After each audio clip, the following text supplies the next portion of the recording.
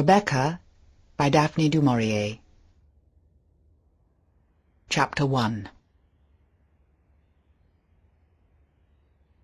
Last night I dreamt I went to Manderley again. It seemed to me I stood by the iron gate leading to the drive, and for a while I could not enter, for the way was barred to me. There was a padlock and a chain upon the gate. I called in my dream to the lodge-keeper, and had no answer, and peering closer through the rusted spokes of the gate, I saw that the lodge was uninhabited. No smoke came from the chimney, and the little lattice windows gaped, forlorn. Then, like all dreamers, I was possessed of a sudden with supernatural powers, and passed like a spirit through the barrier before me. The drive wound away in front of me, twisting and turning as it had always done, but as I advanced, I was aware that a change had come upon it. It was narrow and unkept, not the drive that we had known.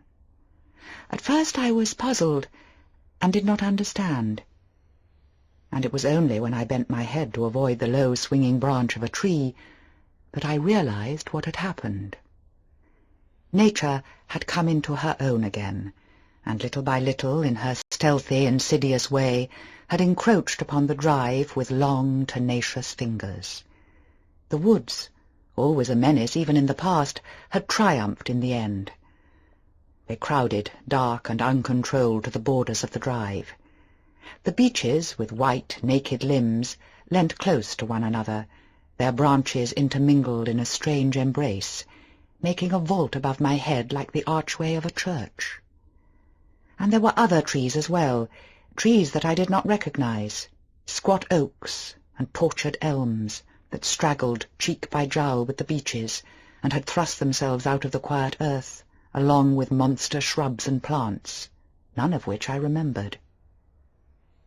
The drive was a ribbon now, a thread of its former self, with gravel surface gone and choked with grass and moss. The trees had thrown out low branches, making an impediment to progress. The gnarled roots looked like skeleton claws. Scattered here and again amongst this jungle growth, I would recognize shrubs that had been landmarks in our time, things of culture and grace, hydrangeas whose blue heads had been famous. No hand had checked their progress, and they had gone native now, rearing to monster height without a bloom, black and ugly as the nameless parasites that grew beside them. On and on, now east, now west, wound the poor thread that once had been our drive. Sometimes I thought it lost, but it appeared again, beneath a fallen tree perhaps, or struggling on the other side of a muddied ditch, created by the winter rains. I had not thought the way so long. Surely the miles had multiplied, even as the trees had done, and this path led but to a labyrinth, some choked wilderness, and not to the house at all. I came upon it suddenly, the approach masked by the unnatural growth of a vast shrub that spread in all directions, and I stood, my heart thumping in my breast, the strange prick of tears behind my eyes. There was Manderley. Our Manderley, secretive and silent as it had always been, the grey stone shining in the moonlight of my dream, the mullioned windows reflecting the green lawns and the terrace. Time could not wreck the perfect symmetry of those walls, nor the sight itself, a jewel in the hollow of a hand. The terrace sloped to the lawns, and the lawns stretched to the sea, and turning I could see the sheet of silver, placid under the moon, like a lake undisturbed by wind or storm. No waves would come to ruffle this dream water, and no bulk of cloud, wind-driven from the west, obscure the clarity of this pale sky. I turned again to the house, and though it stood inviolate, untouched, as though we ourselves had left but yesterday, I saw that the garden had obeyed the jungle law, even as the woods had done. The rhododendrons stood 50 feet high, twisted and entwined with bracken, and they had entered into alien marriage with a host of nameless shrubs, poor bastard things that clung about their roots as though conscious of their spurious origin. A lilac had mated with a copper beech, and to bind them yet more closely to one another, the malevolent ivy, always an enemy to grace, had thrown her tendrils about the pair, and made them prisoners. Ivy held prior place in this lost garden. The long strands crept across the lawns, and soon would encroach upon the house itself. There was another plant, too, some half-breed from the woods, whose seed had been scattered long ago beneath the trees and then forgotten, and now, marching in unison with the ivy, thrust its ugly form like a giant rhubarb towards the soft grass where the daffodils had blown. Nettles were everywhere, the vanguard of the army. They choked the terrace, they sprawled about the paths, they leant, vulgar and lanky, against the very windows of the house. They made indifferent sentinels, for in many places their ranks had been broken by the rhubarb plant, and they lay with crumpled heads and listless stems, making a pathway for the rabbits. I left the drive and went on to the terrace, for the nettles were no barrier to me, a dreamer. I walked, enchanted, and nothing held me back. Moonlight can play odd tricks upon the fancy, even upon a dreamer's fancy.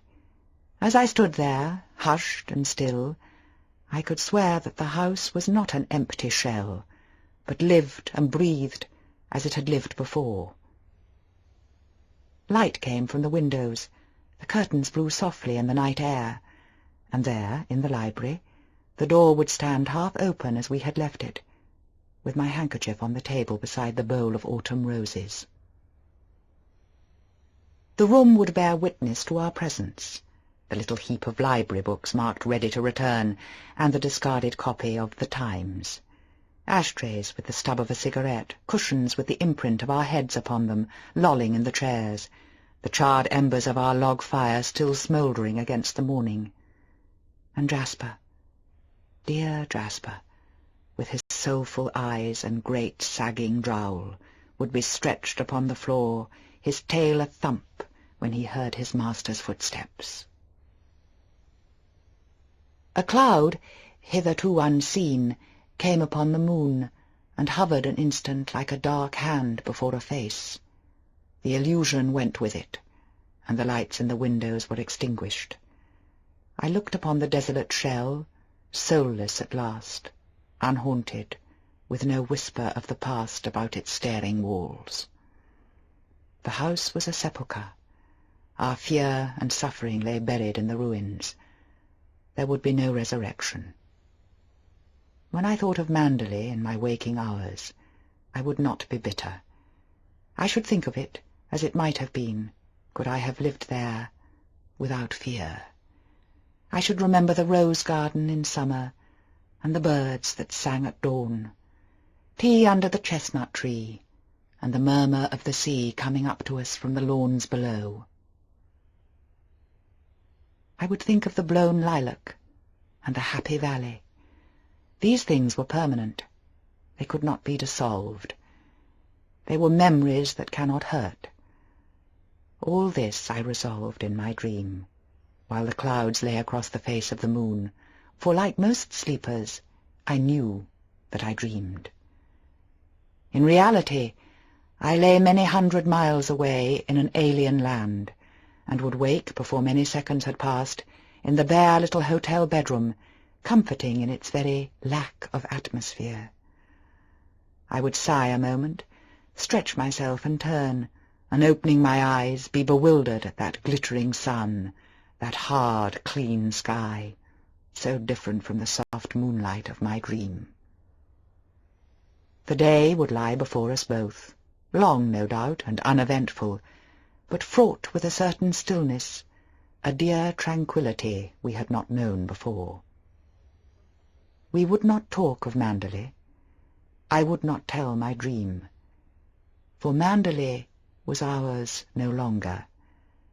Manderley was no more.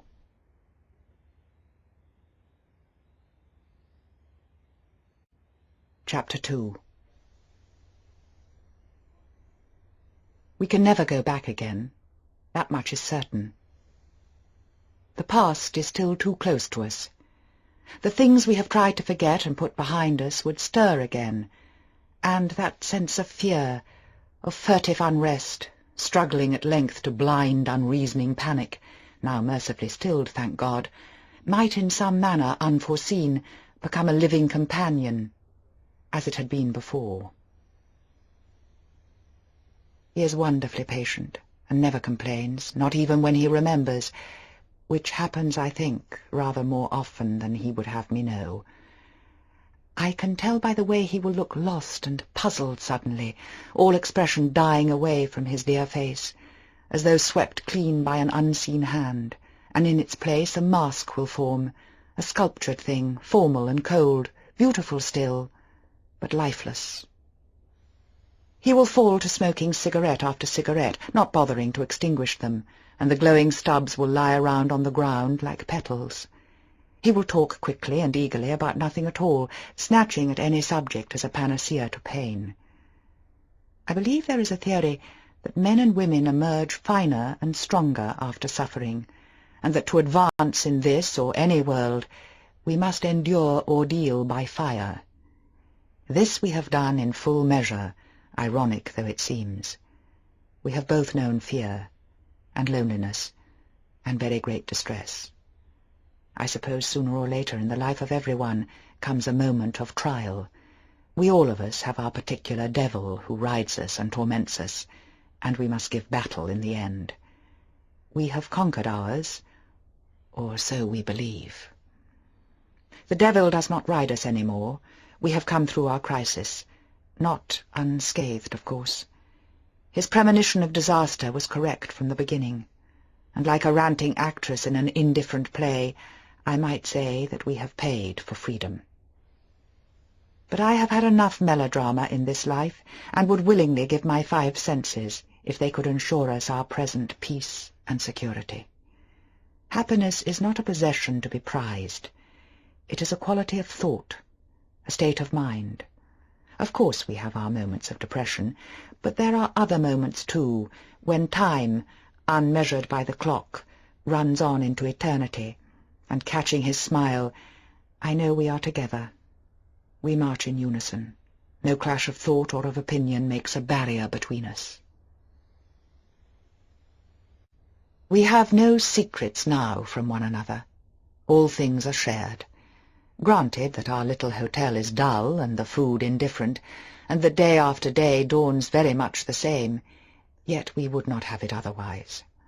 We should meet too many of the people he knows in any of the big hotels. We both appreciate simplicity, and we are sometimes bored. Well, boredom is a pleasing antidote to fear. We live very much by routine, and I have developed a genius for reading aloud. The only time I have known him show impatience is when the postman lags, for it means we must wait another day before the arrival of our English mail. We have tried wireless, but the noise is such an irritant, and we prefer to store up our excitement. The result of a cricket match played many days ago means much to us. Oh, the test matches that have saved us from ennui, the boxing bouts, even the billiard scores, finals of schoolboy sports, dog racing, strange little competitions in the remoter counties, all these are grist to our hungry mill. Sometimes old copies of The Field come my way, and I am transported from this indifferent island to the realities of an English spring. I read of chalk streams, of the mayfly, of sorrel growing in green meadows, of rooks circling above the woods, as they used to do at Manderley. The smell of wet earth comes to me from those thumbed and tattered pages, the sour tang of moorland peat, the feel of soggy moss, spattered white in places by a heron's droppings.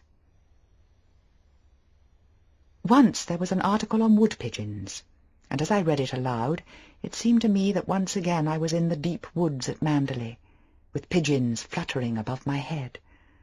I heard their soft, complacent call, so comfortable and cool on a hot summer's afternoon, and there would be no disturbing of their peace until Jasper came loping through the undergrowth to find me, his damp muzzle questing the ground. Like old ladies caught at their ablutions, the pigeons would flutter from their hiding-place, shocked into silly agitation, and making a monstrous to-do with their wings, streak away from us above the tree-tops, and so out of sight and sound. When they were gone, a new silence would come upon the place, and I, uneasy for no known reason, would realize that the sun no longer wove a pattern on the rustling leaves, that the branches had grown darker, the shadows longer. And back at the house there would be fresh raspberries for tea. I would rise from my bed of bracken, then, shaking the feathery dust of last year's leaves from my skirt and whistling to Jasper, set off towards the house, despising myself even as I walked for my hurrying feet, my one swift glance behind. How strange that an article on wood-pigeons could so recall the past, and make me falter as I read aloud. It was the grey look on his face that made me stop abruptly, and turned the pages until I found a paragraph on cricket, very practical and dull, Middlesex batting on a dry wicket at the Oval and piling up interminable dreary runs. How I blessed those solid, flannelled figures, for in a few minutes his face had settled back into repose, the colour had returned, and he was deriding the Surrey bowling in healthy irritation. We were saved a retreat into the past, and I had learnt my lesson. Read English news, yes, and English sport, politics and pomposity, but in future keep the things that hurt to myself alone. They can be my secret indulgence. Colour and scent and sound, rain and the lapping of water, even the mists of autumn and the smell of the flood tide. These are memories of Manderley that will not be denied. Some people have a vice of reading Bradshaws. They plan innumerable journeys across country for the fun of linking up impossible connections. My hobby is less tedious, if as strange. I am a mine of information on the English countryside. I know the name of every owner of every British moor. Yes, and their tenants too. I know how many grouse are killed, how many partridge, how many head of deer. I know where trout are rising, and where the salmon leap. I attend all meets, I follow every run. Even the names of those who walk hound puppies are familiar to me. The state of the crops, the price of fat cattle, the mysterious ailments of swine. I relish them all. A poor pastime, perhaps, and not a very intellectual one, but I breathe the air of England as I read, and can face this glittering sky with greater courage. The scrubby vineyards and the crumbling stones become things of no account, for if I wish, I can give rein to my imagination, and pick foxgloves and pale campions from a wet, streaking hedge. Poor whims of fancy, tender and unharsh.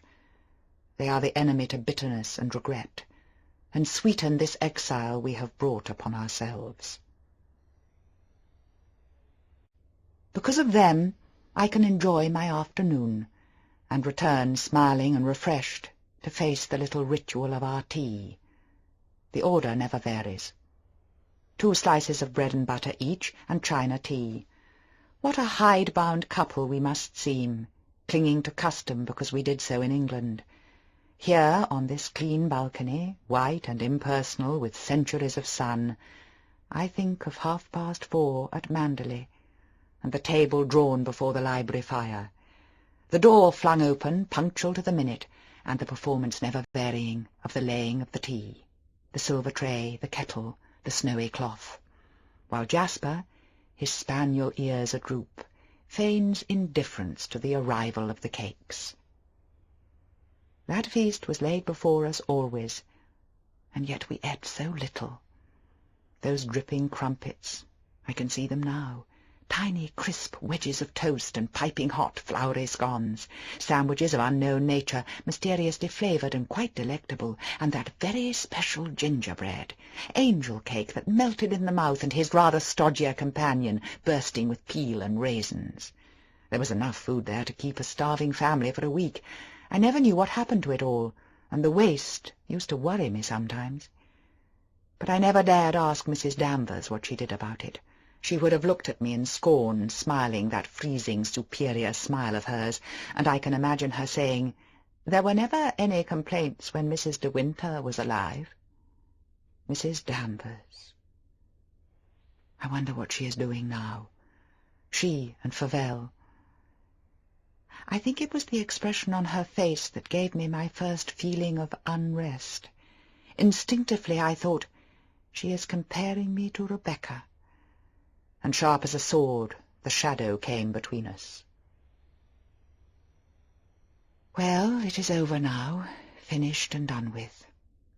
I ride no more tormented, and both of us are free. Even my faithful Jasper has gone to the happy hunting grounds, and Manderley is no more. It lies like an empty shell amidst the tangle of the deep woods, even as I saw it in my dream, a multitude of weeds, a colony of birds. Sometimes, perhaps, a tramp will wander there, seeking shelter from a sudden shower of rain, and if he is stout-hearted, he may walk there with impunity. But your timid fellow, your nervous poacher, the woods of Manderley are not for him. He might stumble upon the little cottage in the cove, and he would not be happy beneath its tumbled roof, the thin rain beating at 2. There might linger there still a certain atmosphere of stress. That corner in the drive, too, where the trees encroach upon the gravel, is not a place in which to pause, not after the sun has set. When the leaves rustle, they sound very much like the stealthy movement of a woman in evening dress, and when they shiver suddenly, and fall and scatter away along the ground, they might be the patter of a woman's hurrying footstep, and the mark in the gravel, the imprint of a high-heeled satin shoe. It is when I remember these things that I return with relief to the prospect from our balcony. No shadows steal upon this hard glare. The stony vineyards shimmer in the sun, and the bougainvillea is white with dust. I may one day look upon it with affection. At the moment it inspires me, if not with love, at least with confidence. And confidence is a quality I prize, although it has come to me a little late in the day. I suppose it is his dependence upon me that has made me bold at last. At any rate, I have lost my diffidence, my timidity, my shyness with strangers. I am very different from that self who drove to Manderley for the first time, hopeful and eager, handicapped by a rather desperate gaucherie, and filled with an intense desire to please. It was my lack of poise, of course, that made such a bad impression on people like Mrs. Danvers. What must I have seemed like after Rebecca? I can see myself now, memory spanning the years like a bridge, with straight bobbed hair and youthful unpowdered face, dressed in an ill-fitting coat and skirt and a jumper of my own creation, trailing in the wake of Mrs. Van Hopper, like a shy, uneasy colt. She would precede me into lunch, her short body ill-balanced upon tottering high heels, her fussy, frilly blouse a compliment to her large bosom and swinging hips, her new hat pierced with a monster quill aslant upon her head, exposing a wide expanse of forehead, bare as a schoolboy's knee. One hand carried a gigantic bag, the kind that holds passports, engagement diaries, and bridge scores, while the other hand toyed with that inevitable lorgnette, the enemy to other people's privacy. She would make for her usual table in the corner of the restaurant, close to the window, and, lifting her lorgnette to her small pig's eyes, survey the scene to right and left of her. Then she would let the lorgnette fall at length upon its black ribbon, and utter a little exclamation of disgust. "Not a single well-known personality. I shall tell the management they must make a reduction on my bill. What do they think I come here for, to look at the page boys?" And she would summon the waiter to her side, her voice sharp and staccato, cutting the air like a saw. How different the little restaurant where we are today, to that vast dining-room, ornate and ostentatious, the Hotel Côte d'Azur at Monte Carlo. And how different my present companion. his steady, well-shaped hands peeling a mandarin in quiet, methodical fashion, looking up now and again from his task to smile at me, compared to Mrs. Van Hopper, her fat, bejewelled fingers questing a plate heaped high with ravioli, her eyes darting suspiciously from her plate to mine, for fear I should have made the better choice. She need not have disturbed herself, for the waiter, with the uncanny swiftness of his kind, had long sensed my position as inferior and subservient to hers, and had placed before me a plate of ham and tongue that somebody had sent back to the cold buffet half an hour before as badly carved. Odd, that resentment of servants and their obvious impatience. I remember staying once with Mrs. Van Hopper in a country house, and the maid never answered my timid bell or brought up my shoes, and early morning tea, stone cold, was dumped outside my bedroom door. It was the same at the Côte d'Azur, though to a lesser degree, and sometimes the studied indifference turned to familiarity, smirking and offensive, which made buying stamps from the reception clerk an ordeal I would avoid. How young and inexperienced I must have seemed, and how I felt it, too. One was too sensitive, too raw. There were thorns and pinpricks in so many words that in reality fell lightly on the air. I remember well that plate of ham and tongue. It was dry, unappetizing, cut in a wedge from the outside, but I had not the courage to refuse it. We ate in silence, for Mrs. Van Hopper liked to concentrate on food, and I could tell by the way the sauce ran down her chin that her dish of ravioli pleased her. It was not a sight that engendered into me great appetite for my own cold choice, and looking away from her, I saw that the table next to ours, left vacant for 3 days, was to be occupied once more. The maître d'hôtel, with the particular bow reserved for his more special patrons, was ushering the new arrival to his place. Mrs. Van Hopper put down her fork and reached for her lorgnette. I blushed for her while she stared, and the newcomer, unconscious of her interest, cast a wandering eye over the menu. Then Mrs. Van Hopper folded her lorgnette with a snap and leant across the table to me, her small eyes bright with excitement, her voice a shade too loud.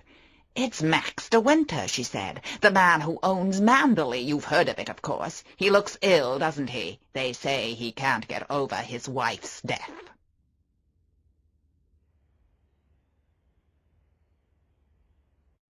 Chapter 3.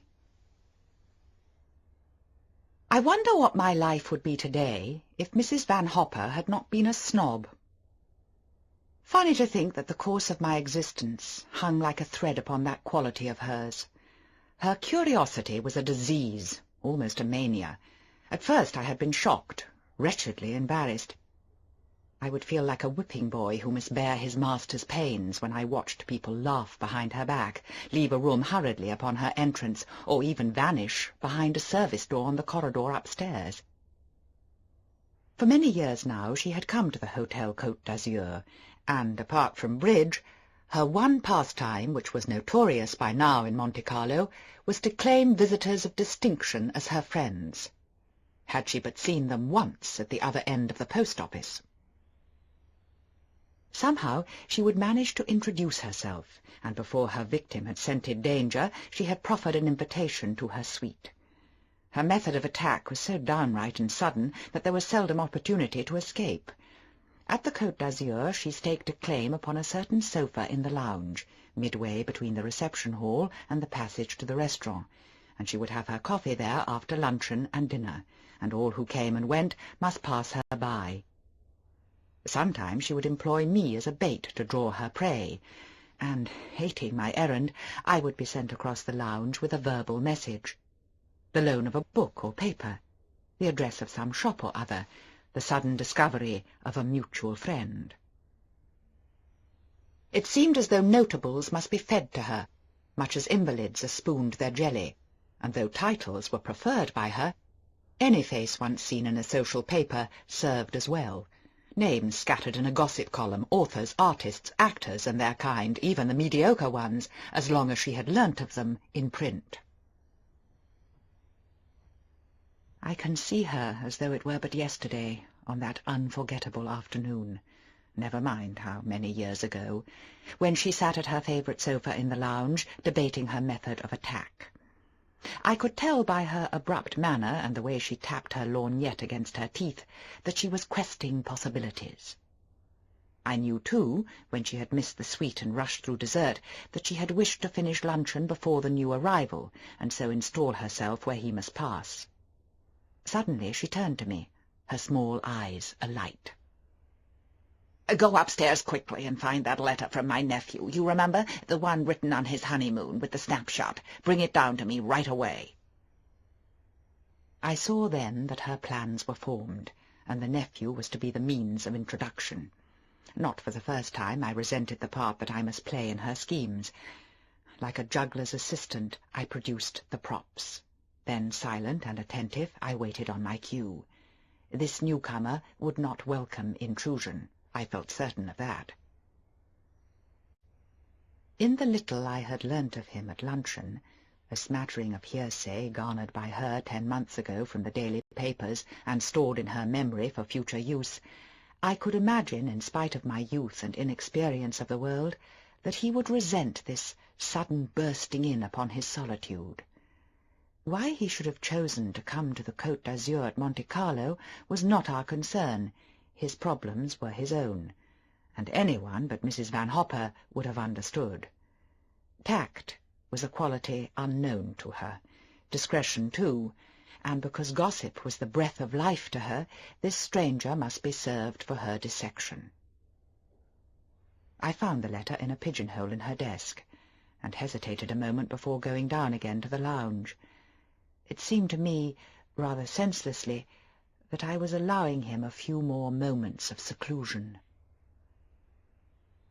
I wished I had the courage to go by the service staircase and so by roundabout way to the restaurant, and there warn him of the ambush. Convention was too strong for me, though, nor did I know how I should frame my sentence.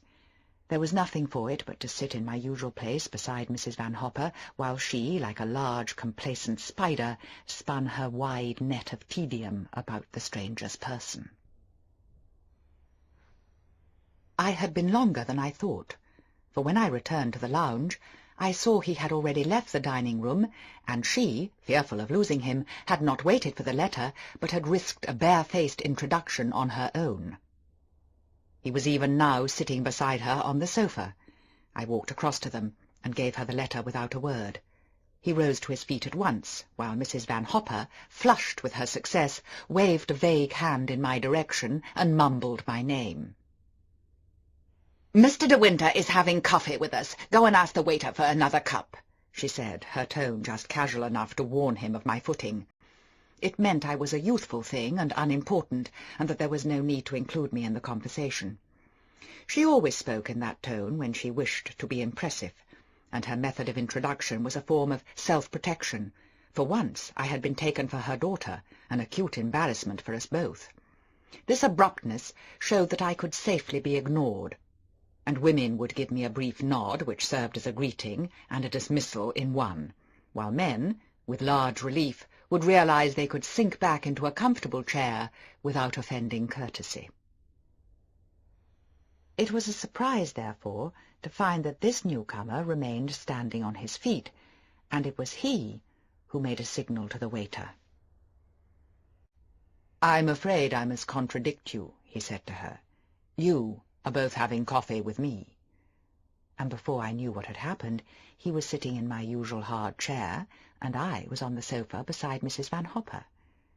For a moment she looked annoyed. This was not what she had intended. But she soon composed her face, and thrusting her large self between me and the table, she leant forward to his chair, talking eagerly and loudly, fluttering the letter in her hand. "You know I recognized you just as soon as you walked into the restaurant," she said, "and I thought, why, there's Mr. de Winter, Billy's friend. I simply must show him those snaps of Billy and his bride taken on their honeymoon. And here they are. There's Dora. Isn't she just adorable, that little slim waist, those great big eyes? Here they are, sunbathing at Palm Beach." Billy is crazy about her, you can imagine. He had not met her, of course, when he gave that party at Claridge's, and where I saw you first, but I dare say you don't remember an old woman like me." This with a provocative glance and a gleam of teeth. "On the contrary, I remember you very well," he said, and before she could trap him into a resurrection of their first meeting, he had handed her his cigarette-case, and the business of lighting up stalled her for the moment. "I don't think I should care for Palm Beach," he said, blowing the match. And glancing at him, I thought how unreal he would look against a Florida background. He belonged to a walled city of the 15th century, a city of narrow, cobbled streets and thin spires, where the inhabitants wore pointed shoes and worsted hose. His face was arresting, sensitive, medieval in some strange, inexplicable way, and I was reminded of a portrait seen in a gallery, I'd forgotten where, of a certain gentleman unknown. Could one but rob him of his English tweeds and put him in black, with lace at his throat and wrists, he would stare down at us in our new world from a long-distant past, a past where men walked cloaked at night and stood in the shadow of old doorways, a past of narrow stairways and dim dungeons, a past of whispers in the dark, of shimmering rapier blades, of silent, exquisite courtesy. I wished I could remember the old master who had painted that portrait. It stood in a corner of the gallery, and the eyes followed one from the dusky frame. They were talking, though, and I had lost the thread of conversation. "No, not even 20 years ago," he was saying. "That sort of thing has never amused me." I heard Mrs. Van Hopper give her fat, complacent laugh. "If Billy had a home like Manderley, he would not want to play around in Palm Beach," she said. "I'm told it's like fairyland. There's no other word for it." She paused, expecting him to smile, but he went on smoking his cigarette, and I noticed, faint as gossamer, the line between his brows. "I've seen pictures of it, of course," she persisted, "and it looks perfectly enchanting. I remember Billy telling me it had all those big places beat for beauty. I wonder you can ever bear to leave it." His silence now was painful, and would have been patent to anyone else, but she ran on like a clumsy goat, trampling and trespassing on land that was preserved, and I felt the colour flood my face, dragged with her as I was into humiliation. "Of course, you Englishmen are all the same about your homes," she said, her voice becoming louder and louder. "You'd appreciate them so as not to seem proud. Isn't there a minstrel's gallery at Manderley and some very valuable portraits?" She turned to me by way of explanation. "Mr. de Winter is so modest he won't admit to it, but I believe the lovely home of his has been in his family's possession since the Conquest. They say that minstrel's gallery is a gem. I suppose your ancestors often entertained royalty at Manderley, Mr. de Winter." This was more than I had hitherto endured, even from her, but the swift lash of his reply was unexpected. "Not since Ethelred," he said. "The one who was called Unready. In fact, it was while staying with my family that the name was given him. He was invariably late for dinner." She deserved it, of course, and I waited for her change of face. But incredible as it may seem, his words were lost on her, and I was left to writhe in her stead, feeling like a child that had been smacked. "Is that really so?" she blundered. "I'd no idea. My history is very shaky, and the kings of England always muddled me. How interesting, though! I must write and tell my daughter. She's a great scholar." There was a pause, and I felt the colour flood into my face. I was too young, that was the trouble. Had I been older, I would have caught his eye and smiled, her unbelievable behaviour making a bond between us. But as it was, I was stricken into shame, and endured one of the frequent agonies of youth. I think he realized my distress, for he leant forward in his chair and spoke to me, his voice gentle, asking if I would have more coffee, and when I refused and shook my head, I felt his eyes were still on me, puzzled, reflective. He was pondering my exact relationship to her, and wondering whether he must bracket us together in futility. "What do you think of Monte Carlo, or don't you think of it at all?" he said. This, including me in the conversation, found me at my worst, the raw ex-schoolgirl, red-elbowed and lanky-haired, and I said something obvious and idiotic about the place being artificial, but before I could finish my halting sentence, Mrs. Van Hopper interrupted. "She's spoilt, Mr. de Winter, that's her trouble. Most girls would give their eyes for the chance of seeing Monte." "Wouldn't that rather defeat the purpose?"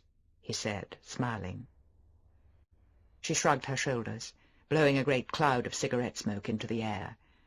I don't think she understood him for a moment. "I'm faithful to Monte," she told him. "The English winter gets me down, and my constitution just won't stand it. What brings you here? You're not one of the regulars. Are you going to play sherry, or have you brought your golf clubs?" "I have not made up my mind," he said. "I came away in rather a hurry." His own words must have jolted a memory, for his face clouded again, and he frowned very slightly.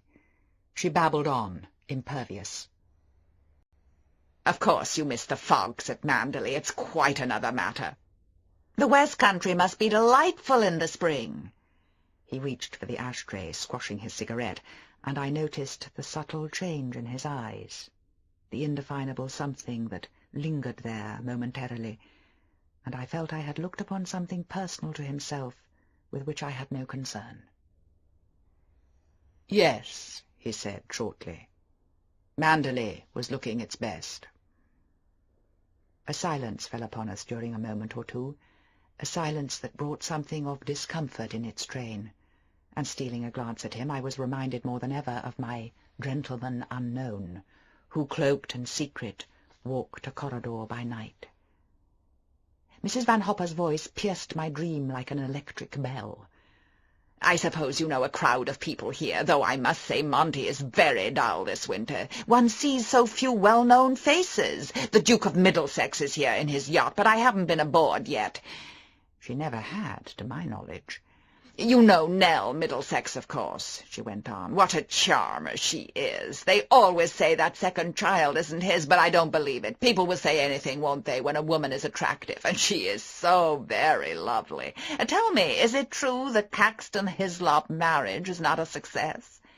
She ran on, through a tangled fringe of gossip, never seeing that these names were alien to him. They meant nothing, and that as she prattled unaware, he grew colder and more silent. Never for a moment did he interrupt or glance at his watch. It was as though he had set himself a standard of behaviour since the original lapse when he had made a fool of her in front of me, and clung to it grimly rather than offend again. It was a page-boy in the end who released him with the news that a dressmaker awaited Mrs. Van Hopper in the suite. He got up at once, pushing back his chair. "Don't let me keep you," he said. "Fashions change so quickly nowadays, they may even have altered by the time you get upstairs." The sting did not touch her. She accepted it as a pleasantry. "It's so delightful to have run into you like this, Mr. de Winter," she said as we went towards the lift.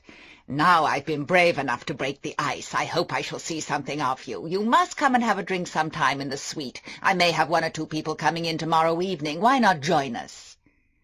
I turned away, so that I should not watch him search for an excuse.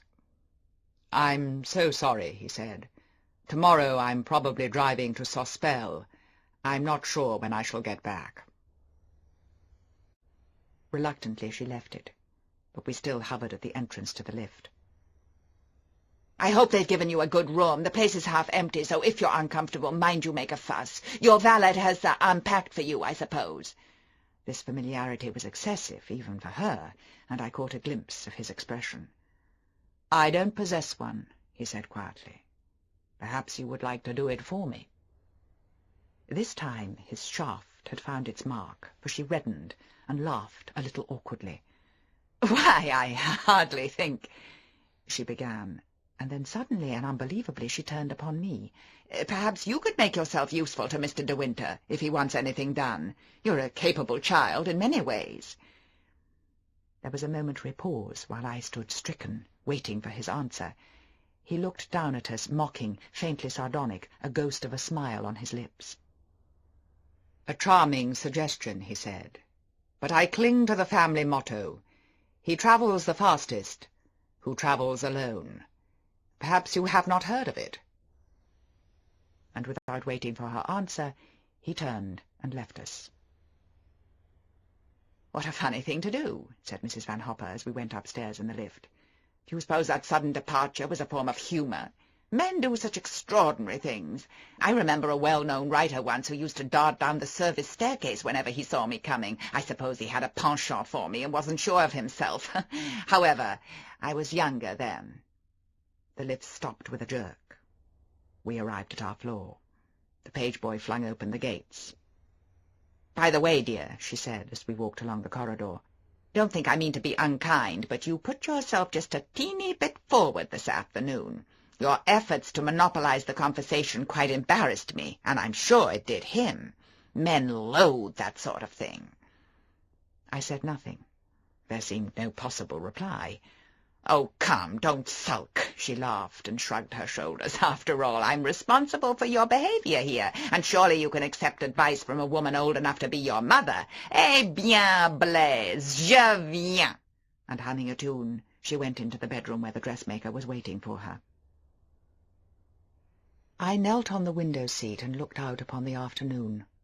The sun shone very brightly still, and there was a gay high wind. In half an hour we should be sitting to our bridge, the windows tightly closed, the central heating turned to the full. I thought of the ashtrays I would have to clear, and how the squashed stubs, stained with lipstick, would sprawl in company with discarded chocolate creams. Bridge does not come easily to a mind brought up on snap and happy families. Besides, it bored her friends to play with me. I felt my youthful presence put a curb upon their conversation, much as a parlour-maid does until the arrival of dessert, and they could not fling themselves so easily into the melting pot of scandal and insinuation. Her men friends would assume a sort of forced heartiness and ask me jocular questions about history or painting, guessing I had not long left school, and that this would be my only form of conversation. I sighed and turned away from the window. The sun was so full of promise, and the sea was whipped white with a merry wind. I thought of that corner of Monaco which I had passed a day or two ago, and where a crooked house leant to a cobbled square. High up in the tumbled roof there was a window, narrow as a slit. It might have held a presence medieval. And reaching to the desk for pencil and paper, I sketched in fancy, with an absent mind, a profile, pale and aquiline, a sombre eye, a high-bridged nose, a scornful upper lip. And I added a pointed beard and lace at the throat, as the painter had done, long ago in a different time. Someone knocked at the door, and the lift-boy came in with a note in his hand. "Madame is in the bedroom," I told him, but he shook his head and said it was for me. I opened it, and found a single sheet of notepaper inside, with a few words written in an unfamiliar hand. "Forgive me, I was very rude this afternoon." That was all. No signature and no beginning. But my name was on the envelope and spelt correctly, an unusual thing. "Is there an answer?" asked the boy. I looked up from the scrawled words. "No," I said. "No, there isn't any answer." When he had gone, I put the note away in my pocket, and turned once more to my pencil drawing. For no known reason, it did not please me any more. The face was stiff and lifeless, and the lace collar and the beard were like props in a charade.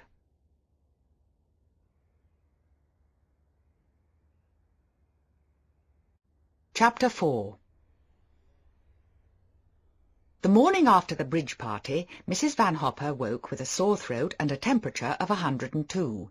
I rang up her doctor, who came round at once and diagnosed the usual influenza.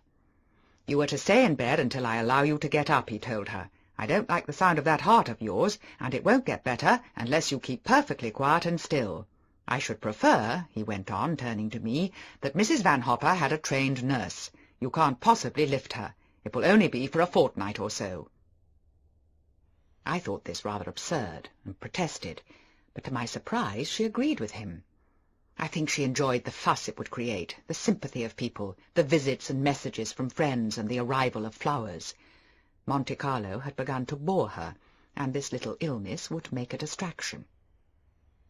The nurse would give her injections and a light massage, and she would have a diet.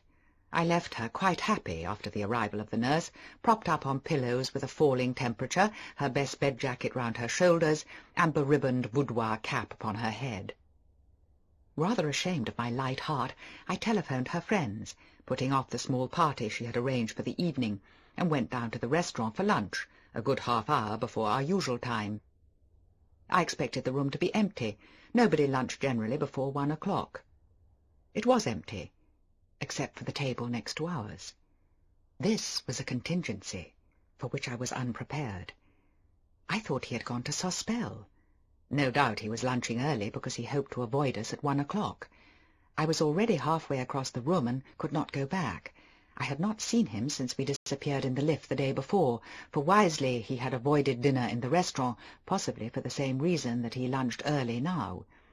It was a situation for which I was ill-trained. I wished I was older, different. I went to our table looking straight before me, and immediately paid the penalty of gaucherie by knocking over the vase of stiff anemones as I unfolded my napkin. The water soaked the cloth and ran down onto my lap. The waiter was at the other end of the room, nor had he seen. In a second, though, my neighbour was by my side, dry napkin in hand. "You can't sit at a wet tablecloth," he said brusquely. "It will put you off your food. Get out of the way."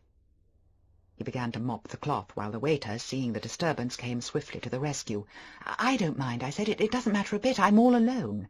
He said nothing, and then the waiter arrived and whipped away the vase and the sprawling flowers. "Leave that," he said suddenly, "and lay another place at my table. Mademoiselle will have luncheon with me." I looked up in confusion. Oh, no," I said. I couldn't possibly." "Why not?" he said. I tried to think of an excuse. I knew he did not want to lunch with me. It was his form of courtesy. I should ruin his meal. I determined to be bold and speak the truth. "Please," I begged, "don't be polite. It's very kind of you, but I shall be quite all right if the waiter just wipes the cloth." "But I'm not being polite," he insisted. "I would like you to have luncheon with me. Even if you had not knocked over that vase so clumsily, I should have asked you." I suppose my face told him my doubt, for he smiled. "You don't believe me," he said. "Never mind. Come and sit down. We needn't talk to each other unless we feel like it." We sat down, and he gave me the menu, leaving me to choose, and went on with his hors d'oeuvre as though nothing had happened. His quality of detachment was peculiar to himself, and I knew that we might continue thus without speaking throughout the meal, and it would not matter. There would be no sense of strain. He would not ask me questions on history. "What's happened to your friend?" he said. I told him about the influenza. "I'm so sorry," he said, and then, after pausing a moment, "You got my note, I suppose. I felt very much ashamed of myself. My manners were atrocious. The only excuse I can make is that I've become boorish through living alone. That's why it's so kind of you to lunch with me today." "You weren't rude," I said. "At least, not the sort of rudeness she would understand. That curiosity of hers. She does not mean to be offensive, but she does it to everyone. That is, everyone of importance." "I ought to be flattered, then," he said. "Why should she consider me of any importance?" I hesitated a moment before replying. "I think because of Manderley," I said. He did not answer, and I was aware again of that feeling of discomfort, as though I had trespassed on forbidden ground. I wondered why it was that this home of his, known to so many people by hearsay, even to me, should so inevitably silence him, making, as it were, a barrier between him and others. We ate for a while without talking, and I thought of a picture postcard I had bought once at a village shop, when on holiday as a child in the West Country. It was the painting of a house, crudely done, of course, and highly coloured, but even those faults could not destroy the symmetry of the building, the wide stone steps before the terrace, the green lawn stretching to the sea. I paid 2d for the painting, half my weekly pocket-money, and then asked the wrinkled shopwoman what it was meant to be. She looked astonished at my ignorance. "That's Manderley," she said, and I remember coming out of the shop feeling rebuffed, yet hardly wiser than before. Perhaps it was the memory of this postcard, lost long ago in some forgotten book, that made me sympathize with his defensive attitude. He resented Mrs. Van Hopper and her like with their intruding questions. Maybe there was something inviolate about Manderley that made it a place apart.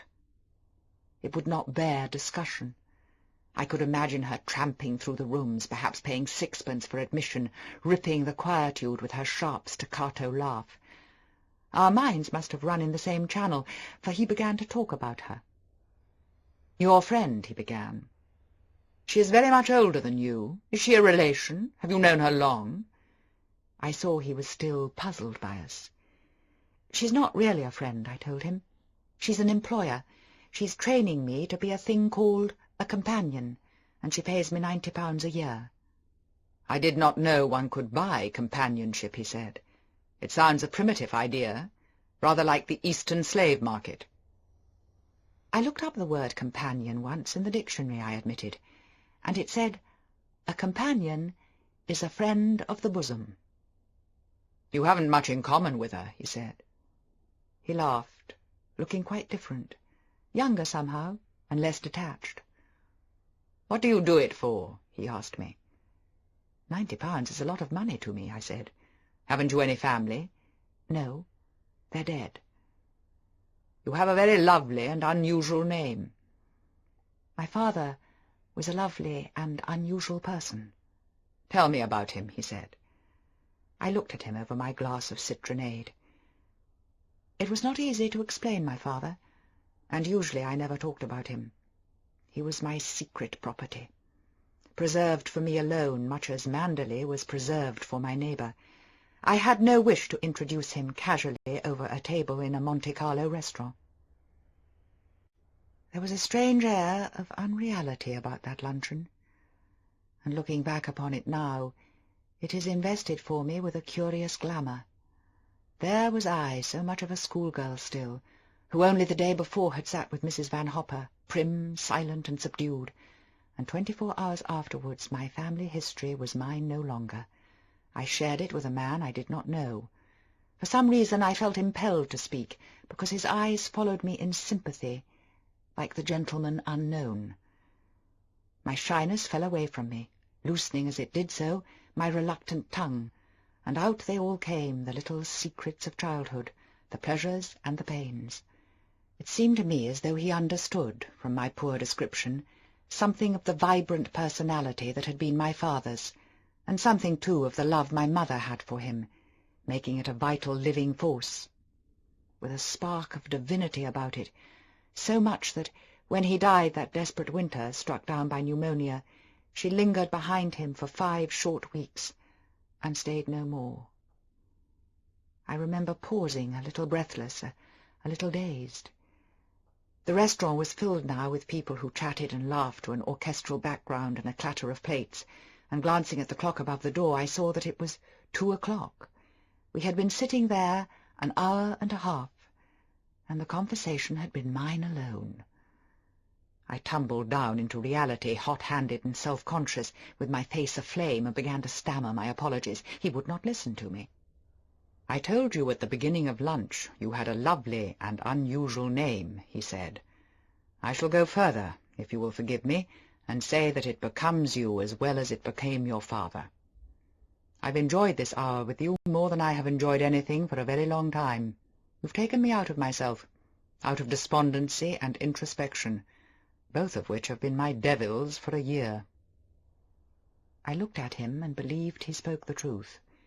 He seemed less fettered than he had been before, more modern, more human. He was not hemmed in by shadows. "You know," he said, "we've got a bond in common, you and I. We are both alone in the world. Oh, I've got a sister, though we don't see much of each other, and an ancient grandmother, whom I pay duty visits to 3 times a year, but neither of them make for companionship. I shall have to congratulate Mrs. Van Hopper. You're cheap at £90 a year." "You forget," I said. "You have a home, and I have none." The moment I spoke I regretted my words, for the secret, inscrutable look came back in his eyes again, and once again I suffered the intolerable discomfort that floods one after lack of tact. He bent his head to light a cigarette and did not reply immediately. "An empty house can be as lonely as a full hotel," he said at length. "The trouble is that it is less impersonal." He hesitated, and for a moment I thought he was going to talk of Manderley at last. But something held him back, some phobia that struggled to the surface of his mind and won supremacy, for he blew out his match and his flash of confidence at the same time. "So the friend of the bosom has a holiday," he said, on a level plane again, an easy camaraderie between us. "What does she propose to do with it?" I thought of the cobbled square in Monaco and the house with the narrow window. I could be off there by 3 o'clock with my sketchbook and pencil, and I told him as much, a little shyly perhaps, like all untalented persons with a pet hobby. "I'll drive you there in the car," he said, and would not listen to protests. I remembered Mrs. Van Hopper's warning of the night before about putting myself forward, and was embarrassed that he might think my talk of Monaco was a subterfuge to win a lift. It was so blatantly the type of thing that she would do herself, and I did not want him to bracket us together. I had already risen in importance from my lunch with him, for as we got up from the table, the little maître d'hôtel rushed forward to pull away my chair.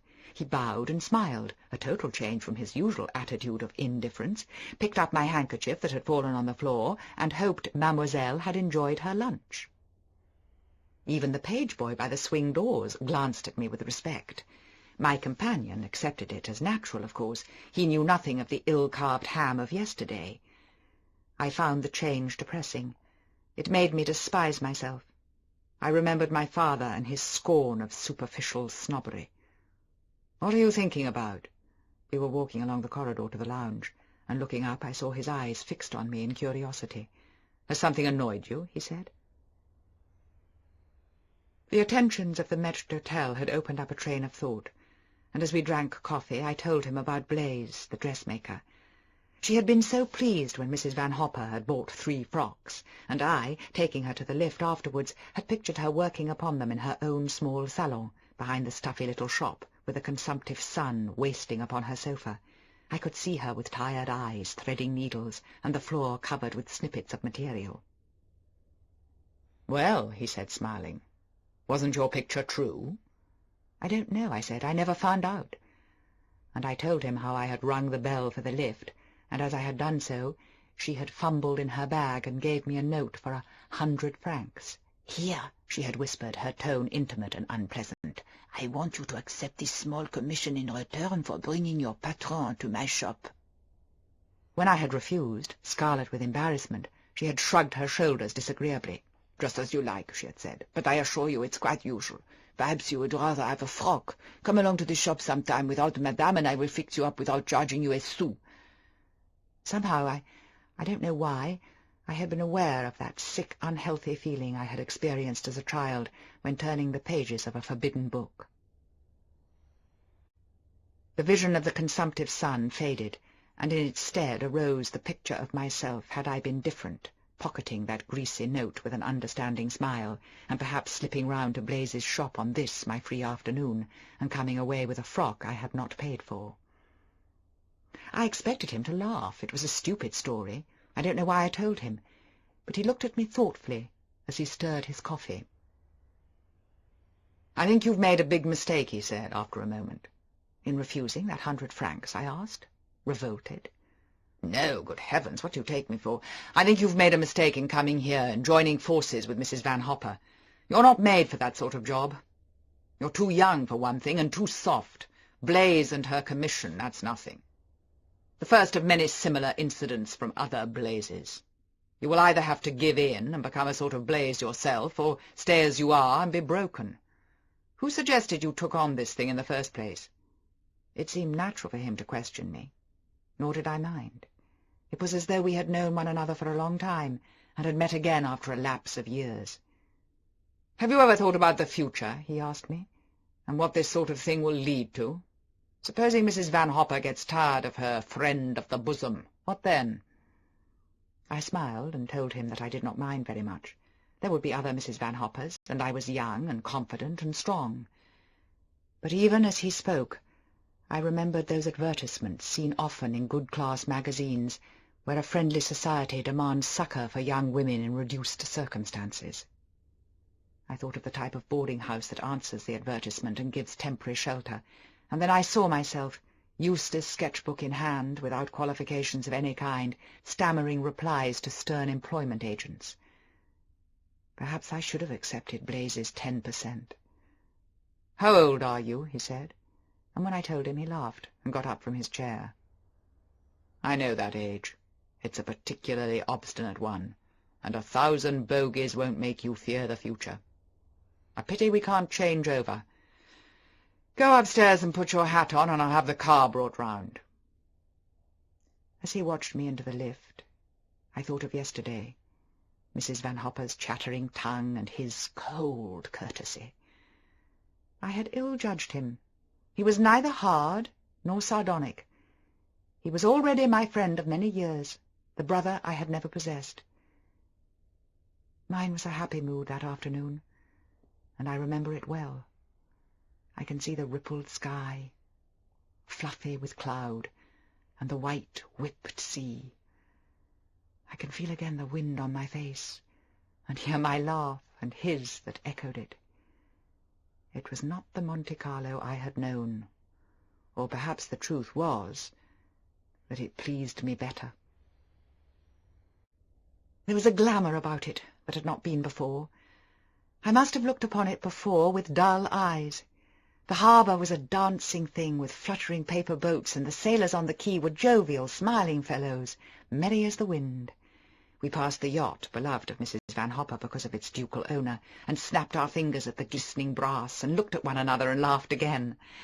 I can remember as though I wore it still, my comfortable, ill-fitting flannel suit, and how the skirt was lighter than the coat, through harder wear, my shabby hat too broad about the brim, and my low-heeled shoes fastened with a single strap, a pair of gauntlet gloves clutched in a grubby hand. I had never looked more youthful. I had never felt so old. Mrs. Van Hopper and her influenza did not exist for me. The bridge and the cocktail parties were forgotten, and with them my own humble status. I was a person of importance. I was grown up at last. That girl who, tortured by shyness, would stand outside the sitting-room door twisting a handkerchief in her hands, while from within came that babble of confused chatter, so unnerving to the intruder. She had gone with the wind that afternoon. She was a poor creature, and I thought of her with scorn, if I considered her at all. The wind was too high for sketching. It tore in cheerful gusts around the corner of my cobbled square, and back to the car we went, and drove I know not where. The long road climbed the hills, and the car climbed with it, and we circled in the heights like a bird in the air. How different his car to Mrs. Van Hopper's hireling for the season, a square old-fashioned Daimler that took us to Monton on placid afternoons, when I, sitting on the little seat with my back to the driver, must crane my neck to see the view. This car had the wings of Mercury, I thought, for higher yet we climbed, and dangerously fast, and the danger pleased me because it was new to me, because I was young. I remember laughing aloud, and the laugh being carried by the wind away from me, and looking at him, I realized he laughed no longer. He was once more silent and detached, the man of yesterday wrapped in his secret self. I realized, too, that the car could climb no more. We had reached the summit, and below us stretched the way that we had come, precipitous and hollow. He stopped the car, and I could see that the edge of the road bordered a vertical slope that crumbled into vacancy, a fall of perhaps 2,000 feet. We got out of the car and looked beneath us. This sobered me at last. I knew that but half the car's length had lain between us and the fall. The sea, like a crinkled chart, spread to the horizon and lapped the sharp outline of the coast, while the houses were white shells in a rounded grotto, pricked here and there by a great orange sun. We knew another sunlight on our hill, and the silence made it harder, more austere. A change had come upon our afternoon. It was not the thing of gossamer it had been. The wind dropped, and it suddenly grew cold. When I spoke, my voice was far too casual, the silly, nervous voice of someone ill at ease. "Do you know this place?" I said. "Have you been here before?" He looked down at me without recognition, and I realized with a little stab of anxiety that he must have forgotten all about me, perhaps for some considerable time, and that he himself was so lost in the labyrinth of his own unquiet thoughts that I did not exist. He had the face of one who walks in his sleep, and for a wild moment the idea came to me that perhaps he was not normal, not altogether sane. There were people who had trances. I had surely heard of them, and they followed strange laws of which we could know nothing. They obeyed the tangled orders of their own subconscious minds. Perhaps he was one of them, and here we were, within 6 feet of death. "It's getting late. Shall we go home?" I said, and my careless tone, my little ineffectual smile, would scarcely have deceived a child. I had misjudged him, of course. There was nothing wrong after all, for as soon as I spoke this second time, he came clear of his dream and began to apologize. I had gone white, I suppose, and he had noticed it. "That was an unforgivable thing for me to do," he said, and taking my arm he pushed me back towards the car, and we climbed in again, and he slammed the door. "Don't be frightened. The turn is far easier than it looks," he said, and while I, sick and giddy, clung to the seat with both hands, he manoeuvred the car gently, very gently, until it faced the sloping road once more. "Then you have been here before?" I said to him, my sense of strain departing as the car crept away down the twisting narrow road. "Yes," he said, and then after pausing a moment, "but not for many years. I wanted to see if it had changed." "And has it?" I asked him. "No," he said. "No, it has not changed." I wondered what had driven him to this retreat into the past, with me an unconscious witness of his mood. What gulf of years stretched between him and that other time, what deed of thought and action, what difference in temperament. I did not want to know. I wished I had not come. Down the twisting road we went without a check, without a word. A great ridge of clouds stretched above the setting sun, and the air was cold and clean. Suddenly he began to talk about Manderley. He said nothing of his life there, no word about himself, but he told me how the sun set there on a spring afternoon, leaving a glow upon the headland. The sea would look like slate, cold still from the long winter, and from the terrace you could hear the ripple of the coming tide washing in the little bay. The daffodils were in bloom, stirring in the evening breeze, golden heads cupped upon lean stalks, and however many you might pick, there would be no thinning of the ranks. They were massed like an army, shoulder to shoulder. On a bank below the lawns, crocuses were planted, golden, pink, and mauve, but by this time they would be past their best, dropping and fading like pallid snowdrops. The primrose was more vulgar, a homely, pleasant creature who appeared in every cranny like a weed.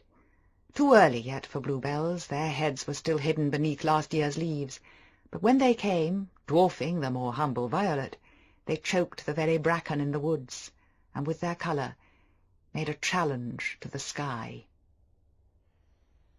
He never would have them in the house, he said. Thrust into vases, they became dank and listless, and to see them at their best you must walk in the woods in the morning about 12 o'clock when the sun was overhead. They had a smoky, rather bitter smell, as though a wild sap ran in their stalks, pungent and juicy. People who plucked bluebells from the woods were vandals. He had forbidden it at Manderley. Sometimes, driving in the country, he had seen bicyclists with huge bunches strapped before them on the handles, the bloom already fading from the dying heads, the ravaged stalks straggling naked and unclean. The primrose did not mind it quite so much. Although a creature of the wilds, it had a leaning towards civilization, and preened and smiled in a jam-jar in some cottage window without resentment, living quite a week if given water. No wild flowers came in the house at Manderley. He had special cultivated flowers grown for the house alone in the walled garden. A rose was one of the few flowers, he said, that looked better picked than growing. A bowl of roses in a drawing-room had a depth of colour and scent they had not possessed in the open. There was something rather blousy about roses in full bloom, something shallow and raucous like women with untidy hair. In the house they became mysterious and subtle. He had roses in the house at Manderley for 8 months in the year. Did I like syringa? He asked me. There was a tree on the edge of the lawn he could smell from his bedroom window. His sister, who was a hard, rather practical person, used to complain that there were too many scents at Manderley. They made her drunk. Perhaps she was right. He did not care. It was the only form of intoxication that appealed to him.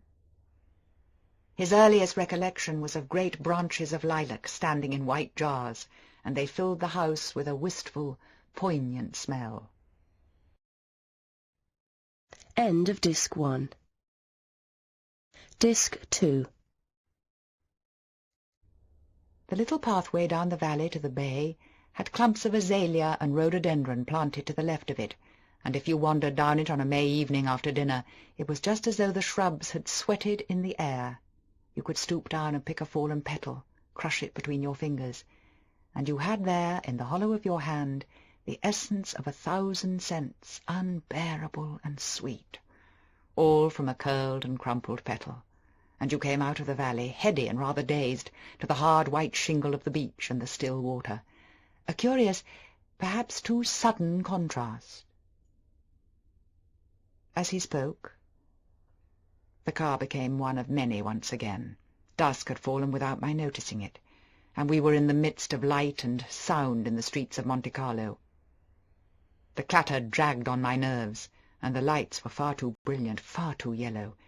It was a swift, unwelcome anticlimax.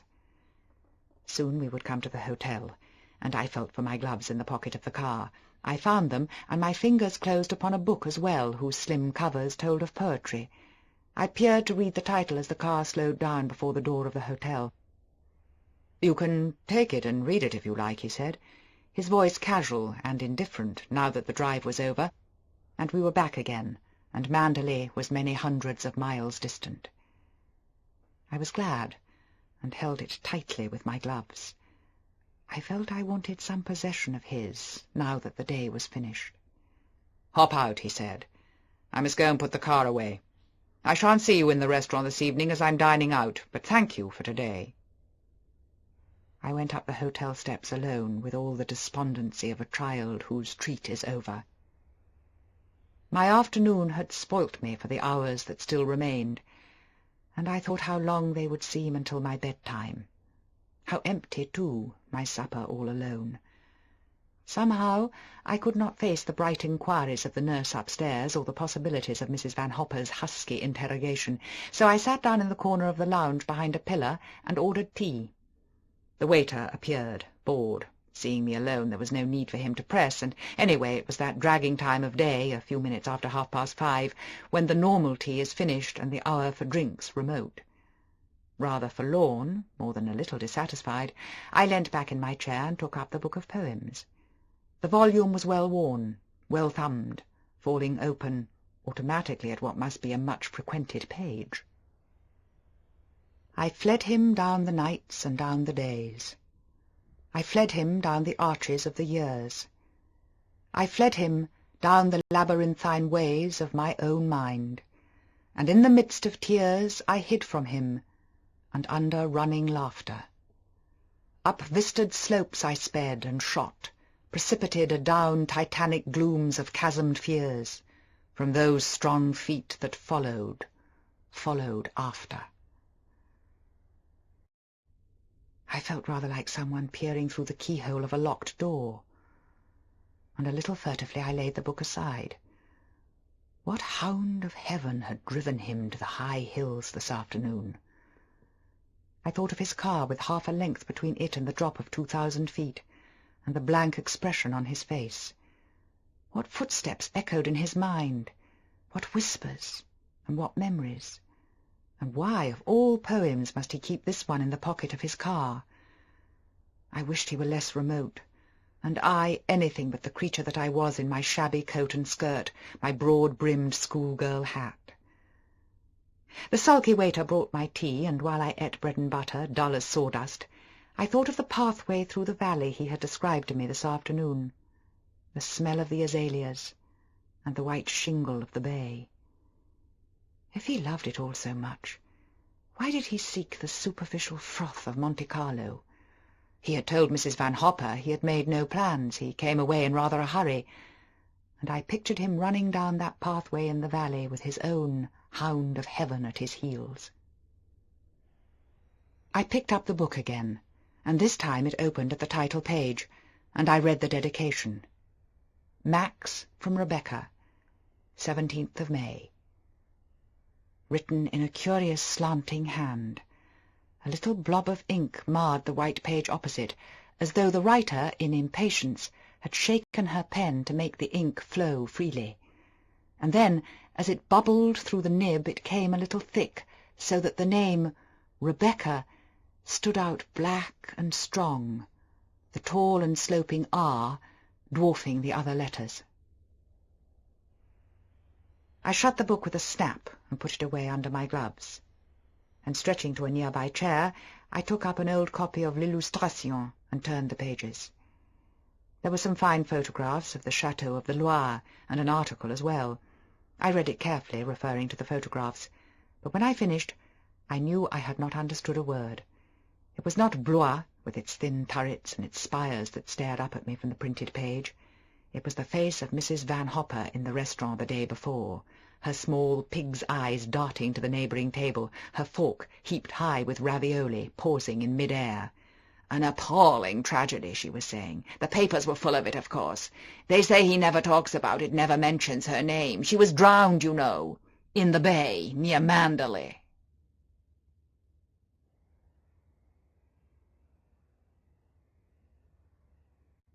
Chapter 5. I am glad it cannot happen twice, the fever of first love. For it is a fever, and a burden too, whatever the poets may say. They are not brave, the days when we are 21. They are full of little cowardices, little fears without foundation, and one is so easily bruised, so swiftly wounded, one falls to the first barbed word. Today, wrapped in the complacent armour of approaching middle age, the infinitesimal pricks of day by day brush one lightly and are soon forgotten. But then, how a careless word would linger, becoming a fiery stigma, and how a look, a glance over a shoulder, branded themselves as things eternal. A denial heralded the thrice crowing of a cock, and an insincerity was like the kiss of Judas. The adult mind can lie with untroubled conscience and a gay composure, but in those days even a small deception scoured the tongue, lashing one against the stake itself. "What have you been doing this morning?" I can hear her now, propped against her pillows with all the small irritability of the patient who is not really ill, who has lain in bed too long, and I, reaching to the bedside drawer for the pack of cards, would feel the guilty flush form patches on my neck. "I've been playing tennis with a professional," I told her, the false words bringing me to panic even as I spoke. For what if the professional himself should come up to the suite then, that very afternoon, and bursting in upon her complain that I had missed my lesson now for many days? "The trouble is, with me laid up like this, you haven't got enough to do," she said, mashing her cigarette in a jar of cleansing cream, and taking the cards in her hand, she mixed them in the deft, irritating shuffle of the inveterate player, shaking them in threes, snapping the backs. "I don't know what you find to do with yourself all day," she went on. "You never have any sketches to show me, and when I do ask you to do some shopping for me, you forget to buy my Taxol. All I can say is that I hope your tennis will improve. It will be useful to you later on. A poor player is a great bore. Do you still serve underhand?" She flipped the queen of spades into the pool, and the dark face stared up at me like Jezebel. "Yes," I said, stung by her question, thinking how just and appropriate her word. It described me well. I was underhand. I had not played tennis with a professional at all. I had not once played since she had lain in bed. And that was a little over a fortnight now. I wondered why it was I clung to this reserve, and why it was I did not tell her that every morning I drove with de Winter in his car, and lunched with him too, at his table in the restaurant. "You must come up to the net more. You will never play a good game until you do," she continued, and I agreed, flinching at my own hypocrisy, covering the Queen with the weak-chinned knave of hearts. I have forgotten much of Monte Carlo, of those morning drives, of where we went, even our conversation, but I have not forgotten how my fingers trembled, cramming on my hat, and how I ran along the corridor and down the stairs, too impatient to wait for the slow whining of the lift, and so outside brushing the swing doors before the commissionaire could help me.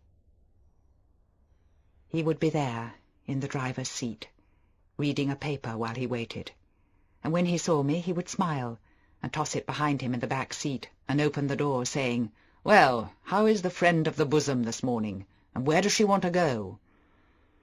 If he had driven round in circles, it would not have mattered to me, for I was in that first flushed stage, when to climb into the seat beside him and lean forward to the windscreen, hugging my knees, was almost too much to bear. I was like a little scrubby schoolboy with a passion for a sixth-form prefect, and he kinder and far more inaccessible. "There's a cold wind this morning. You'd better put on my coat." I remember that, for I was young enough to win happiness in the wearing of his clothes, playing the schoolboy again who carries his hero's sweater and ties it about his throat, choking with pride. And this borrowing of his coat, wearing it around my shoulders for even a few minutes at a time, was a triumph in itself and made a glow about my morning. Not for me the languor and the subtlety I had read about in books, the challenge and the chase, the sword-play, the swift glance, the stimulating smile. The art of provocation was unknown to me, and I would sit with his map upon my lap, the wind blowing my dull, lanky hair, happy in his silence, yet eager for his words. Whether he talked or not made little difference to my mood. My only enemy was the clock on the dashboard, whose hands would move relentlessly to 1 o'clock. We drove east, we drove west, amidst the myriad villages that cling like limpets to the Mediterranean shore, and today I remember none of them. All I remember is the feel of the leather seats, the texture of the map upon my knee, its frayed edges, its worn seams, and how one day, looking at the clock, I thought to myself, "This moment now, at 11:20, this must never be lost," and I shut my eyes to make the experience more lasting. When I opened my eyes, we were by a bend in the road, and a peasant girl in a black shawl waved to us. I can see her now, her dusty skirt, her gleaming, friendly smile, and in a second we had passed the bend and could see her no more. Already she belonged to the past. She was only a memory. I wanted to go back again, to recapture the moment that had gone, and then it came to me that if we did, it would not be the same. Even the sun would be changed in the sky, casting another shadow, and the peasant girl would trudge past us along the road in a different way, not waving this time, perhaps not even seeing us. There was something chilling in the thought, something a little melancholy, and looking at the clock I saw that 5 more minutes had gone by. Soon we would have reached our time limit, and must return to the hotel. If only there could be an invention, I said impulsively, that bottled up a memory like scent, and it never faded, and it never got stale, and then, when one wanted it, the bottle could be uncorked, and it would be like living the moment all over again. I looked up at him to see what he would say. He did not turn to me. He went on watching the road ahead. "What particular moments in your young life do you wish uncorked?" he said. I could not tell from his voice whether he was teasing me or not. "I'm not sure," I began, and then blundered on rather foolishly, not thinking of my words. "I'd like to keep this moment and never forget it." "Is that meant to be a compliment to the day or to my driving?" he said. And as he laughed, like a mocking brother, I became silent, overwhelmed suddenly by the great gulf between us, and how his very kindness to me widened it. I knew then that I would never tell Mrs. Van Hopper about these morning expeditions, for her smile would hurt me as his laugh had done. She would not be angry, nor would she be shocked. She would raise her eyebrows very faintly, as though she did not altogether believe my story, and then with a tolerant shrug of the shoulder she would say, "My dear child, it's extremely sweet and kind of him to take you driving. The only thing is, are you sure it does not bore him dreadfully?" And then she would send me out to buy Taxol, patting me on the shoulder. What degradation lay in being young, I thought, and fell to tearing my nails. "I wish," I said savagely, still mindful of his laugh and throwing discretion to the wind, "I wish I was a woman of about 36, dressed in black satin with a string of pearls." "You would not be in this car with me if you were," he said. "And stop biting those nails. They're ugly enough already." "You'll think me impertinent and rude, I dare say," I went on, "but I would like to know why you ask me to come out in the car day after day. You're being kind, that's obvious, but why do you choose me for your charity?" I sat up stiff and straight in my seat, and with all the poor pomposity of youth. "I ask you," he said gravely, "because you are not dressed in black satin with a string of pearls, nor are you 36. His face was without expression. I could not tell whether he laughed inwardly or not. "It's all very well," I said. "You know everything there is to know about me. There's not much, I admit, because I have not been alive for very long, and nothing much has happened to me, except people dying. But I know nothing more about you than I did the first day we met." "And what did you know then?" he asked. "Why, that you had lived at Manderley, and that you had lost your wife." There, I had said it at last. The word that had hovered on my tongue for days. Your wife. It came out with ease, without reluctance, as though the mere mention of her must be the most casual thing in all the world. Your wife. The word lingered in the air once I had uttered it, dancing before me, and because he received it silently, making no comment, the word magnified itself into something heinous and appalling, a forbidden word, unnatural to the tongue. And I could not call it back. It could never be unsaid. Once again I saw the inscription on the flyleaf of that book of poems, and the curious, slanting R. I felt sick at heart and cold. He would never forgive me, and this would be the end of our friendship. I remember staring straight in front of me at the windscreen, seeing nothing of the flying road, my ears still tingling with that spoken word. The silence became minutes, and the minutes became miles, and everything is over now, I thought. I shall never drive with him again. Tomorrow he will go away, and Mrs. Van Hopper will be up again. She and I will walk along the terrace as we did before. The porter will bring down his trunks.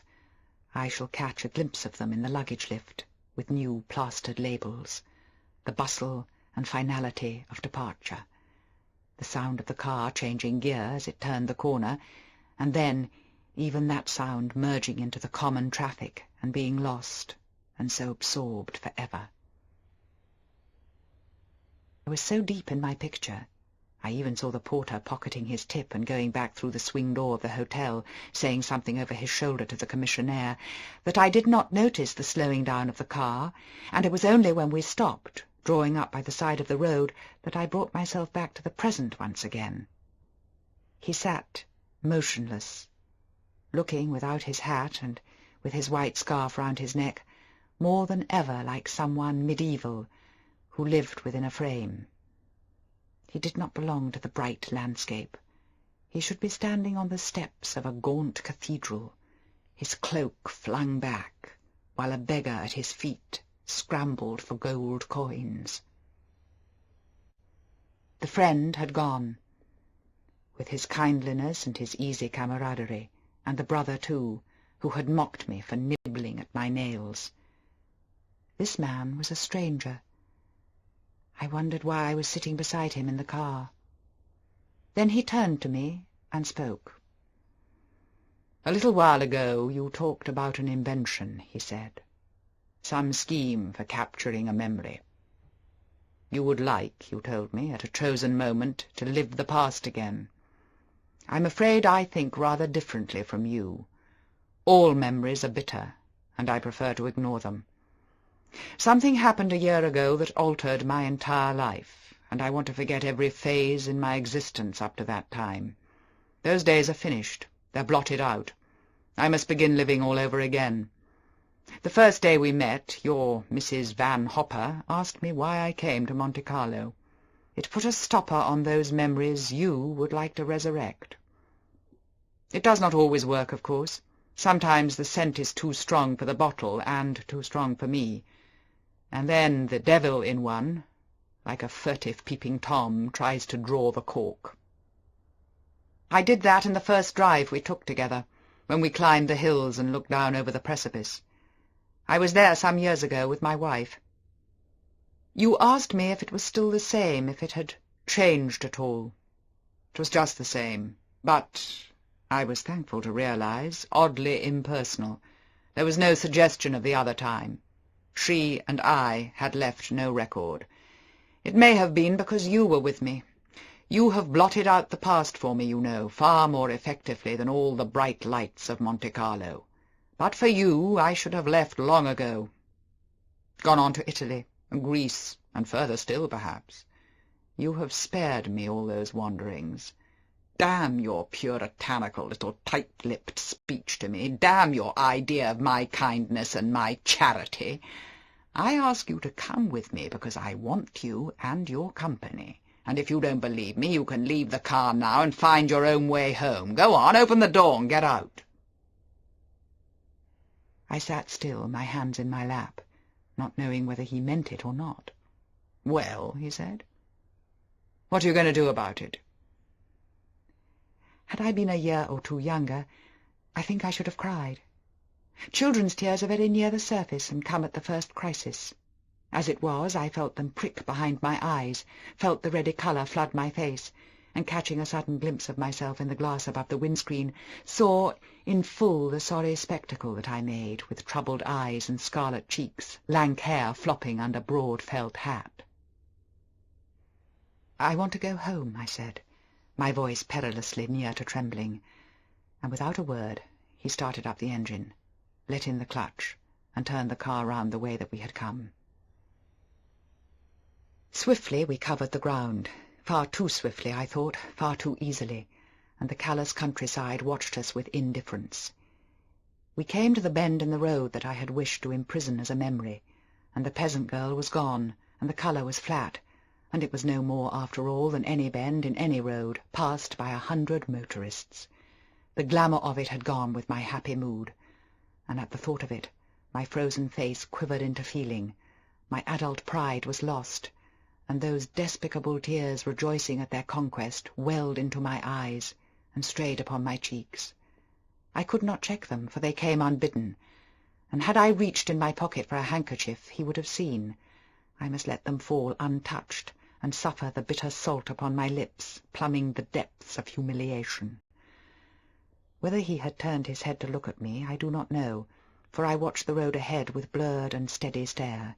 But suddenly he put out his hand and took hold of mine and kissed it, still saying nothing, and then he threw his handkerchief on my lap, which I was too ashamed to touch. I thought of all those heroines of fiction who looked pretty when they cried, and what a contrast I must make with blotched and swollen face and red rims to my eyes. It was a dismal finish to my morning, and the day that stretched ahead of me was long. I had to lunch with Mrs. Van Hopper in her room because the nurse was going out, and afterwards she would make me play bezique with all the tireless energy of the convalescent. I knew I should stifle in that room. There was something sordid about the tumbled sheets, the sprawling blankets, and the thumped pillows, and that bedside table dusty with powder, spilt scent, and melting liquid rouge. Her bed would be littered with the separated sheets of the daily papers, folded anyhow, while French novels with curling edges and the covers torn kept company with American magazines. The mashed stubs of cigarettes lay everywhere, in cleansing cream, in a dish of grapes, and on the floor beneath the bed. Visitors were lavish with their flowers, and the vases stood cheek by jowl in any fashion, hothouse exotics crammed beside mimosa, while a great beribboned casket crowned them all, with tier upon tier of crystallized fruit. Later her friends would come in for a drink, which I must mix for them, hating my task, shy and ill at ease in my corner, hemmed in by their parrot chatter, and I would be a whipping boy again, blushing for her, when, excited by her little crowd, she must sit up in bed and talk too loudly, laugh too long, reach to the portable gramophone and start a record, shrugging her large shoulders to the tune. I preferred her irritable and snappy, her hair done up in pins, scolding me for forgetting her taxol. All this awaited me in the suite, while he, once he had left me at the hotel, would go away somewhere alone, towards the sea perhaps, feel the wind on his cheek, follow the sun, and it might happen that he would lose himself in those memories that I knew nothing of, that I could not share. He would wander down the years that were gone. The gulf that lay between us was wider now than it had ever been, and he stood away from me with his back turned on the further shore. I felt young and small and very much alone, and now, in spite of my pride, I found his handkerchief and blew my nose, throwing my drab appearance to the winds. It could never matter. "To hell with this," he said suddenly, as though angry, as though bored, and he pulled me beside him and put his arm round my shoulder, still looking straight ahead of him, his right hand on the wheel. He drove, I remember, even faster than before. "I suppose you're young enough to be my daughter, and I don't know how to deal with you," he said. The road narrowed then to a corner, and he had to swerve to avoid a dog. I thought he would release me, but he went on holding me beside him, and when the corner was passed and the road came straight again, he did not let me go. "You can forget all I said to you this morning," he said. "That's all finished and done with. Don't let's ever think of it again. My family always call me Maxim. I'd like you to do the same. You've been formal with me long enough." He felt for the brim of my hat and took hold of it, throwing it over his shoulder to the back seat, and then bent down and kissed the top of my head. "Promise me you will never wear black satin," he said. I smiled then, and he laughed back at me. And the morning was gay again. The morning was a shining thing. Mrs. Van Hopper and the afternoon did not matter a flip of the finger. It would pass so quickly, and there would be tonight, and another day tomorrow. I was cocksure, jubilant. At that moment I almost had the courage to claim equality. I saw myself strolling into Mrs. Van Hopper's bedroom rather late for my bezique, and when questioned by her, yawning carelessly, saying, "I forgot the time, I've been lunching with Maxim." I was still child enough to consider a Christian name like a plume in the hat, though from the very first he had called me by mine. The morning, for all its shadowed moments, had promoted me to a new level of friendship. I did not lag so far behind as I thought. He had kissed me too, a natural business, comforting and quiet. Not dramatic as in books, not embarrassing. It seemed to bring about an ease in our relationship. It made everything more simple. The gulf between us had been bridged after all. I was to call him Maxim, and that afternoon playing bezique with Mrs. Van Hopper was not so tedious as it might have been, though my courage failed me and I said nothing of my morning. For when, gathering her cards together at the end and reaching for the box, she said casually, "Tell me, is Max de Winter still in the hotel?" I hesitated a moment, like a diver on the brink, then lost my nerve and my tutored self-possession, saying, "Yes, I believe so. He comes into the restaurant for his meals." Someone has told her, I thought. Someone has seen us together. The tennis professional has complained. The manager has sent a note. And I waited for her attack. But she went on, putting the cards back into the box, yawning a little while I straightened the tumbled bed. I gave her the bowl of powder, the rouge compact, and the lipstick, and she put away the cards and took up the hand-glass from the table by her side. "Attractive creature," she said, "but queer-tempered, I should think, difficult to know. I thought he might have made some gesture of asking one to Manderley that day in the lounge, but he was very close." I said nothing. I watched her pick up the lipstick and outline a bow upon her hard mouth. "I never saw her," she said, holding the glass away to see the effect, "but I believe she was very lovely, exquisitely turned out and brilliant in every way. They used to give tremendous parties at Manderley. It was all very sudden and tragic, and I believe he adored her. I need the darker shade of powder with this brilliant red, my dear. Fetch it, will you, and put this box back in the drawer." And we were busy then with powder, scent, and rouge, until the bell rang and her visitors came in. I handed them their drinks, dully, saying little. I changed the records on the gramophone. I threw away the stubs of cigarettes. "Been doing any sketching lately, little lady?" The forced heartiness of an old banker, his monocle dangling on a string, and my bright smile of insincerity. "No, not very lately. Will you have another cigarette?" It was not I that answered. I was not there at all. I was following a phantom in my mind, whose shadowy form had taken shape at last. Her features were blurred, her colouring indistinct. The setting of her eyes and the texture of her hair was still uncertain, still to be revealed.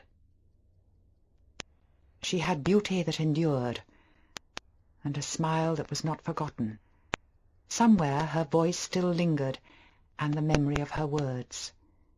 There were places she had visited, and things that she had touched. Perhaps in cupboards there were clothes that she had worn, with the scent about them still.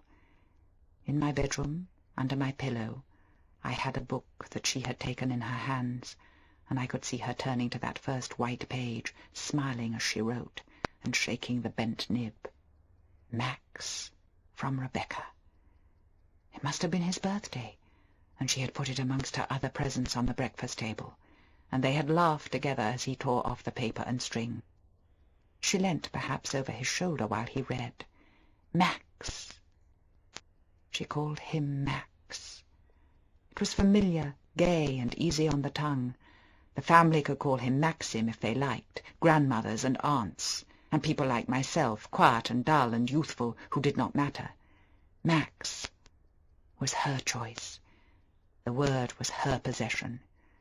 She had written it with so great a confidence on the fly-leaf of that book, that bold, slanting hand stabbing the white paper, the symbol of herself so certain, so assured.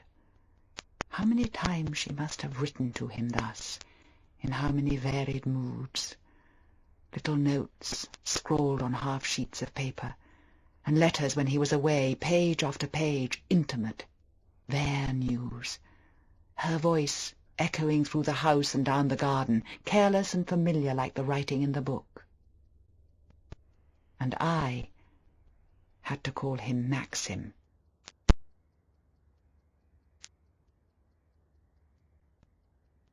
Chapter 6.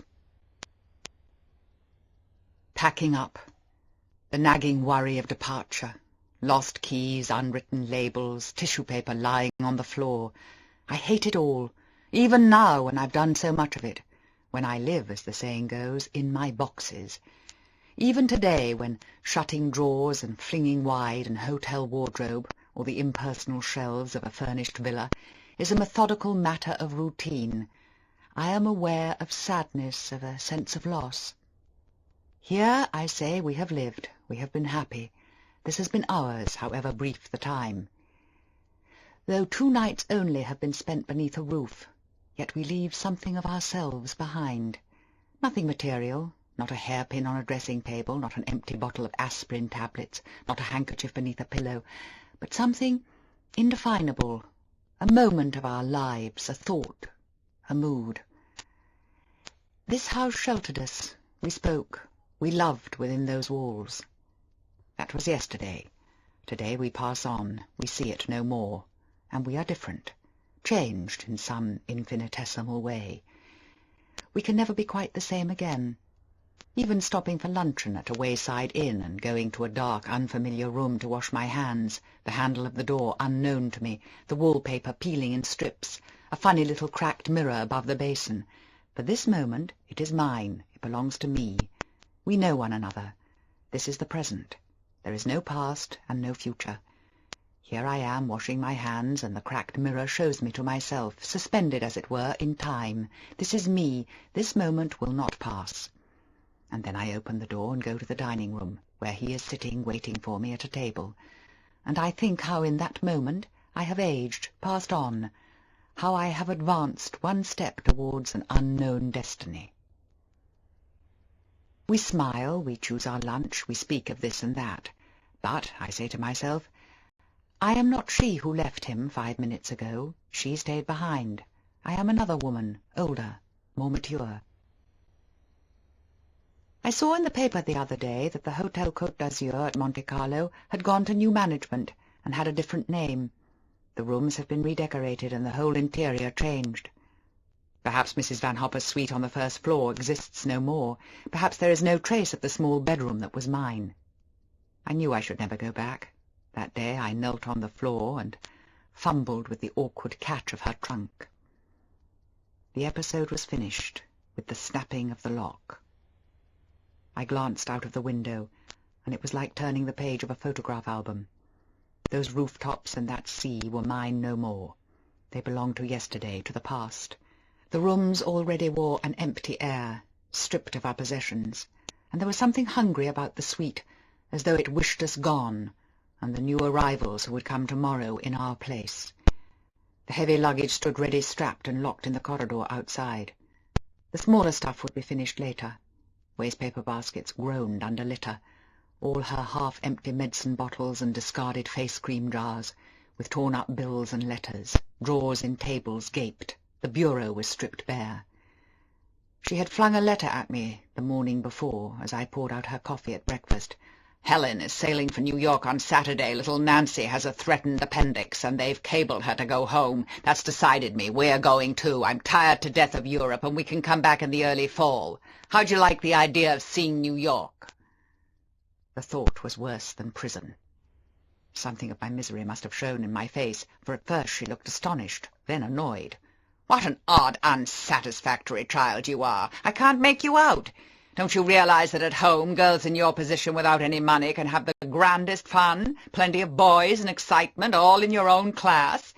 You can have your own little set of friends and needn't be at my beck and call as much as you are here. I thought you didn't care for Monte." "I've got used to it," I said lamely, wretchedly, my mind a conflict. "Well, you'll just have to get used to New York, that's all. We're going to catch that boat of Helen's, and it means seeing about passage at once. Go to the reception office right away and that young close meeting of some to him by to him, but you won't have time to have any pangs about leaving Monte." She laughed agreeably, squashing her cigarette in the butter, and went to the town to ring up all her friends. I could not face the office right away. I went into the bathroom and locked the door, and sat down on the cork mat, my head in my hands. It had happened at last, the business of going away. It was all over. Tomorrow evening I should be in the train, holding her jewel case and her rug, like a maid, and she in that monstrous new hat with the single quill, dwarfed in her fur coat, sitting opposite me in the wagon-lit.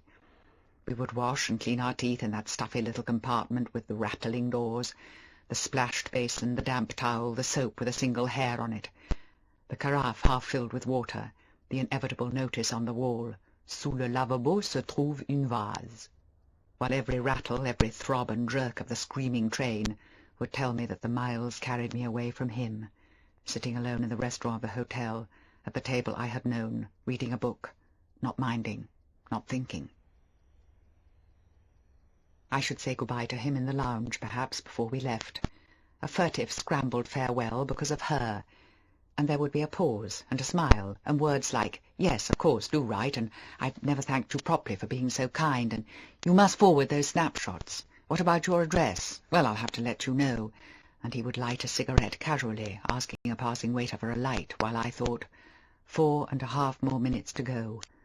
I shall never see him again.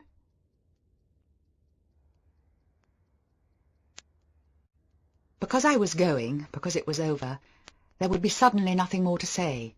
We would be strangers, meeting for the last and only time, while my mind clamoured painfully, crying, "I love you so much. I'm terribly unhappy. This has never come to me before, and never will again." My face would be set in a prim, conventional smile. My voice would be saying, "Look at that funny old man over there. I wonder who he is. He must be new here." And we would waste the last moments laughing at a stranger, because we were already strangers to one another. I hope the snapshots come out, repeating oneself in desperation. And he, yes, that one of the square ought to be good. The light was just... having both of us gone into all that at the time, having agreed upon it, and anyway, I would not care if the result was fogged and black, because this was the last moment. The final goodbye had been attained. "Well," my dreadful smile stretching across my face, "thanks most awfully once again. It's been so ripping, using words I had never used before. Ripping! What did it mean? God knows. I did not care. It was the sort of word that schoolgirls had for hockey, wildly inappropriate to those past weeks of misery and exultation. Then the doors of the lift would open upon Mrs. Van Hopper, and I would cross the lounge to meet her, and he would stroll back again to his corner and pick up a paper. Sitting there ridiculously on the court mat of the bathroom floor, I lived it all. And our journey, too, and our arrival in New York, the shrill voice of Helen, a narrower edition of her mother, and Nancy, her horrid little child, the college boys that Mrs. Van Hopper would have me know, and the young bank clerks suitable to my station. "Let's make Wednesday night a date. Do you like hot music?" Snub-nosed boys with shiny faces, having to be polite and wanting to be alone with my own thoughts, as I was now, locked behind the bathroom door. She came and rattled on the door. "What are you doing?" "All right. I'm sorry. I'm coming now." And I made a pretence of turning on the tap, of bustling about and folding a towel on a rail. She glanced at me curiously as I opened the door. "What a time you've been! You can't afford to dream this morning, you know. There's too much to be done." He would go back to Manderley, of course, in a few weeks. I felt certain of that. There would be a great pile of letters waiting for him in the hall, and mine amongst them, scribbled on the boat. A forced letter, trying to amuse, describing my fellow passengers. It would lie about inside his blotter, and he would answer it weeks later, one Sunday morning in a hurry before lunch, having come across it when he paid some bills. And then no more. Nothing until the final degradation of the Christmas card. Manderley itself, perhaps, against a frosted background. The message printed saying, "A happy Christmas and a prosperous New Year from Maxim de Winter." Gold lettering. But to be kind, he would have run his pen through the printed name and written in ink underneath, from Maxim, as a sort of sop. And if there was space, a message, "I hope you're enjoying New York." A lick of the envelope, a stamp, and tossed in a pile of 100 others. "It's too bad you are leaving tomorrow," said the reception clerk, telephone in hand. "The ballet starts next week, you know. Does Mrs. Van Hopper know?" I dragged myself back from Christmas at Manderley to the realities of the wagon lit. Mrs. Van Hopper lunched in the restaurant for the first time since her influenza, and I had a pain in the pit of my stomach as I followed her into the room. He had gone to Cannes for the day, that much I knew, for he had warned me the day before, but I kept thinking the waiter might commit an indiscretion and say, "Will mademoiselle be dining with monsieur tonight, as usual?" I felt a little sick whenever he came near the table, but he said nothing. The day was spent in packing, and in the evening people came to say goodbye. We dined in the sitting-room, and she went to bed directly afterwards. Still, I had not seen him. I went down to the lounge about 9:30 on the pretext of getting luggage labels, and he was not there. The odious reception clerk smiled when he saw me. "If you are looking for Mr. de Winter, we had a message from Cannes to say he would not be back before midnight." "I want a packet of luggage labels," I said, but I saw by his eye that he was not deceived. So there would be no last evening after all. The hour I had looked forward to all day must be spent by myself alone, in my own bedroom, gazing at my Revelation suitcase and the stout hold-all. Perhaps it was just as well, for I should have made a poor companion, and he must have read my face. I know I cried that night, bitter, youthful tears that could not come from me today. That kind of crying deep into a pillow does not happen after we are 21. The throbbing head, the swollen eyes, the tight, contracted throat, and the wild anxiety in the morning to hide all traces from the world, sponging with cold water, dabbing eau de cologne, the furtive dash of powder that is significant in itself. The panic, too, that one might cry again, the tears swelling without control, and a fatal trembling of the mouth lead one to disaster. I remember opening wide my window and leaning out, hoping the fresh morning air would blow away the telltale pink under the powder, and the sun had never seemed so bright, nor the days so full of promise. Monte Carlo was suddenly full of kindliness and charm, the one place in the world that held sincerity. I loved it. Affection overwhelmed me. I wanted to live there all my life, and I was leaving it today. This is the last time I brush my hair before the looking-glass, the last time I shall clean my teeth into the basin. Never again sleep in that bed, never more turn off the switch of that electric light. There I was, padding about in a dressing-gown, making a slough of sentiment out of a commonplace hotel bedroom. "You haven't started a cold, have you?" she said at breakfast. "No," I told her. I don't think so," clutching at a straw, for this might serve as an excuse later if I was over-pink about the eyes. "I hate hanging about once everything is packed," she grumbled. "We ought to have decided on the earlier train. We could get it if we made the effort, and then have longer in Paris. Wire Helen not to meet us, but arrange another rendezvous. I wonder—" She glanced at her watch. "I suppose they could change the reservations. Anyway, it's worth trying. Go down to the office and see." "Yes," I said, a dummy to her moods, going into my bedroom and flinging off my dressing-gown, fastening my inevitable flannel skirt, and stretching my home-made jumper over my head. My indifference to her turned to hatred. This was the end. Even my morning must be taken from me. No last half-hour on the terrace, not even 10 minutes, perhaps, to say good-bye. Because she had finished breakfast earlier than she expected, because she was bored. Well, then, I would fling away restraint and modesty. I would not be proud any more. I slammed the door of the sitting-room and ran along the passage. I did not wait for the lift. I climbed the stairs, 3 at a time, up to the 3rd floor. I knew the number of his room, 148, and I hammered at the door, very flushed in the face and breathless. "Come in," he shouted, and I opened the door, repenting already, my nerve failing me, for perhaps he had only just woken up, having been late last night, and would be still in bed, tousled in the head and irritable. He was shaving by the open window, a camel-hair jacket over his pyjamas, and I, in my flannel suit and heavy shoes, felt clumsy and overdressed. I was merely foolish, when I had felt myself dramatic. "What do you want?" he said. "Is something the matter?" "I've come to say good-bye," I said. "We're going this morning." He stared at me, then put his razor down on the washstand. "Shut the door," he said. I closed it behind me and stood there, rather self-conscious, my hands hanging by my side. "What on earth are you talking about?" he asked. "It's true. We're leaving today. We were going by the later train, and now she wants to catch the earlier one, and I was afraid I shouldn't see you again. I felt I must see you before I left, to thank you."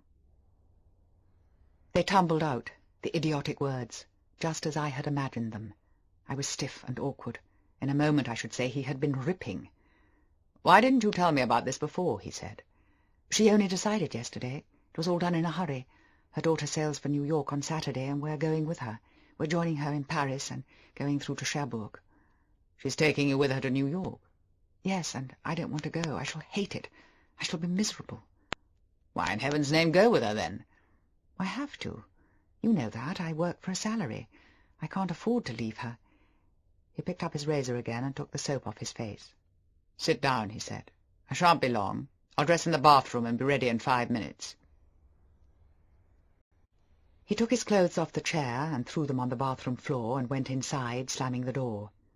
I sat down on the bed and began biting my nails. The situation was unreal, and I felt like a lay figure. I wondered what he was thinking, what he was going to do. I glanced round the room. It was the room of any man, untidy and impersonal. Lots of shoes, more than ever when needed, and strings of ties. The dressing-table was bare, except for a large bottle of hair-wash and a pair of ivory hairbrushes. No photographs, no snapshots, nothing like that. Instinctively I had looked for them, thinking there would be one photograph at least beside his bed, or in the middle of the mantelpiece, one large one in a leather frame. There were only books, though, and a box of cigarettes. He was ready, as he had promised, in 5 minutes. "Come down to the terrace while I eat my breakfast," he said. I looked at my watch. "I haven't time," I told him. "I ought to be in the office now, changing the reservations." "Never mind about that. I've got to talk to you," he said. We walked down the corridor, and he rang for the lift. He can't realize, I thought, that the early train leaves in about an hour and a half. Mrs. Van Hopper will ring up the office in a moment and ask if I'm there. We went down in the lift, not talking, and so out to the terrace where the tables were laid for breakfast. "What are you going to have?" he said. "I've had mine already," I told him, "and I can only stay 4 minutes anyway." Bring me coffee, a boiled egg, toast, marmalade, and a tangerine," he said to the waiter, and he took an emery board out of his pocket and began filing his nails. "So Mrs. Van Hopper has had enough of Monte Carlo," he said, "and now she wants to go home. So do I. She to New York, and I to Manderley. Which would you prefer? You can take your choice." "Don't make a joke about it. It's unfair," I said, "and I think I had better see about those tickets and say goodbye now." "If you think I'm one of those people who try to be funny at breakfast, you're wrong," he said. "I'm invariably ill-tempered in the early morning. I repeat to you, the choice is open to you. Either you go to America with Mrs. Van Hopper, or you come home to Manderley with me." "Do you mean you want a secretary or something?" "No, I'm asking you to marry me, you little fool." The waiter came with the breakfast, and I sat with my hands in my lap, watching while he put down the pot of coffee and the jug of milk. "You don't understand," I said when the waiter had gone. "I'm not the sort of person men marry." "What the devil do you mean?" he said, staring at me, laying down his spoon. I watched a fly settle on the marmalade, and he brushed it away impatiently. "I'm not sure," I said slowly. "I don't think I know how to explain. I don't belong to your sort of world, for one thing." "What is my world?" "Well, Manderley. You know what I mean." He picked up his spoon again and helped himself to marmalade. "You are almost as ignorant as Mrs. Van Hopper, and just as unintelligent. What do you know of Manderley? I'm the person to judge that, whether you would belong there or not. You think I ask you this on the spur of the moment, don't you? Because you say you don't want to go to New York. You think I ask you to marry me, for the same reason you believed I drove you about in the car, yes, and gave you dinner that first evening. To be kind, don't you?" "Yes," I said. "One day," he went on, spreading his toast thick, "you may realize that philanthropy is not my strongest quality. At the moment I don't think you realize anything at all. You haven't answered my question. Are you going to marry me?" I don't believe, even in my fiercest moments, I had considered this possibility. I had once, when driving with him, and we had been silent for many miles, started a rambling story in my head about him being very ill, delirious, I think, and sending for me, and I having to nurse him.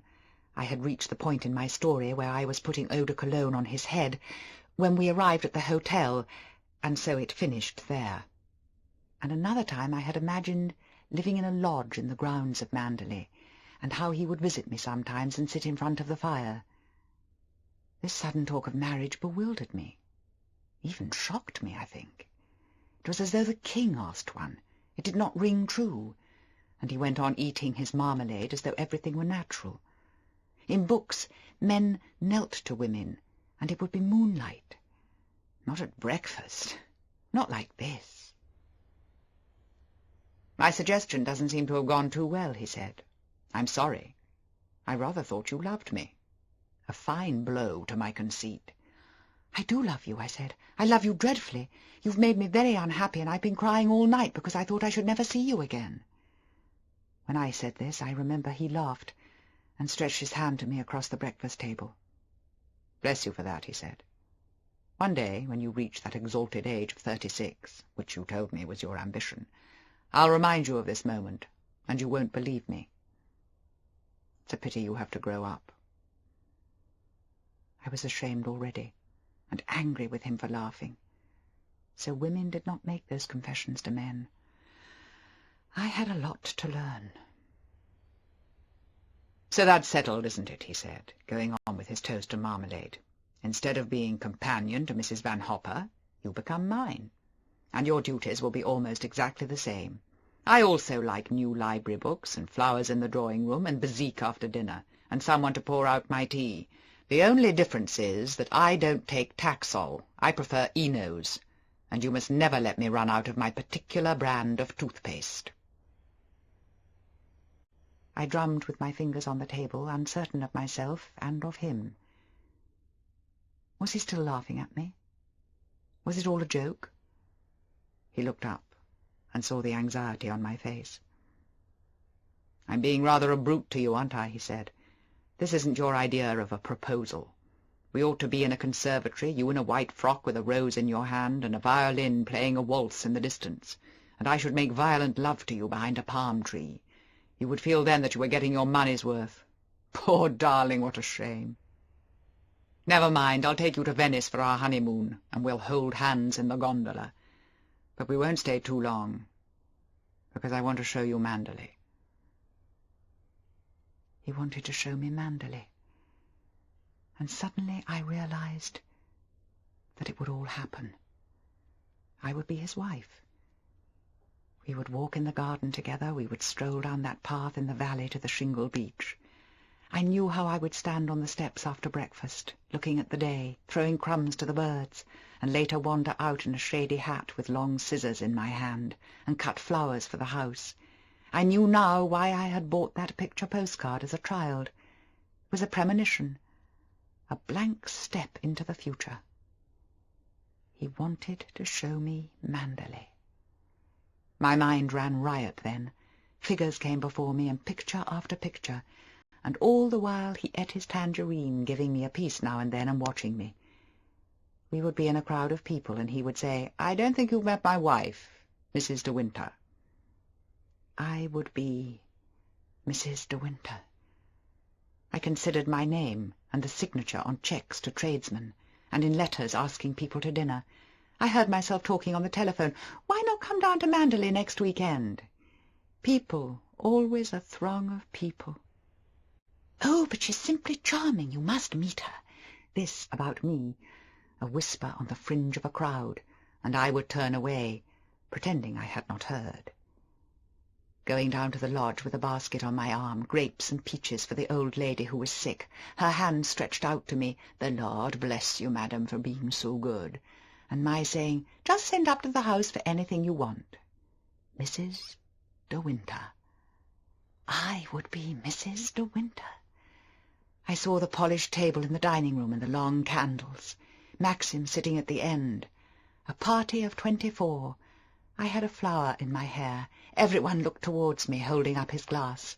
"We must drink the health of the bride," and Maxim saying afterwards, "I have never seen you look so lovely." Great, cool rooms filled with flowers, my bedroom with a fire in the winter, someone knocking at the door, and a woman comes in smiling. She is Maxim's sister, and she is saying, "It's really wonderful how happy you have made him. Everyone is so pleased. You are such a success."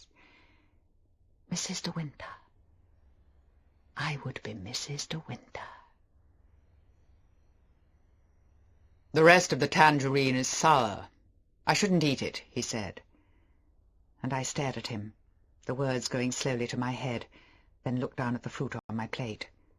The quarter was hard and pale. He was right. The tangerine was very sour. I had a sharp, bitter taste in my mouth, and I had only just noticed it. "Am I going to break the news to Mrs. Van Hopper, or are you?" he said. He was folding up his napkin, pushing back his plate, and I wondered how it was he spoke so casually, as though the matter was of little consequence, a mere adjustment of plans. Whereas to me it was a bombshell exploding in 1,000 fragments. "You tell her," I said. "She'll be so angry." We got up from the table, I excited and flushed, trembling already in anticipation. I wondered if he would tell the waiter, take my arm smilingly and say, "You must congratulate us, Mademoiselle and I are going to be married," and all the other waiters would hear, would bow to us, would smile, and we would pass into the lounge, a wave of excitement following us, a flutter of expectation. But he said nothing. He left the terrace without a word, and I followed him to the lift. We passed the reception desk, and no one even looked at us. The clerk was busy with a sheaf of papers. He was talking over his shoulder to his junior. He does not know, I thought, that I am going to be Mrs. de Winter. I am going to live at Manderley. Manderley will belong to me. We went up in the lift to the first floor, and so along the passage. He took my hand and swung it as we went along. "Does 42 seem very old to you?" he said. "Oh, no," I told him, quickly, too eagerly, perhaps. "I don't like young men." "You've never known any," he said. We came to the door of the suite. "I think I had better deal with this alone," he said. "Tell me something. Do you mind how soon you marry me? You don't want a trousseau, do you, or any of that nonsense, because the whole thing can be so easily arranged in a few days, over a desk with a licence, and then off in the car to Venice, or anywhere you fancy." "Not in a church?" I asked. "Not in white, with bridesmaids and bells and choir-boys? What about your relations and all your friends?" "You forget," he said. "I had that sort of wedding before." We went on standing in front of the door of the suite, and I noticed that the daily paper was still thrust through the letter-box. We had been too busy to read it at breakfast. "Well," he said, "what about it?" "Of course," I answered. "I was thinking for the moment we would be married at home. Naturally, I don't expect a church or people or anything like that." And I smiled at him. I made a cheerful face. "Won't it be fun?" I said. He had turned to the door, though, and opened it, and we were inside the suite in the little entrance passage. "Is that you?" called Mrs. Van Hopper from the sitting-room. "What in the name of Mike have you been doing? I've rung the office 3 times, and they said they hadn't seen you." I was seized with a sudden desire to laugh, to cry, to do both, and I had a pain, too, at the pit of my stomach. I wished, for one wild moment, that none of this had happened, that I was alone somewhere, going for a walk, and whistling. "I'm afraid it's all my fault," he said, going into the sitting-room, shutting the door behind him, and I heard her exclamation of surprise. Then I went into my bedroom and sat down by the open window. It was like waiting in the ante-room at a doctor's.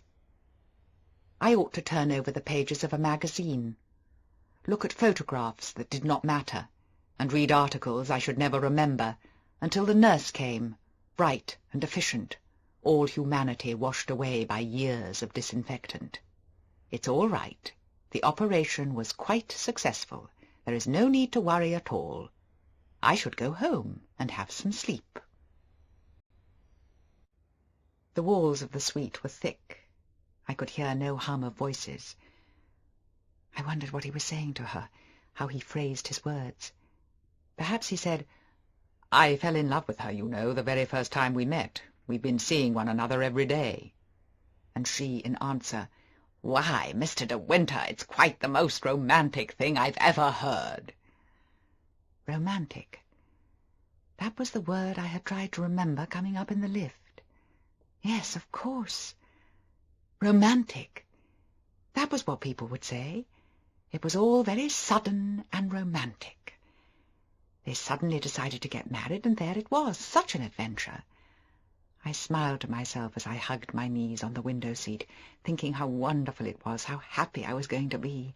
I was to marry the man I loved. I was to be Mrs. de Winter. It was foolish to go on having that pain in the pit of my stomach when I was so happy. Oh, nerves, of course, waiting like this, the doctor's ante-room.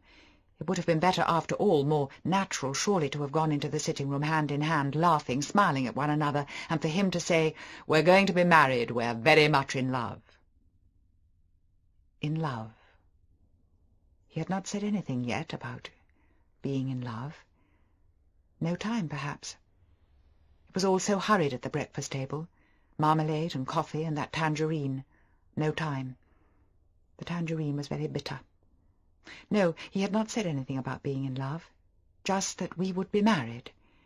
Short and definite. Very original. Original proposals were much better. More genuine, not like other people. Not like younger men who talk nonsense, probably, not meaning half they said. Not like younger men being very incoherent, very passionate, swearing impossibilities. Not like him the first time. Asking Rebecca. I must not think of that. Put it away. A thought forbidden. Prompted by demons. Get thee behind me, Satan. I must never think about that. Never, Never, never. He loves me. He wants to show me Manderley. Would they ever have done with their talking? Would they ever call me into the room?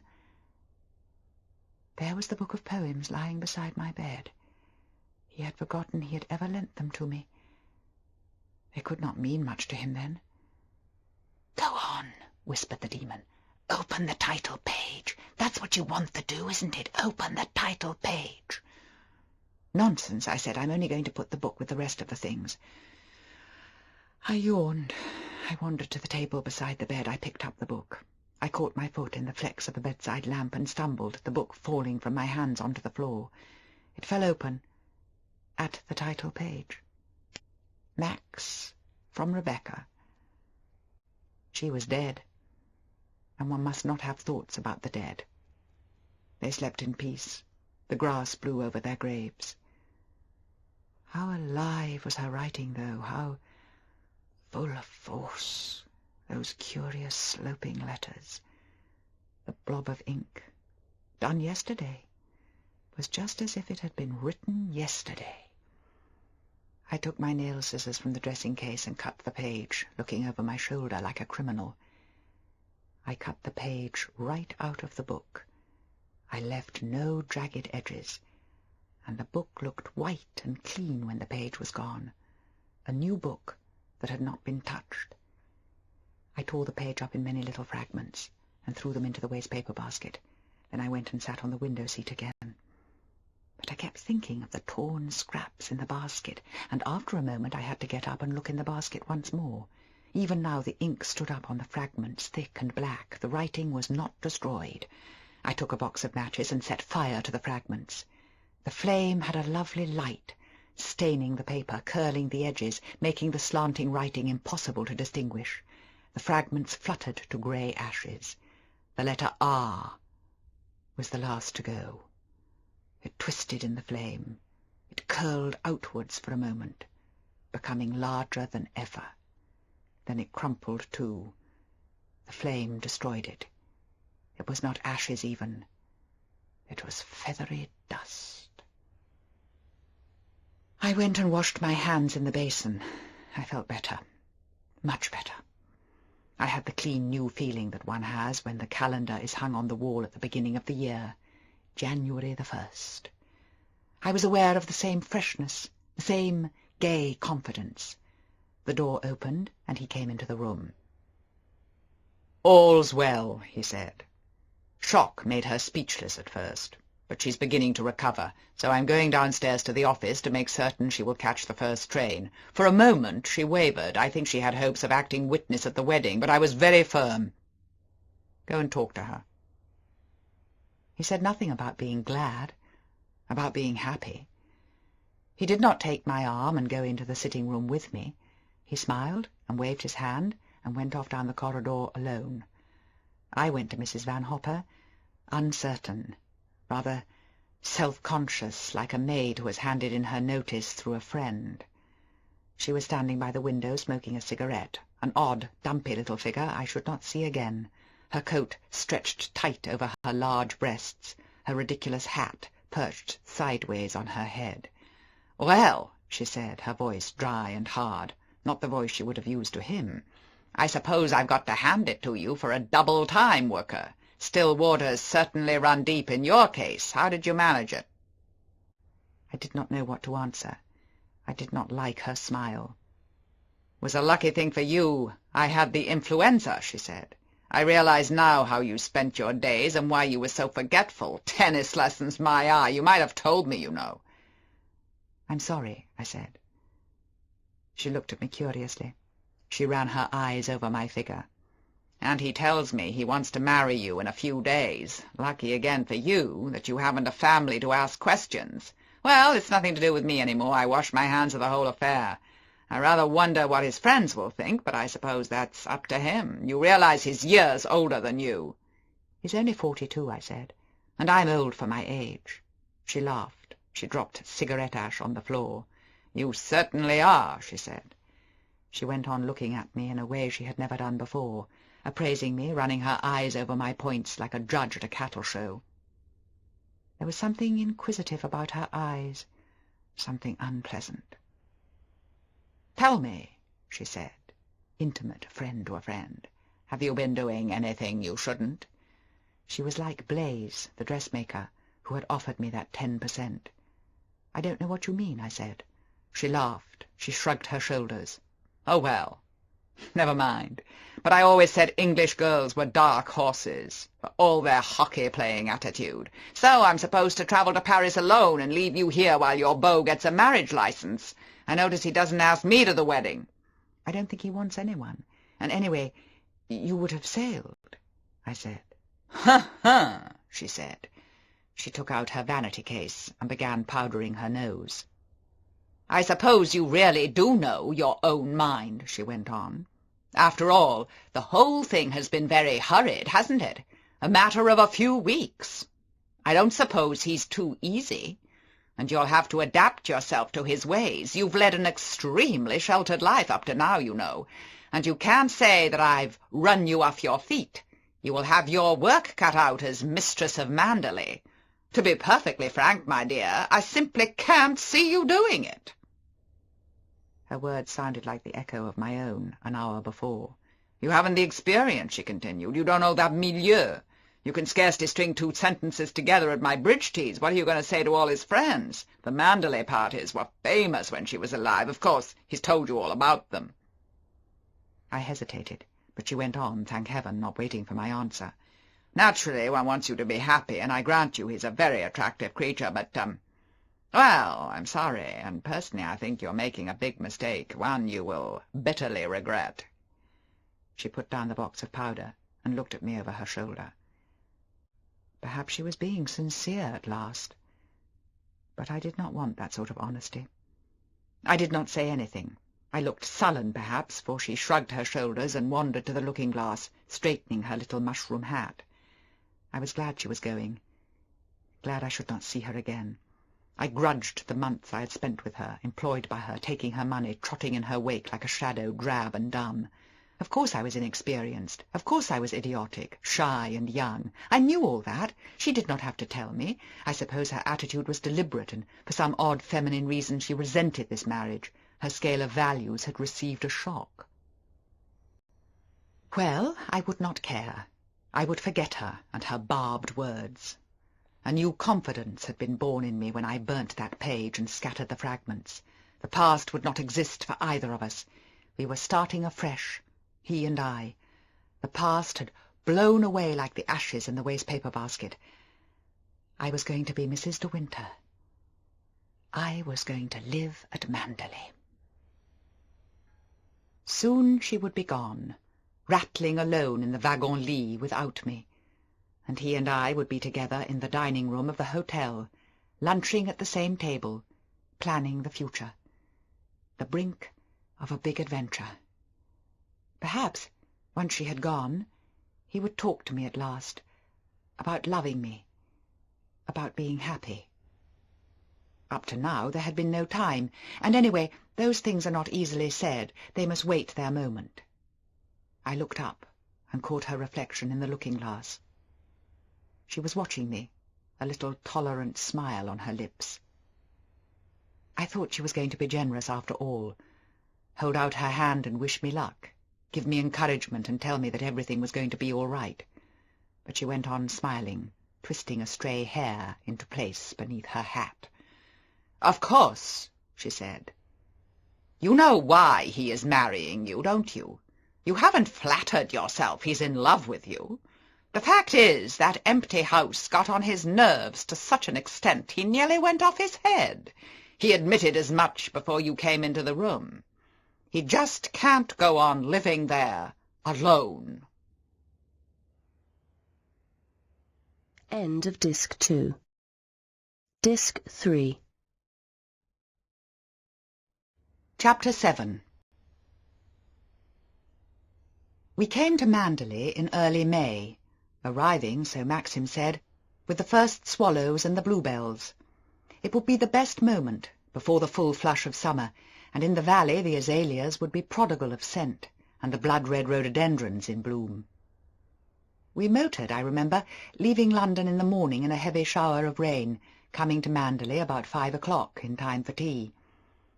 I can see myself now, unsuitably dressed as usual, although a bride of 7 weeks, in a tan-coloured stockinette frock, a small fur known as a stone martin round my neck, and over all a shapeless mackintosh, far too big for me, and dragging to my ankles. It was, I thought, a gesture to the weather, and the length added inches to my height. I clutched a pair of gauntlet gloves in my hands and carried a large leather handbag. "This is London rain," said Maxim when we left. "You wait. The sun will be shining for you when we come to Manderley." And he was right, for the clouds left us at Exeter. They rolled away behind us, leaving a great blue sky above our heads and a white road in front of us. I was glad to see the sun, for in superstitious fashion I looked upon rain as an omen of ill will, and the leaden skies of London had made me silent. "Feeling better?" said Maxim, and I smiled at him, taking his hand, thinking how easy it was for him, going to his own home, wandering into the hall, picking up letters, ringing a bell for tea, and I wondered how much he guessed of my nervousness, and whether his question, "feeling better," meant that he understood. "Never mind, we'll soon be there. I expect you want your tea," he said, and he let go my hand, because we had reached a bend in the road and must slow down. I knew then that he had mistaken my silence for fatigue, and it had not occurred to him I dreaded this arrival at Manderley as much as I had longed for it in theory. Now the moment was upon me, I wished it delayed. I wanted to draw up at some wayside inn and stay there in a coffee-room by an impersonal fire. I wanted to be a traveller on the road, a bride in love with her husband, not myself coming to Manderley for the first time, the wife of Maxim de Winter. We passed many friendly villages where the cottage windows had a kindly air. A woman holding a baby in her arms smiled at me from a doorway, while a man clanked across a road to a well, carrying a pail. I wished we could have been one with them, perhaps their neighbours, and that Maxim could lean over a cottage gate in the evenings smoking a pipe, proud of a very tall hollyhock he had grown himself, while I bustled in my kitchen, clean as a pin, laying the table for supper. There would be an alarm clock on the dresser ticking loudly, and a row of shining plates, while after supper Maxim would read his paper, boots on the fender, and I reach for a great pile of mending in the dresser drawer. Surely it would be peaceful and steady, that way of living, and easier too, demanding no set standard. "Only 2 miles further," said Maxim. "You see that great belt of trees on the brow of the hill there, sloping to the valley, with a scrap of sea beyond? That's Manderley in there. Those are the woods." I forced a smile and did not answer him, aware now of a stab of panic, an uneasy sickness that could not be controlled. Gone was my glad excitement, vanished my happy pride. I was like a child brought to her first school, or a little untrained maid who has never left home before, seeking a situation. Any measure of self-possession I had gained hitherto during the brief 7 weeks of marriage was like a rag now, fluttering before the wind. It seemed to me that even the most elementary knowledge of behaviour was unknown to me now. I should not know my right hand from my left, whether to stand or sit, what spoons and forks to use at dinner. "I should shed that mackintosh," he said, glancing down at me. "It has not rained down here at all, and put your funny little fur straight. Poor lamb, I've bustled you down here like this, and you probably ought to have bought a lot of clothes in London." "It doesn't matter to me as long as you don't mind," I said. "Most women think of nothing but clothes," he said absently, and turning a corner we came to a crossroad, and the beginning of a high wall. "Here we are," he said, a new note of excitement in his voice, and I gripped the leather seat of the car with my 2 hands. The road curved, and before us, on the left, were 2 high iron gates beside a lodge, open wide to the long drive beyond. As we drove through, I saw faces peering through the dark window of the lodge, and a child ran round from the back, staring curiously. I shrank back against the seat, my heart beating quickly, knowing why the faces were at the window and why the child stared. They wanted to see what I was like. I could imagine them now, talking excitedly, laughing in the little kitchen. Only caught sight of the top of her hat, they would say. She wouldn't show her face. Oh, well, we'll know by tomorrow. Word will come from the house. Perhaps he guessed something of my shyness at last, for he took my hand and kissed it, and laughed a little, even as he spoke. "You mustn't mind if there's a certain amount of curiosity," he said. "Everyone will want to know what you're like. They've probably talked of nothing else for weeks. You've only got to be yourself, and they will adore you. And you don't have to worry about the house. Mrs Danvers does everything. Just leave it all to her. She'll be stiff with you at first, I dare say. She's an extraordinary character, but you mustn't let it worry you. It's just her manner. See those shrubs? It's like a blue wall along here when the hydrangeas are in bloom." I did not answer him, for I was thinking of that self who long ago bought a picture postcard in a village shop, and came out into the bright sunlight, twisting it in her hands, pleased with her purchase, thinking, "This will do for my album. Manderley. What a lovely name." And now I belonged here. This was my home. I would write letters to people saying, "We shall be down at Manderley all the summer. You must come and see us." And I would walk along this drive, strange and unfamiliar to me now, with perfect knowledge, conscious of every twist and turn, marking and approving where the gardeners had worked, here a cutting back of the shrubs, there a lopping of a branch, calling at the lodge by the iron gates on some friendly errand, saying, "Well, how's the leg to-day?" while the old woman, curious no longer, bade me welcome to her kitchen. I envied Maxim, careless and at ease, and the little smile on his lips which meant he was happy to be coming home. It seemed remote to me and far too distant, the time when I too should smile and be at ease, and I wished it could come quickly, that I could be old even, with grey hair and slow of step, having lived here many years. Anything but the timid, foolish creature I felt myself to be. The gates had shut to with a crash behind us.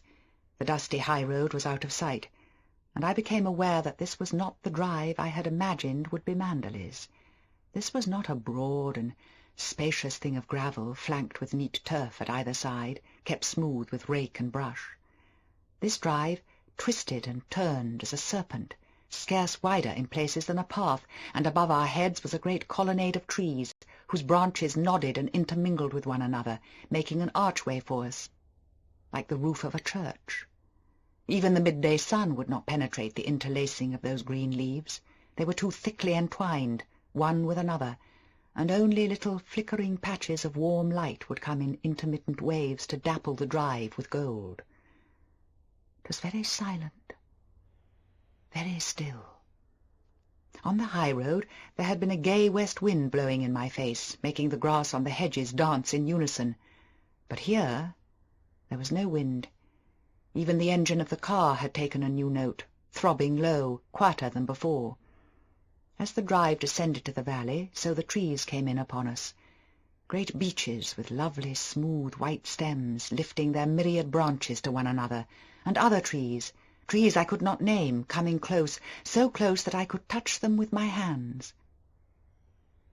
On we went, over a little bridge that spanned a narrow stream, and still this drive, that was no drive, twisted and turned like an enchanted ribbon through the dark and silent woods, penetrating even deeper to the very heart, surely, of the forest itself. And still there was no clearing, no space to hold a house. The length of it began to nag at my nerves. It must be this turn, I thought, or round that further bend. But as I leant forward in my seat, I was forever disappointed. There was no house, no field, no broad and friendly garden, nothing but the silence and deep woods. The lodge gates were a memory, and the high road something belonging to another time, another world. Suddenly I saw a clearing in the dark drive ahead, and a patch of sky, and in a moment the dark trees had thinned, the nameless shrubs had disappeared, and on either side of us was a wall of colour, blood-red, reaching far above our heads. We were amongst the rhododendrons.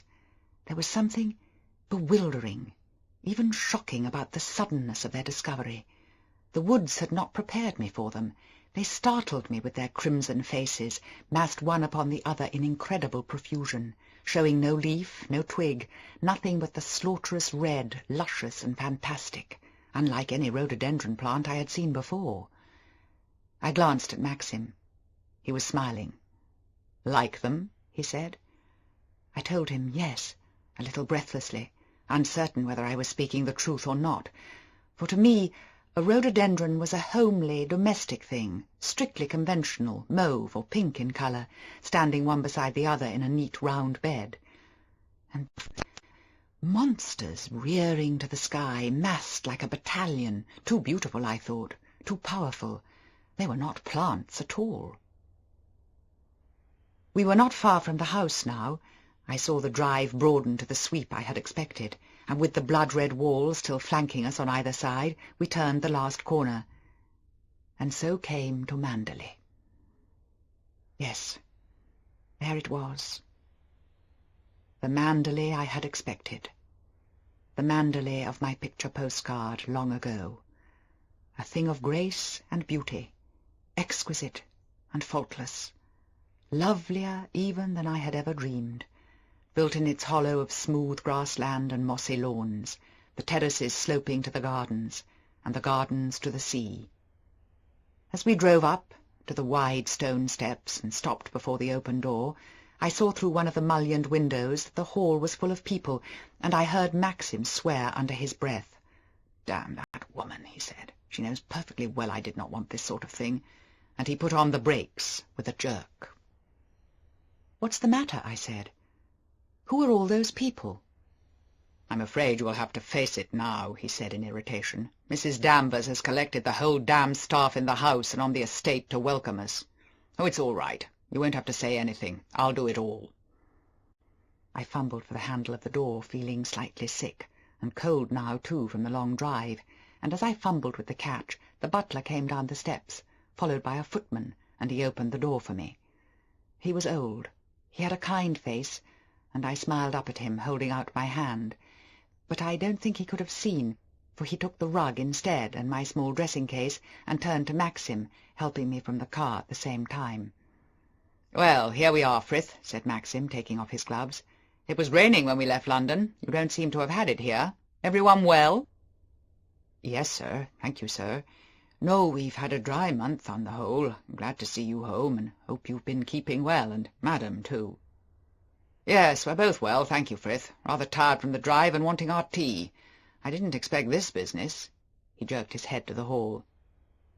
"Mrs Danvers' orders, sir," said the man, his face expressionless. "I might have guessed it," said Maxim abruptly. "Come on." He turned to me. "It won't take long, and then you shall have your tea." We went together up the flight of steps, Frith and the footman following with the rug and my mackintosh, and I was aware of a little pain at the pit of my stomach and a nervous contraction in my throat.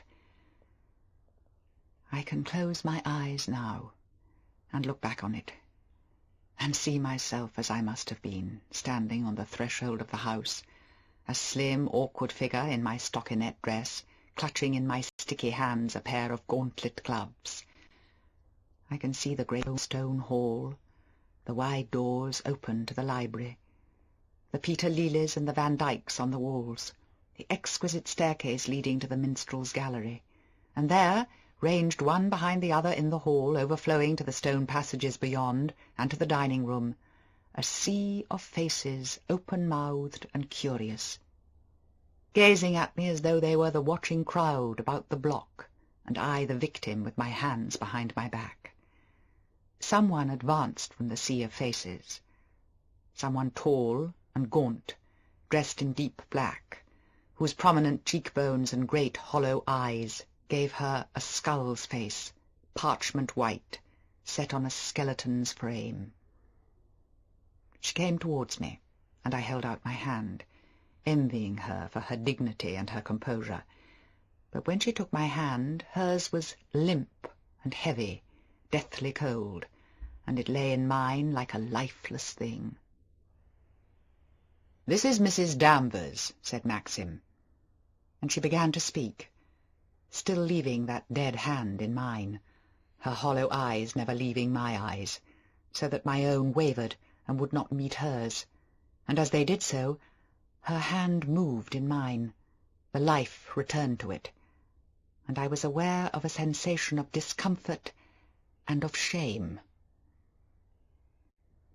I cannot remember her words now, but I know that she bade me welcome to Manderley in the name of herself and the staff, a stiff, conventional speech, rehearsed for the occasion, spoken in a voice as cold and lifeless as her hands had been. When she had finished, she waited as though for a reply, and I remember blushing scarlet, stammering some sort of thanks in return, and dropping both my gloves in my confusion. She stooped to pick them up, and as she handed them to me I saw a little smile of scorn upon her lips, and I guessed at once she considered me ill-bred. Something in the expression of her face gave me a feeling of unrest, and even when she had stepped back and taken her place amongst the rest, I could see that black figure standing out alone, individual and apart, and for all her silence, I knew her eye to be upon me. Maxim took my arm and made a little speech of thanks, perfectly easy and free from embarrassment, as though the making of it was no effort to him at all, and then he bore me off to the library to tea, closing the doors behind us, and we were alone again.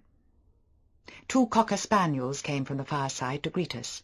They pawed at Maxim, their long silken ears strained back with affection, their noses questing his hands, and then they left him and came to me, sniffing at my heels, rather uncertain, rather suspicious. One was the mother, blind in one eye, and soon she had enough of me and took herself with a grunt to the fire again. But Jasper, the younger, put his nose into my hand and laid a chin upon my knee, his eyes deep with meaning, his tail a thump when I stroked his silken ears. I felt better when I had taken my hat off and my wretched little fur and thrown them both beside my gloves and my bag onto the window-seat. It was a deep, comfortable room, with books lining the walls to the ceiling, the sort of room a man would move from never did he live alone, solid chairs beside a great open fireplace, baskets for the 2 dogs in which I felt they never sat, but the hollows in the chairs had tell-tale marks. The long windows looked out upon the lawns, and beyond the lawns to the distant shimmer of the sea. There was an old, quiet smell about the room, as though the air in it was little changed for all the sweet lilac scent and the roses brought to it throughout the early summer. Whatever air came to this room, whether from the garden or from the sea, would lose its first freshness, becoming part of the unchanging room itself, one with the books, musty and never read, one with the scrolled ceiling, the dark panelling, the heavy curtains. It was an ancient mossy smell, the smell of a silent church where services are seldom held, where rusty lichen grows upon the stones and ivy tendrils creep to the very windows. A room for peace, a room for meditation. Soon tea was brought to us, a stately little performance enacted by Frith and the young footman, in which I played no part until they had gone, and while Maxim glanced through his great pile of letters, I played with 2 dripping crumpets, crumbled cake with my hands, and swallowed my scalding tea. Now and again he looked up at me and smiled, and then returned to his letters, the accumulation of the last months, I supposed, and I thought how little I knew of his life here at Manderley, of how it went day by day, of the people he knew, of his friends, men and women, of what bills he paid, what orders he gave about his household.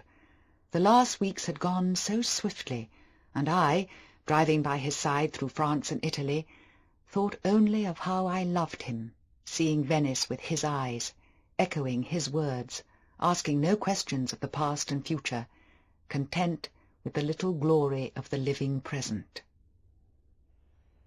For he was gayer than I had thought, more tender than I had dreamed, youthful and ardent in 100 happy ways, not the Maxim I had first met, not the stranger who sat alone at the table in the restaurant, staring before him, wrapped in his secret self. My Maxim laughed, and sang, threw stones into the water, took my hand, wore no frown between his eyes, carried no burden on his shoulder. I knew him as a lover, as a friend, and during those weeks I had forgotten that he had a life, orderly, methodical, a life which must be taken up again, continued as before, making vanished weeks a brief, discarded holiday. I watched him read his letters, saw him frown at one, smile at another, dismiss the next with no expression.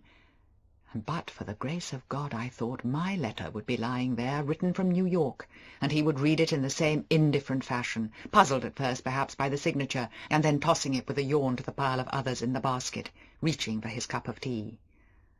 The knowledge of this chilled me. How narrow a chance had stood between me and what might have been. For he would have sat here to his tea as he sat now, continuing his home life as he would in any case, and perhaps he would not have thought of me much, not with regret anyway, while I, in New York, playing bridge with Mrs. Van Hopper, would wait day after day for a letter that never came. I leant back in my chair, glancing about the room, trying to instill into myself some measure of confidence, some genuine realization that I was here at Manderley. The house of the picture postcard, the Manderley that was famous. I had to teach myself that all this was mine now, mine as much as his.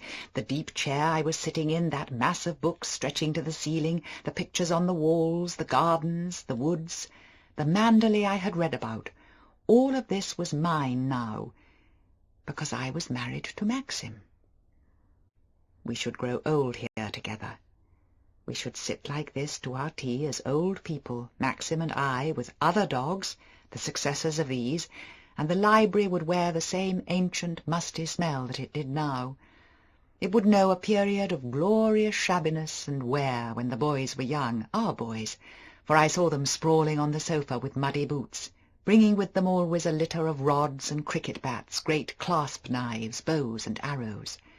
On the table there, polished now and plain, an ugly case would stand containing butterflies and moths, and another one with birds' eggs wrapped in cotton wool. "Not all this junk in here," I would say. "Take them to the schoolroom, darlings."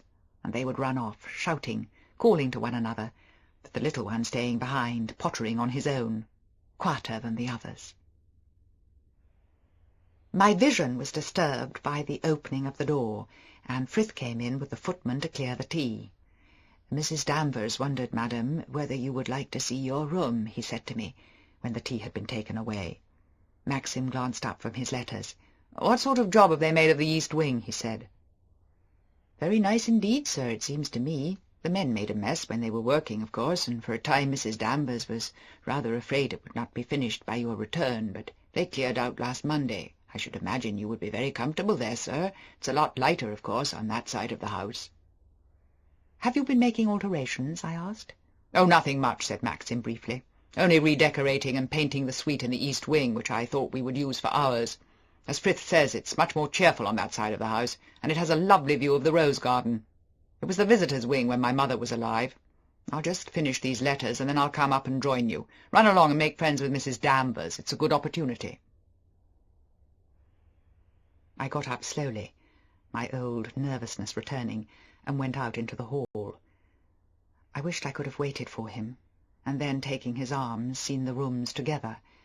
I did not want to go alone with Mrs. Danvers. How vast the great hall looked, now that it was empty. My feet rang on the flagged stones, echoing to the ceiling, and I felt guilty at the sound, as one does in church, self-conscious, aware of the same constraint. My feet made a stupid pitter-patter as I walked, and I thought that Frith, with his felt soles, must have thought me foolish. "It's very big, isn't it?" I said, too brightly, too forced, a schoolgirl still, but he answered me in all solemnity. "Yes, madam, Manderley is a big place. Not so big as some, of course, but big enough. This was the old banqueting hall, in old days. It is used still on great occasions, such as a big dinner or a ball, and the public are admitted here, you know, once a week." "Yes," I said, still aware of my loud footsteps, feeling as I followed him that he considered me as he would one of the public visitors, and I behaved like a visitor too, glancing politely to right and left, taking in the weapons on the wall and the pictures, touching the carved staircase with my hands. A black figure stood waiting for me at the head of the stairs, the hollow eyes watching me intently from the white skull's face. I looked round for the solid Frith, but he had passed along the hall and into the further corridor. I was alone now with Mrs. Danvers. I went up the great stairs towards her, and she waited motionless, her hands folded before her, her eyes never leaving my face. I summoned a smile which was not returned, nor did I blame her, for there was no purpose to the smile. It was a silly thing, bright and artificial. "I hope I haven't kept you waiting," I said. "It's for you to make your own time, madam," she answered. "I'm here to carry out your orders." And then she turned, through the archway of the gallery, to the corridor beyond. We went along a broad, carpeted passage, and then turned left through an oak door, and down a narrow flight of stairs, and up a corresponding flight, and so to another door. This she flung open, standing aside to let me pass, and I came to a little ante-room or boudoir, furnished with a sofa, chairs, and writing-desk, which opened out to a large double bedroom with wide windows and a bathroom beyond. I went at once to the window and looked out. The rose garden lay below, and the eastern part of the terrace, while beyond the rose garden rose a smooth grass bank, stretching to the near woods. "You can't see the sea from here, then?" I said, turning to Mrs. Danvers. "No, not from this wing," she answered. "You can't even hear it either. You would not know the sea was anywhere near from this wing." She spoke in a peculiar way, as though something lay behind her words, and she laid an emphasis on the words "this wing," as if suggesting that the suite where we stood now held some inferiority. "I'm sorry about that. I like the sea," I said. She did not answer. She just went on staring at me, her hands folded before her. "However, it's a very charming room," I said, "and I'm sure I shall be comfortable. I understand that it's been done up for our return." "Yes," she said. "What was it like before?" I asked. "It had a mauve paper and different hangings. Mr. de Winter did not think it very cheerful. It was never much used, except for occasional visitors. But Mr. de Winter gave special orders in his letters that you would have this room." "Then this was not his bedroom originally," I said. "No, madam. He's never used the room in this wing before." "Oh," I said. He didn't tell me that, and I wandered to the dressing-table and began combing my hair. My things were already unpacked, my brushes and comb upon the tray. I was glad Maxim had given me a set of brushes, and that they were laid out there upon the dressing-table for Mrs. Danvers to see. They were new, they had cost money, I need not be ashamed of them. "Alice has unpacked for you, and will look after you until your maid arrives," said Mrs. Danvers. I smiled at her again. I put down the brush upon the dressing-table. I don't have a maid," I said awkwardly. "I'm sure Alice, if she is the housemaid, will look after me all right." She wore the same expression that she had done on our first meeting, when I dropped my gloves so gauchely on the floor. "I'm afraid that would not do for very long," she said. "It's usual, you know, for ladies in your position to have a personal maid." I flushed and reached for my brush again. There was a sting in her words I understood too well. "If you think it necessary, perhaps you would see about it for me," I said, avoiding her eyes. "Some young girl, perhaps, wanting to train." "If you wish," she said. "It's for you to say." There was silence between us. I wished she would go away. I wondered why she must go on standing there watching me, her hands folded on her black dress. "I suppose you have been at Manderley for many years," I said, making a fresh effort. "Longer than anyone else." "Not so long as Frith," she said, and I thought how lifeless her voice was, and cold, like her hand when it had lain in mine. "Frith was here when the old gentleman was living, when Mr. de Winter was a boy." "I see," I said. "So you did not come till after that?" "No," she said, "not till after that." Once more I glanced up at her, and once more I met her eyes, dark and sombre in that white face of hers, instilling into me, I knew not why, a strange feeling of disquiet, of foreboding. I tried to smile, and could not. I found myself held by those eyes that had no light, no flicker of sympathy towards me. "I came here when the first Mrs. de Winter was a bride," she said, and her voice, which had hitherto, as I said, been dull and toneless, was harsh now with unexpected animation, with life and meaning, and there was a spot of colour on the gaunt cheekbones. The change was so sudden that I was shocked and a little scared. I did not know what to do or what to say. It was as though she had spoken words that were forbidden, words that she had hidden within herself for a long time, and now would be repressed no longer. Still her eyes never left my face. They looked upon me with a curious mixture of pity and of scorn, until I felt myself to be even younger and more untutored to the ways of life than I had believed. I could see she despised me, marking with all the snobbery of her class that I was no great lady, that I was humble, shy, and diffident. Yet there was something besides scorn in those eyes of hers, something surely of positive dislike or actual malice. I had to say something. I could not go on sitting there playing with my hairbrush, letting her see how much I feared and mistrusted her. "Mrs. Danvers," I heard myself saying, "I hope we shall be friends and come to understand one another. You must have patience with me, you know, because this sort of life is new to me. I've lived rather differently, and I do want to make a success of it, and above all to make Mr. de Winter happy. I know I can leave all household arrangements to you. Mr. de Winter said so, and you must just run things as they have always been run. I shan't want to make any changes." I stopped, a little breathless, still uncertain of myself and whether I was saying the right thing, and when I looked up again I saw that she had moved and was standing with her hand on the handle of the door. "Very good," she said. "I hope I shall do everything to your satisfaction.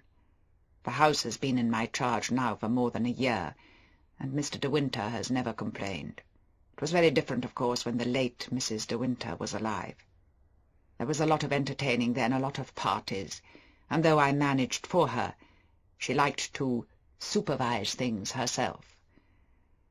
Once again I had the impression that she chose her words with care, that she was feeling her way, as it were, into my mind, and watching for the effect upon my face. "I would rather leave it to you," I repeated, "much rather," and into her face came the same expression I had noticed before, when first I had shaken hands with her in the hall, a look surely of derision, of definite contempt. She knew that I would never withstand her, and that I feared her too. "Can I do anything more for you?" she said, and pretended to glance round the room. "No," I said. "No, I think I have everything. I shall be very comfortable here. You have made the room so charming." This last, a final crawling sop to win her approval. She shrugged her shoulders, and still she did not smile. "I only followed out Mr. de Winter's instructions," she said. She hesitated by the doorway, her hand on the handle of the open door. It was as though she still had something to say to me, and could not decide upon the words, yet waited there for me to give her opportunity. I wished she would go. She was like a shadow standing there, watching me, appraising me with her hollow eyes, set in that dead skull's face. "If you find anything not to your liking, you will tell me at once?" she asked. "Yes," I said. "Yes, of course, Mrs. Danvers." But I knew this was not what she had meant to say, and silence fell between us once again. "If Mr. de Winter asks for his big wardrobe," she said suddenly, "you must tell him it was impossible to move. We tried, but we could not get it through these narrow doorways. These are smaller rooms than those in the west wing. If he doesn't like the arrangement of this suite, he must tell me. It was difficult to know how to furnish these rooms." "Please don't worry, Mrs. Danvers," I said. "I'm sure he will be pleased with everything, but I'm sorry it's given you so much trouble. I had no idea he was having rooms redecorated and furnished. He shouldn't have bothered. I'm sure I should have been just as happy and comfortable in the west wing." She looked at me curiously, and began twisting the handle of the door. "Mr. de Winter said you would prefer to be on this side," she said. "The rooms in the west wing are very old. The bedroom in the big suite is twice as large as this. A very beautiful room, too, with a scrolled ceiling. The tapestry chairs are very valuable, and so is the carved mantelpiece.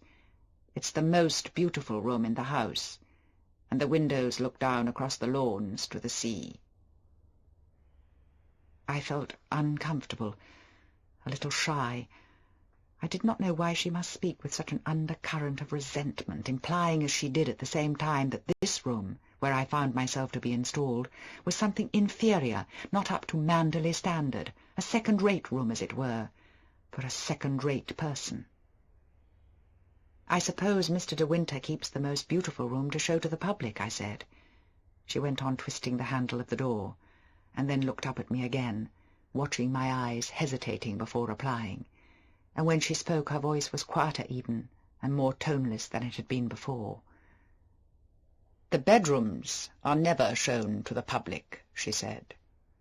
"Only the hall and the gallery, and the room below." She paused an instant, feeling me with her eyes.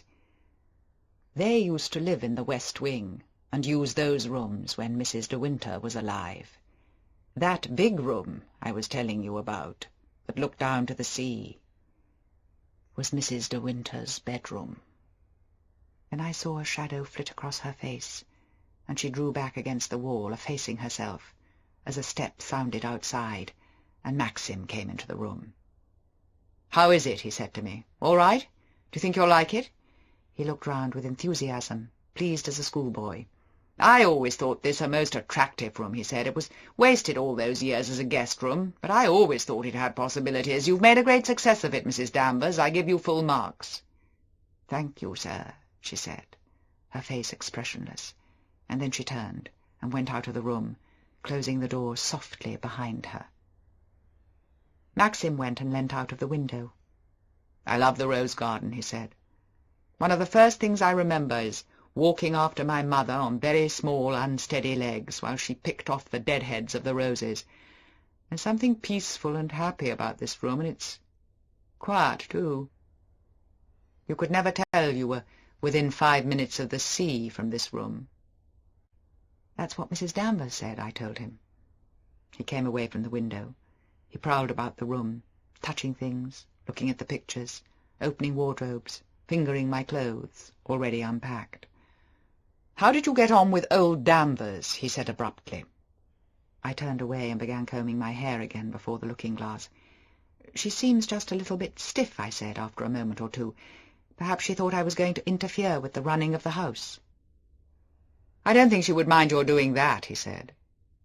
I looked up and saw him watching my reflection in the looking-glass, and then he turned away and went over to the window again, whistling quietly under his breath, rocking backwards and forwards on his heels. "Don't mind her," he said. "She's an extraordinary character in many ways, and possibly not very easy for another woman to get on with. You mustn't worry about it. If she really makes herself a nuisance, we'll get rid of her. But she's efficient, you know, and will take all the housekeeping worries off your hands. I dare say she's a bit of a bully to the staff. She doesn't dare bully me, though. I'd have given her the sack long ago if she'd tried." "I expect we shall get on very well when she knows me better," I said quickly. "After all, it's natural enough that she should resent me a bit at first." "Resent you? Why resent you? What the devil do you mean?" he said. He turned from the window, frowning, an odd, half-angry expression on his face. I wondered why he should mind, and wished I had said something else. "I mean, it must be much easier for a housekeeper to look after a man alone," I said. "I dare say she'd got into the way of doing it, and perhaps she was afraid I should be very overbearing." "Overbearing? My God!" he began. "If you think—" And then he stopped, and came across to me, and kissed me on the top of my head. "Let's forget about Mrs. Danvers," he said. "She doesn't interest me very much, I'm afraid. Come along, and let me show you something of Manderley." I did not see Mrs. Danvers again that evening, and we did not talk about her any more.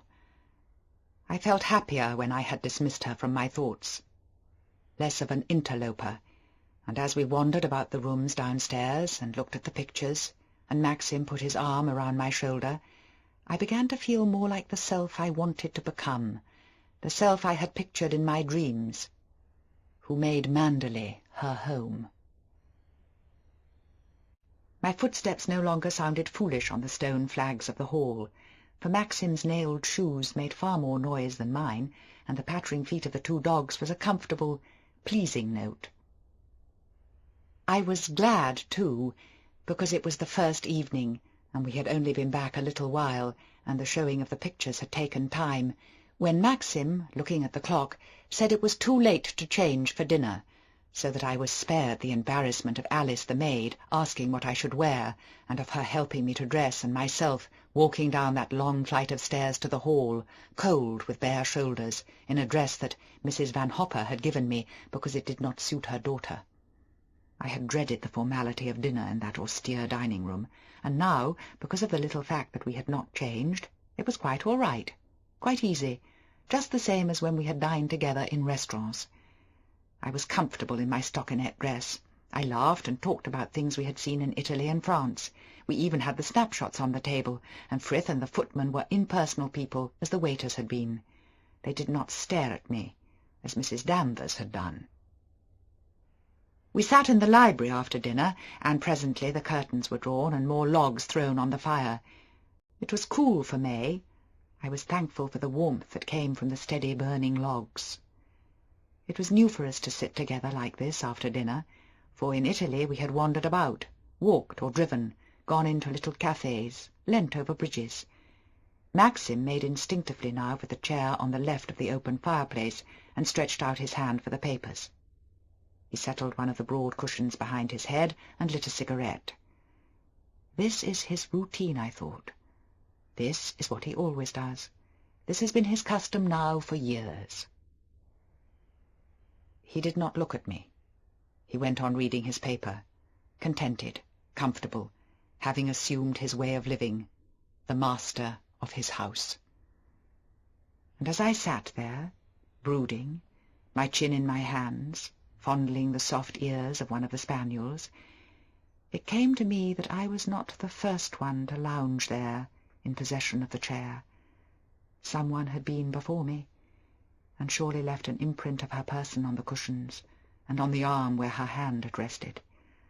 Another one had poured the coffee from the same silver coffee-pot, had placed the cup to her lips, had bent down to the dog, even as I was doing.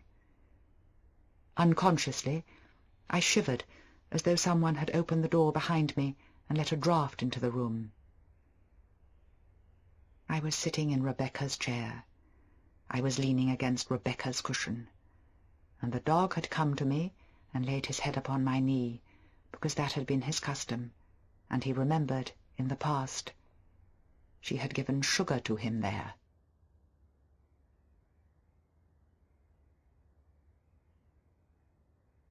Chapter 8. I had never realized, of course, that life at Manderley would be so orderly and planned.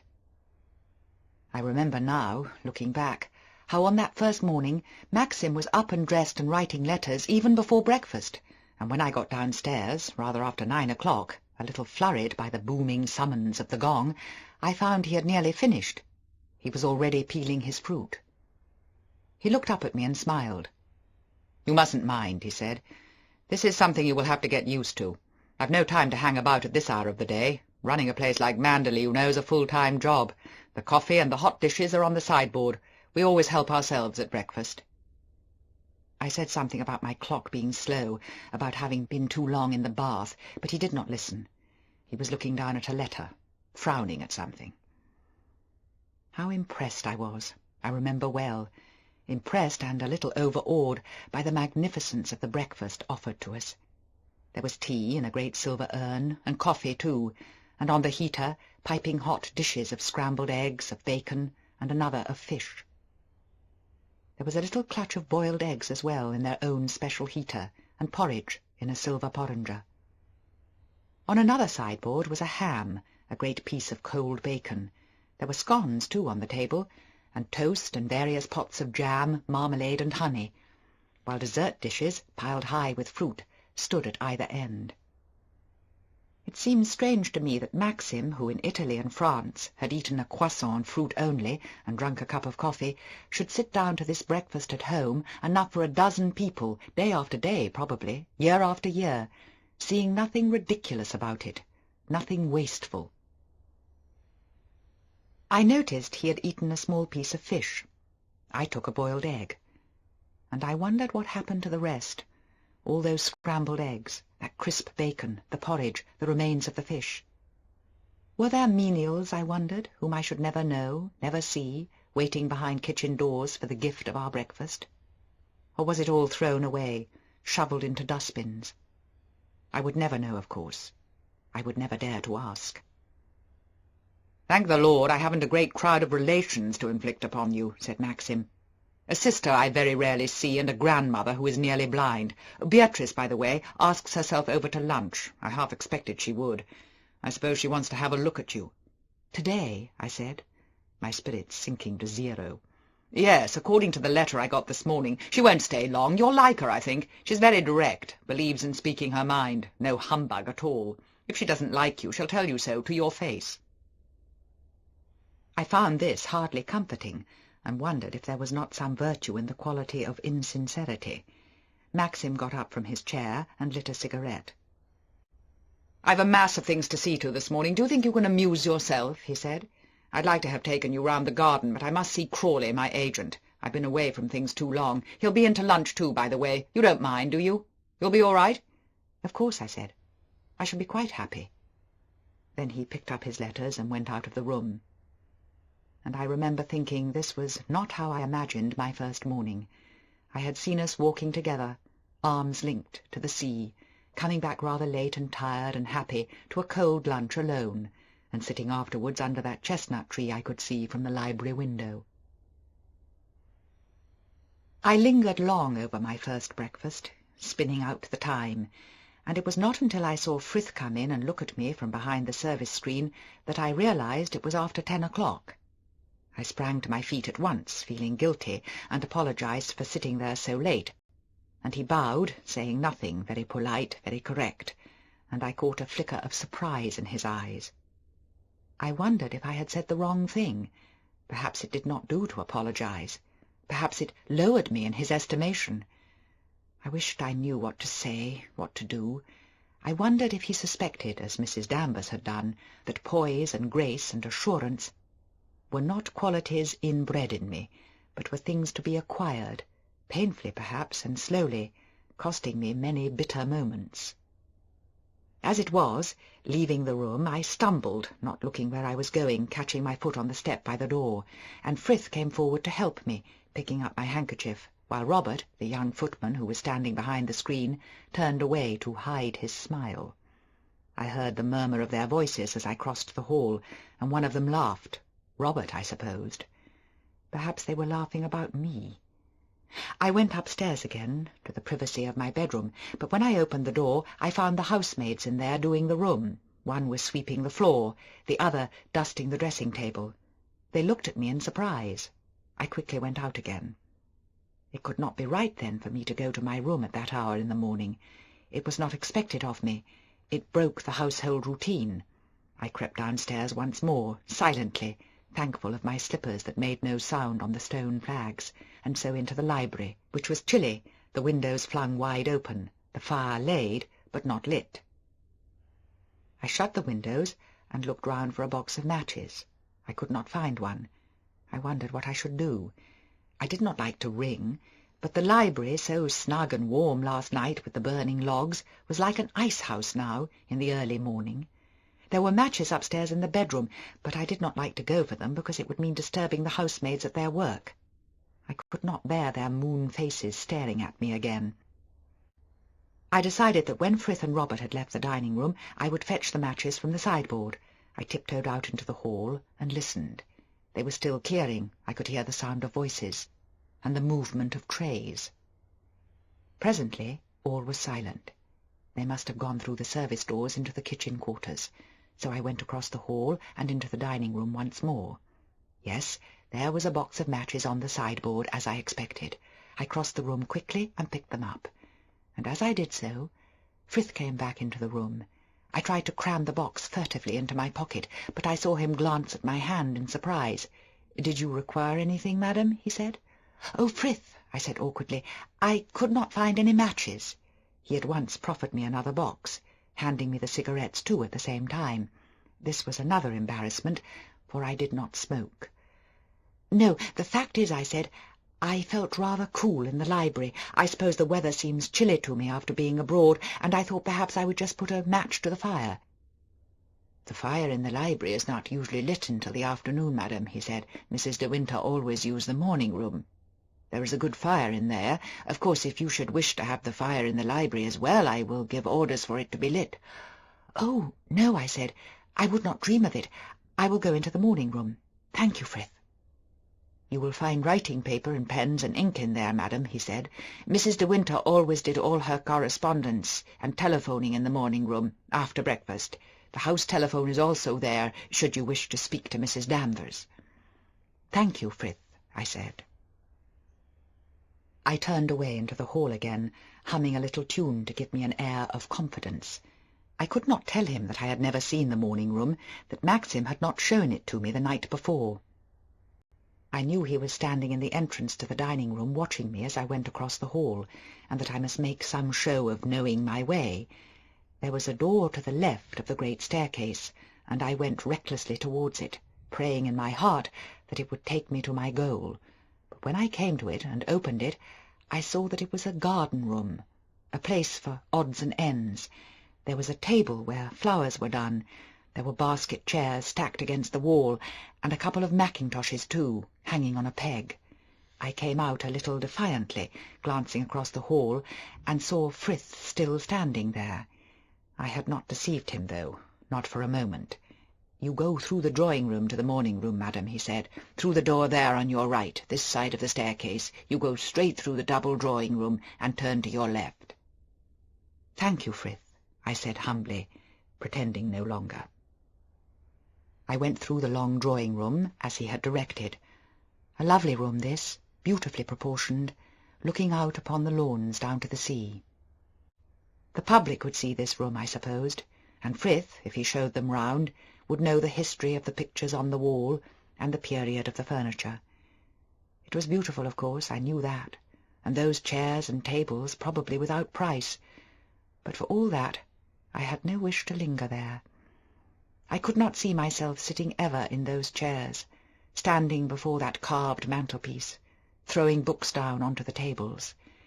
It had all the formality of a room in a museum, where alcoves were roped off, and a guardian, in cloak and hat, like the guides in the French chateau, sat in a chair beside the door.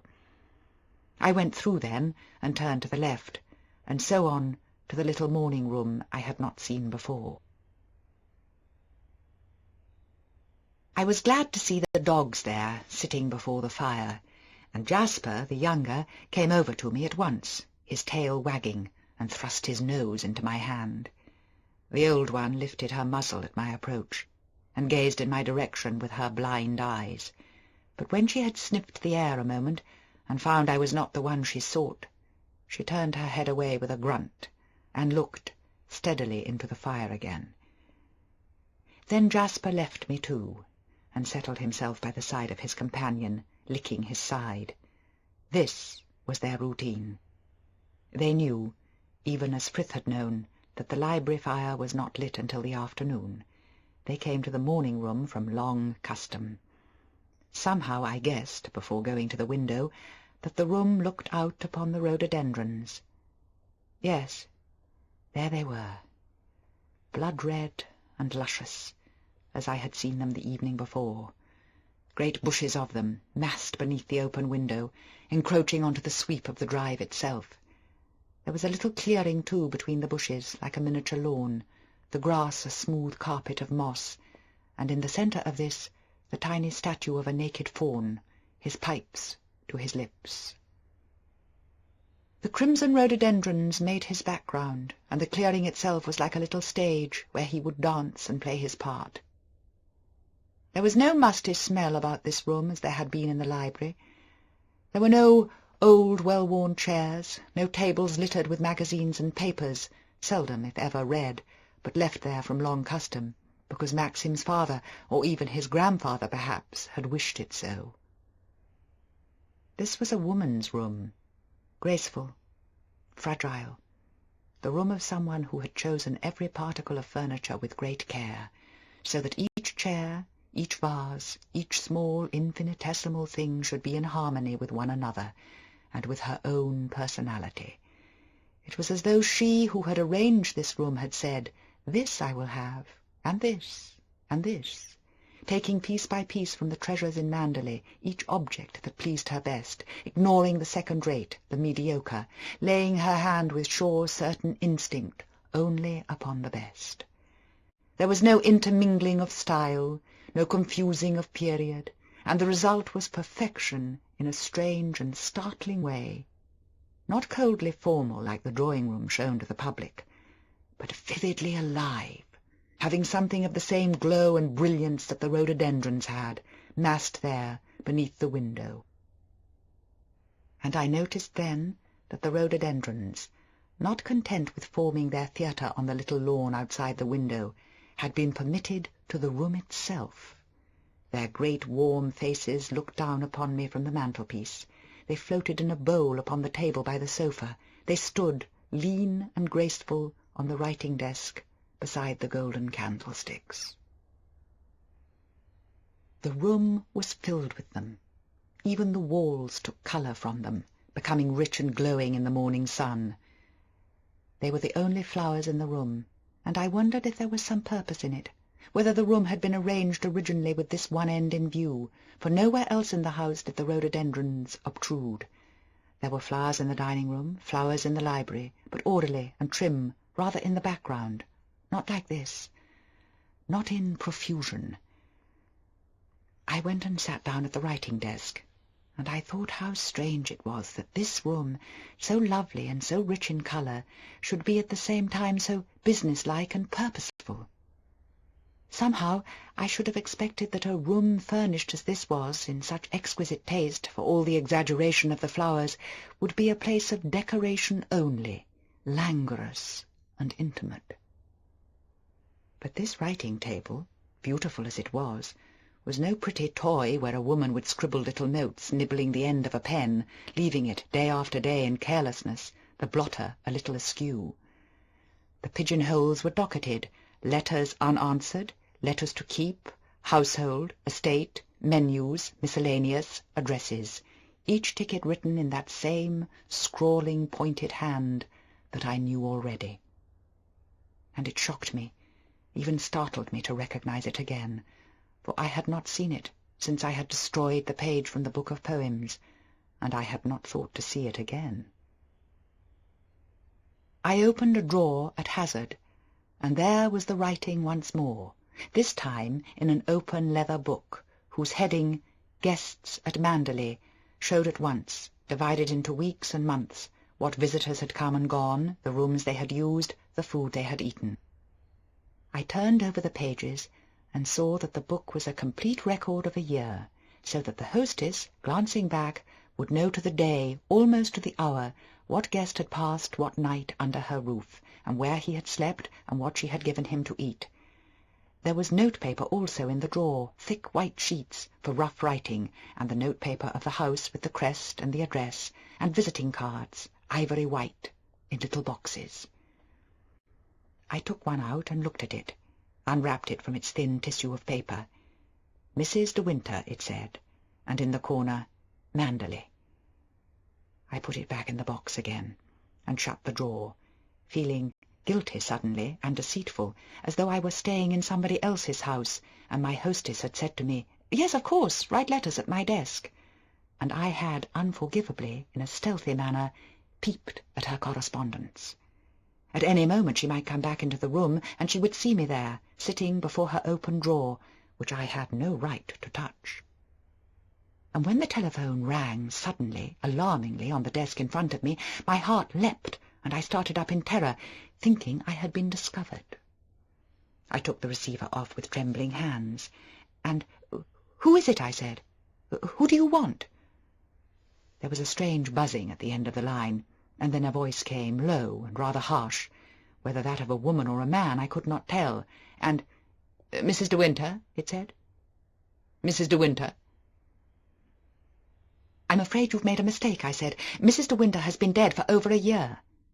I sat there, waiting, staring stupidly into the mouthpiece, and it was not until the name was repeated again, the voice incredulous, slightly raised, that I became aware, with a rush of colour to my face, that I had blundered irretrievably, and could not take back my words. "It's Mrs. Danvers, madam," said the voice. "I'm speaking to you on the house telephone." My faux pas was so palpably obvious, so idiotic and unpardonable, that to ignore it would show me to be an even greater fool, if possible, than I was already. "I'm sorry, Mrs. Danvers," I said, stammering, my words tumbling over one another. The telephone startled me. I didn't know what I was saying. I didn't realize the call was for me, and I never noticed I was speaking on the house telephone. "I'm sorry to have disturbed you, madam," she said. And she knows, I thought. She guesses I have been looking through the desk. "I only wondered whether you wished to see me, and whether you approved of the menus for today." "Oh," I said, "oh, I'm sure I do. That is, I'm sure I approve of the menus. Just order what you like, Mrs. Danvers. You needn't bother to ask me." "It would be better, I think, if you read the list," continued the voice. "You will find the menu of the day on the blotter beside you." I searched feverishly about me on the desk, and found at last a sheet of paper I had not noticed before. I glanced hurriedly through it. Curried prawns, roast veal, asparagus, cold chocolate mousse. Was this lunch or dinner? I could not see. Lunch, I suppose. "Yes, Mrs. Danvers," I said, "very suitable, very nice indeed." "If you wish anything changed, please say so," she answered, "and I will give orders at once. You will notice I have left a blank space beside the sauce, for you to mark your preference. I was not sure what sauce you are used to having served with the roast veal.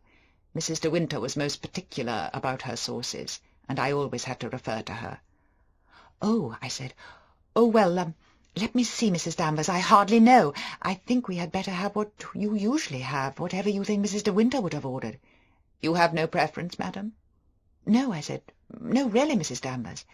I rather think Mrs. de Winter would have ordered a wine sauce, madam." "We will have the same, then, of course," I said. "I'm very sorry I disturbed you while you were writing, madam." "You didn't disturb me at all," I said. "Please don't apologize." "The post leaves at midday, and Robert will come for your letters and stamp them himself," she said. "All you have to do is ring through to him on the telephone if you have anything urgent to be sent, and he will give orders for them to be taken into the post-office immediately." "Thank you, Mrs. Danvers," I said. I listened for a moment, but she said no more, and then I heard a little click at the end of the telephone, which meant she had replaced the receiver. I did the same. Then I looked down again at the desk, and the notepaper ready for use upon the blotter. In front of me stared the ticketed pigeon-holes, and the words upon them, letters unanswered, estate, miscellaneous, were like a reproach to me for my idleness. She who sat here before me had not wasted her time as I was doing.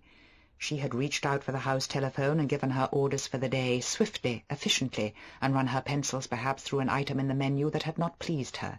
She had not said, "Yes, Mrs. Danvers, and of course, Mrs. Danvers," as I had done. And then, when she had finished, she began her letters, 5, 6, 7 perhaps, to be answered, all written in that same curious slanting hand I knew so well. She would tear off sheet after sheet of that smooth white paper, using it extravagantly because of the long strokes she made when she wrote. And at the end of each of her personal letters she put her signature, Rebecca, that tall, sloping R, dwarfing its fellows. I drummed with my fingers on the desk. The pigeon-holes were empty now. There were no letters unanswered waiting to be dealt with, no bills to pay that I knew anything about. If I had anything urgent, Mrs. Danvers said I must telephone through to Robert, and he would give orders for it to be taken to the post. I wondered how many urgent letters Rebecca used to write, and who they were written to. Dressmakers, perhaps. I must have the white satin on Tuesday without fail, or to her hairdresser. I shall be coming up next Friday and want an appointment at 3 o'clock with Monsieur Antoine himself. Shampoo, massage, set, and manicure. No, letters of that type would be a waste of time. She would have a call put through to London. Frith would do it. Frith would say, "I am speaking for Mrs. de Winter." I went on drumming with my fingers on the desk. I could think of nobody to write to. Only Mrs. Van Hopper. And there was something foolish, rather ironical, in the realization that here I was, sitting at my own desk, in my own home, with nothing better to do than to write a letter to Mrs. Van Hopper, a woman I disliked, whom I should never see again. I pulled a sheet of notepaper towards me. I took up the narrow, slender pen, with the bright, pointed nib. "Dear Mrs. Van Hopper," I began. And as I wrote, in halting, laboured fashion, saying I hoped the voyage had been good, that she had found her daughter better, that the weather in New York was fine and warm, I noticed for the first time how cramped and unformed was my own handwriting. Without individuality, without style, uneducated even, the writing of an indifferent pupil taught in a second-rate school. Chapter 9. When I heard the sound of the car in the drive, I got up in sudden panic, glancing at the clock, for I knew that it meant Beatrice and her husband had arrived. It was only just gone 12. They were much earlier than I expected, and Maxim was not back yet. I wondered if it would be possible to hide, to get out of the window into the garden, so that Frith, bringing them to the morning-room, would say, "Madam must have gone out," and it would seem quite natural. They would take it as a matter of course. The dogs looked up inquiringly as I ran to the window, and Jasper followed me, wagging his tail. The window opened out onto the terrace and the little grass clearing beyond, but as I prepared to brush past the rhododendrons, the sound of voices came close, and I backed again into the room. They were coming to the house by way of the garden, Frith having told them doubtless that I was in the morning-room. I went quickly into the big drawing-room and made for a door near me on the left. It led into a long stone passage, and I ran along it, fully aware of my stupidity, despising myself for this sudden attack of nerves. But I knew I could not face these people, not for a moment anyway. The passage seemed to be taking me to the back regions, and as I turned a corner, coming upon another staircase, I met a servant I had not seen before, a scullery maid perhaps. She carried a mop and pail in her hands. She stared at me in wonder, as though I were a vision, unexpected in this part of the house. And "Good morning," I said, in great confusion, making for the stairway. "And good morning, madam," she returned, her mouth open, her round eyes inquisitive as I climbed the stairs. They would lead me, I supposed, to the bedrooms, and I could find my suite in the east wing, and sit up there a little while until I judged it nearly time for lunch, when good manners would compel me to come down again. I must have lost my bearings, for passing through a door at the head of the stairs, I came to a long corridor that I had not seen before, similar in some ways to the one in the east wing, but broader and darker, dark owing to the panelling of the walls. I hesitated, then turned left, coming upon a broad landing and another staircase. It was very quiet and dark. No one was about. If there had been housemaids here during the morning, they had finished their work by now and gone downstairs. There was no trace of their presence, no lingering dust smell of carpets lately swept, and I thought, as I stood there, wondering which way to turn, that the silence was unusual, holding something of the same oppression as an empty house does when the owners have gone away. I opened a door at hazard and found a room in total darkness, no chink of light coming through the closed shutters, while I could see dimly in the centre of the room the outline of furniture swathed in white dust-sheets. The room smelt close and stale, the smell of a room seldom if ever used, whose ornaments are herded together in the centre of a bed and left there covered with a sheet. It might be, too, that the curtain had not been drawn from the window since some preceding summer, and if one crossed there now and pulled them aside, opening the creaking shutters, a dead moth who had been imprisoned behind them for many months would fall to the carpet and lie there, beside a forgotten pin and a dried leaf, blown there before the windows were closed for the last time. I shut the door softly and went uncertainly along the corridor, flanked on either side by doors, all of them closed, until I came to a little alcove set in an outside wall where a broad window gave me light at last. I looked out, and I saw below me the smooth grass lawn stretching to the sea, and the sea itself, bright green with white-tipped crests, whipped by a westerly wind and scudding from the shore. It was closer than I had thought, much closer. It ran surely beneath that little knot of trees below the lawns, barely 5 minutes away, and if I listened now, my ear to the window, I could hear the surf breaking on the shores of some little bay I could not see. I knew then I had made the circuit of the house, and was standing in the corridor of the west wing. Yes, Mrs. Danvers was right. You could hear the sea from here. You might imagine in the winter it would creep up onto those green lawns and threaten the house itself, for even now, because of the high wind, there was a mist upon the window-glass, as though someone had breathed upon it, a mist, salt-laden, borne upwards from the sea. A hurrying cloud hid the sun for a moment as I watched, and the sea changed colour instantly, becoming black, and the white crests with them, very pitiless suddenly, and cruel. Not the gay, sparkling sea I had looked on first. Somehow I was glad my rooms were in the east wing. I preferred the rose garden after all to the sound of the sea. I went back to the landing then at the head of the stairs, and as I prepared to go down, one hand upon the banister, I heard the door behind me open, and it was Mrs. Danvers.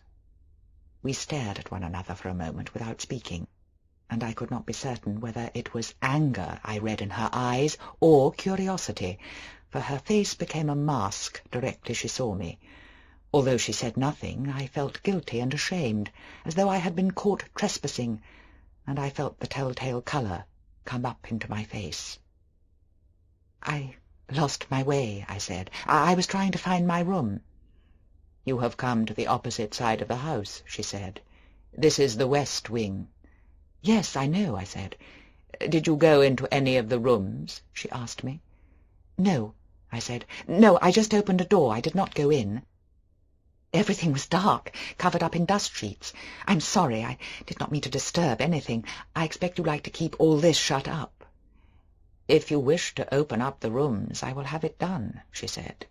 "You have only to tell me. The rooms are all furnished, and can be used."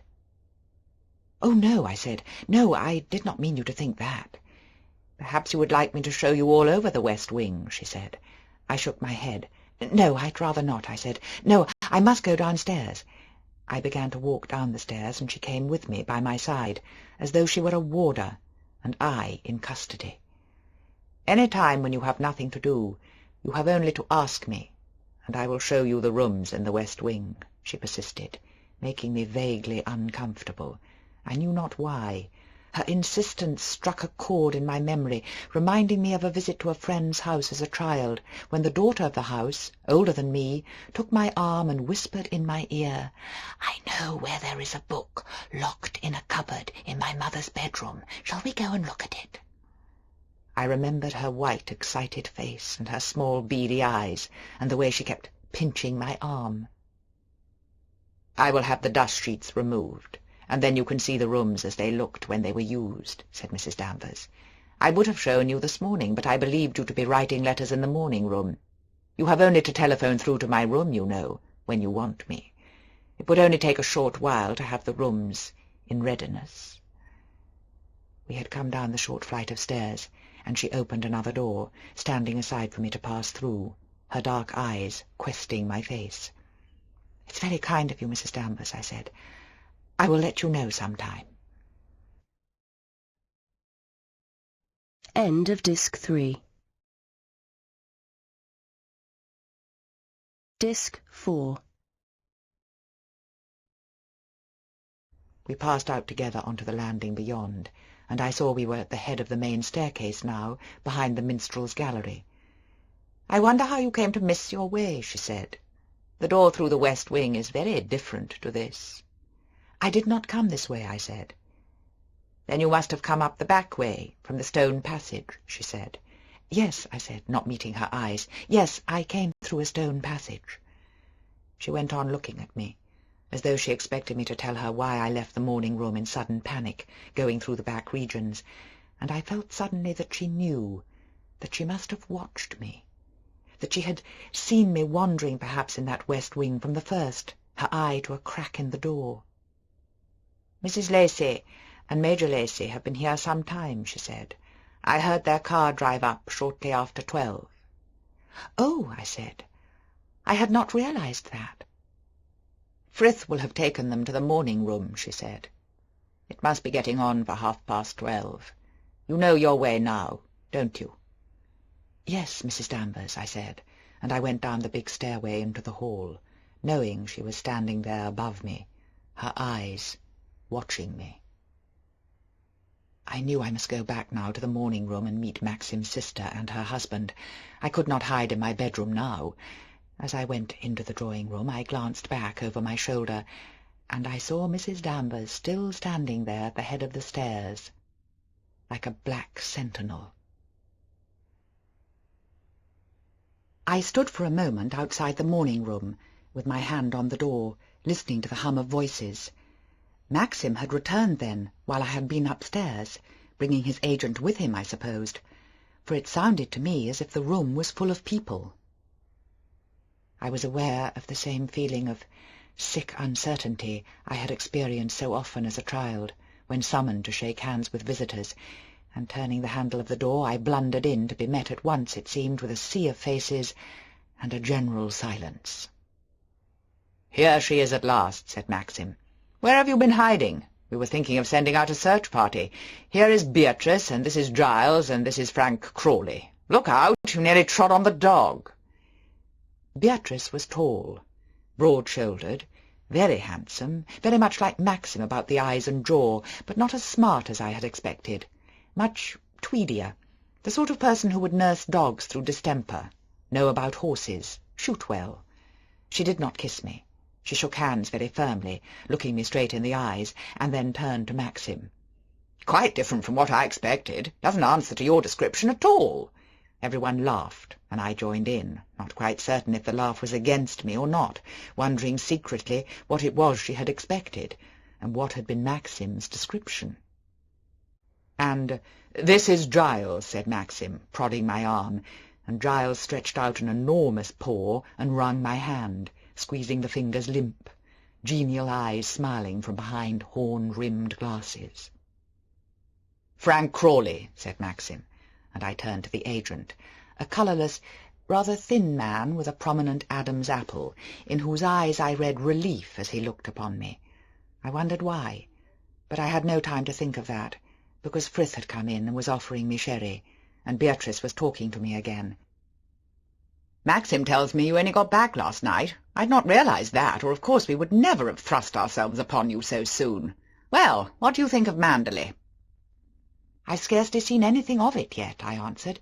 "It's beautiful, of course." She was looking me up and down, as I had expected, but in a direct, straightforward fashion, not maliciously like Mrs. Danvers, not with unfriendliness. She had a right to judge me. She was Maxim's sister, and Maxim himself came to my side now, putting his arm through mine, giving me confidence. "You're looking better, old man," she said to him, her head on one side, considering him.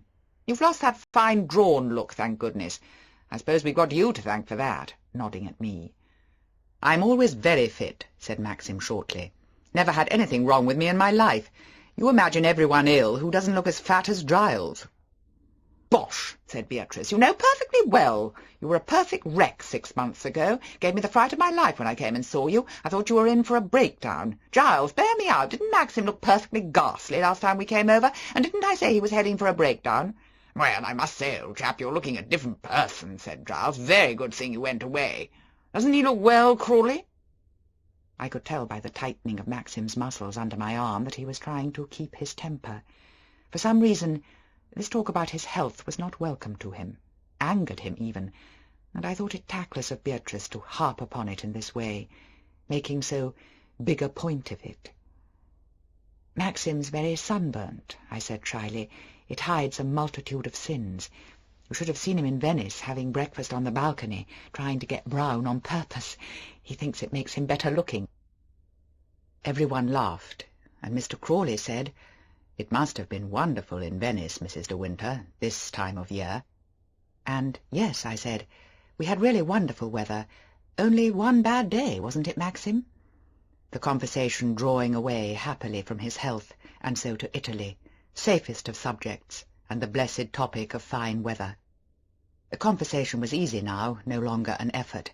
Maxim and Giles and Beatrice were discussing the running of Maxim's car, and Mr. Crawley was asking if it were true that there were no more gondolas in the canals now, only motor-boats.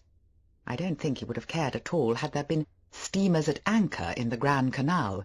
He was saying this to help me. It was his contribution to the little effort of steering the talk away from Maxim's health, and I was grateful to him, feeling him an ally for all his dull appearance. "Jasper wants exercise," said Beatrice, stirring the dog with her foot. "He's getting much too fat, and he's barely 2 years old. What do you feed him on, Maxim?" "My dear Beatrice, he has exactly the same routine as your dog," said Maxim. "Don't show off and make out you know more about animals than I do."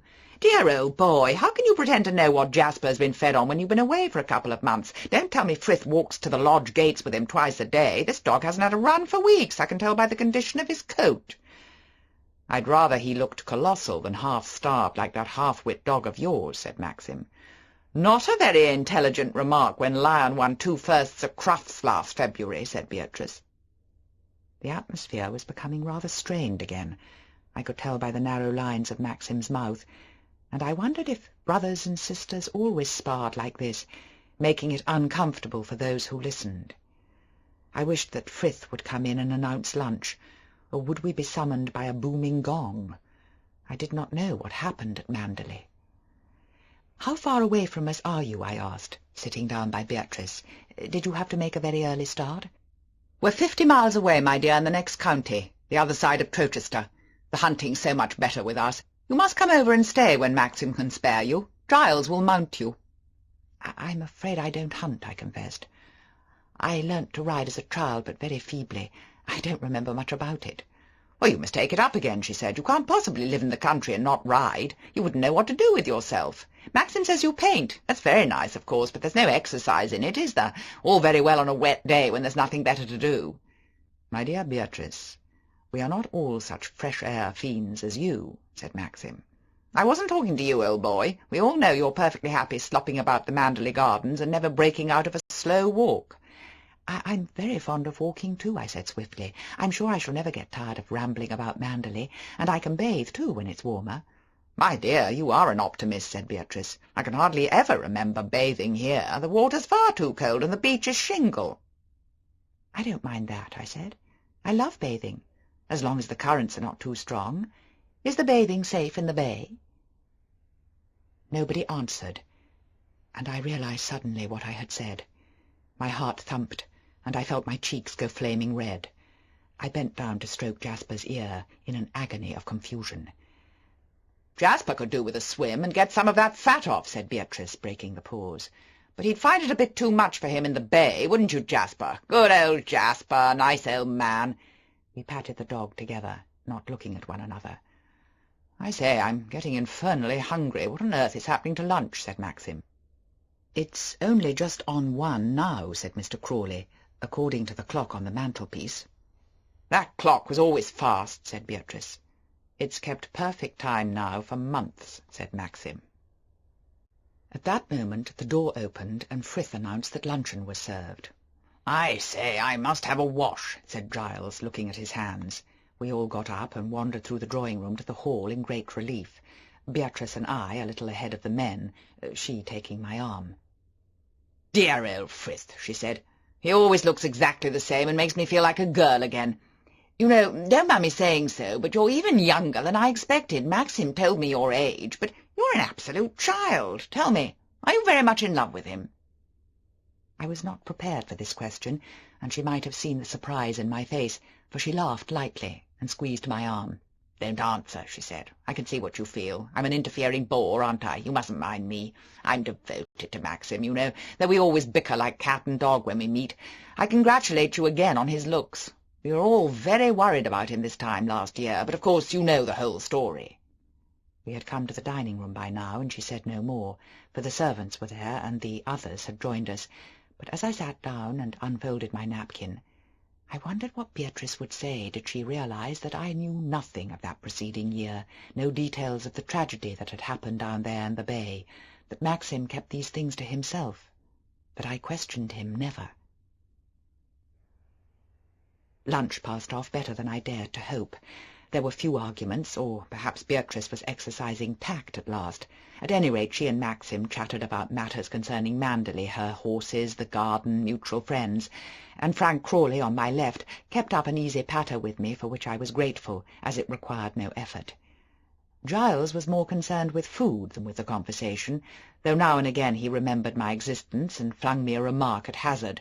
"Same cook, I suppose, Maxim," he said, when Robert had offered him the cold souffle for the second time. "I always tell B. Manderley's the only place left in England where one can get decent cooking. I remember this souffle of old." "I think we change cooks periodically," said Maxim, "but the standard of cooking remains the same. Mrs. Danvers has all the recipes. She tells them what to do." "Amazing woman, that Mrs. Danvers," said Giles, turning to me. "Don't you think so?" "Oh, yes," I said. "Mrs. Danvers seems to be a wonderful person." "She's no oil painting, though, is she?" said Giles, and he roared with laughter. Frank Crawley said nothing, and looking up I saw Beatrice watching me. She turned away then, and began talking to Maxim. "Do you play golf at all, Mrs. de Winter?" said Mr. Crawley. "No, I'm afraid I don't," I answered, glad that the subject had been changed again, that Mrs. Danvers was forgotten. And even though I was no player, knew nothing of the game, I was prepared to listen to him as long as he pleased. There was something solid and safe and dull about golf. It could not bring us into any difficulties. We had cheese and coffee, and I wondered whether I was supposed to make a move. I kept looking at Maxim, but he gave no sign, and then Giles embarked upon a story rather difficult to follow about digging a car out of a snowdrift. What had started the train of thought I could not tell, and I listened to him politely, nodding my head now and again and smiling, aware of Maxim becoming restive at his end of the table. At last he paused, and I caught Maxim's eye. He frowned very slightly and jerked his head towards the door. I got up at once, shaking the table clumsily as I moved my chair, and upsetting Giles's glass of port. "Oh, dear," I said, hovering, wondering what to do, reaching ineffectively for my napkin. But "All right, Frith will deal with it," said Maxim. "Don't add to the confusion. Beatrice, take her out in the garden. She's scarcely seen the place yet." He looked tired, rather jaded. I began to wish none of them had come. They had spoiled our day, anyway. It was too much of an effort just as we returned. I felt tired, too, tired and depressed. Maxim had seemed almost irritable when he suggested we should go into the garden. What a fool I had been upsetting that glass of port. We went out onto the terrace and walked down onto the smooth green lawns. "I think it's a pity you came back to Manderley so soon," said Beatrice. "It would have been far better to potter about in Italy for 3 or 4 months and then come back in the middle of the summer. Done Maxim a power of good, too, besides being easier from your point of view. I can't help feeling it's going to be rather a strain here for you at first." "Oh, I don't think so," I said. "I know I shall come to love Manderley." She did not answer, and we strolled backwards and forwards on the lawns. "Tell me a bit about yourself," she said at last. "What was it you were doing in the south of France?" "Living with some appalling American woman, Maxim said." I explained about Mrs. Van Hopper and what had led to it, and she seemed sympathetic but a little vague, as though she was thinking of something else. "Yes," she said when I paused. "It all happened very suddenly, as you say. But of course we were all delighted, my dear, and I do hope you will be happy." "Thank you, Beatrice," I said. "Thank you very much." I wondered why she said she hoped we would be happy, instead of saying she knew we would be so. She was kind, she was sincere. I liked her very much, but there was a tiny doubt in her voice that made me afraid. "When Maxim wrote and told me," she went on, taking my arm, "and said he had discovered you in the south of France and you were very young, very pretty, I must admit it gave me a bit of a shock. Of course we all expected a social butterfly, very modern and plastered with paint. The sort of girl you expected to meet in those sort of places. When you came into the morning room before lunch, you could have knocked me down with a feather." She laughed, and I laughed with her. But she did not say whether or not she was disappointed in my appearance, or relieved. "Poor Maxim," she said. "He went through a ghastly time, and let's hope you've made him forget about it. Of course he adores Manderley." Part of me wanted her to continue her train of thought, to tell me more of the past, naturally and easily like this, and something else, way back in my mind, did not want to know, did not want to hear. "We're not a bit alike, you know," she said. "Our characters are poles apart. I show everything on my face, whether I like people or not, whether I'm angry or pleased. There's no reserve about me. Maxim is entirely different, very quiet, very reserved. You never know what's going on in that funny mind of his. I lose my temper on the slightest provocation, flare up, and then it's all over. Maxim loses his temper once or twice in a year, and when he does, my God, he does lose it. I don't suppose he ever will with you. I should think you're a placid little thing." She smiled and pinched my arm, and I thought about being placid. How quiet and comfortable it sounded. Someone with knitting on her lap, with calm, unruffled brow. Someone who was never anxious, never tortured by doubt and indecision. Someone who never stood as I did, hopeful, eager, frightened, tearing at bitten nails, uncertain which way to go, what star to follow. "You won't mind me saying so, will you?" she went on, "but I think you ought to do something to your hair. Why don't you have it waved? It's so very lanky, isn't it, like that? Must look awful under a hat. Why don't you sweep it back behind your ears?" I did so obediently, and waited for her approval. She looked at me critically, her head on one side. "No," she said. "No, I think that's worse. It's too severe and doesn't suit you. No, all you need is a wave, just to pinch it up. I never have cared for that Joan of Arc business, or whatever they call it. What does Maxim say? Does he think it suits you?" I don't know," I said. "He's never mentioned it." "Oh, well," she said, "perhaps he likes it. Don't go by me. Tell me, did you get any clothes in London or Paris?" "No," I said. "We had no time. Maxim was anxious to get home, and I can always send for catalogues." "I can tell by the way you dress that you don't care a hoot what you wear," she said. I glanced at my flannel skirt apologetically. "I do," I said. "I'm very fond of nice things. I've never had much money to spend on clothes up to now." "I wonder Maxim did not stay a week or so in London and get you something decent to wear," she said. "I must say I think it's rather selfish of him. So unlike him, too. He's generally so particular." "Is he?" I said. "He's never seemed particular to me. I don't think he notices what I wear at all. I don't think he minds." "Oh," she said. "Oh, well, he must have changed, then." She looked away from me and whistled to Jasper, her hands in her pockets, and then stared up at the house above us. "You're not using the west wing, then?" she said.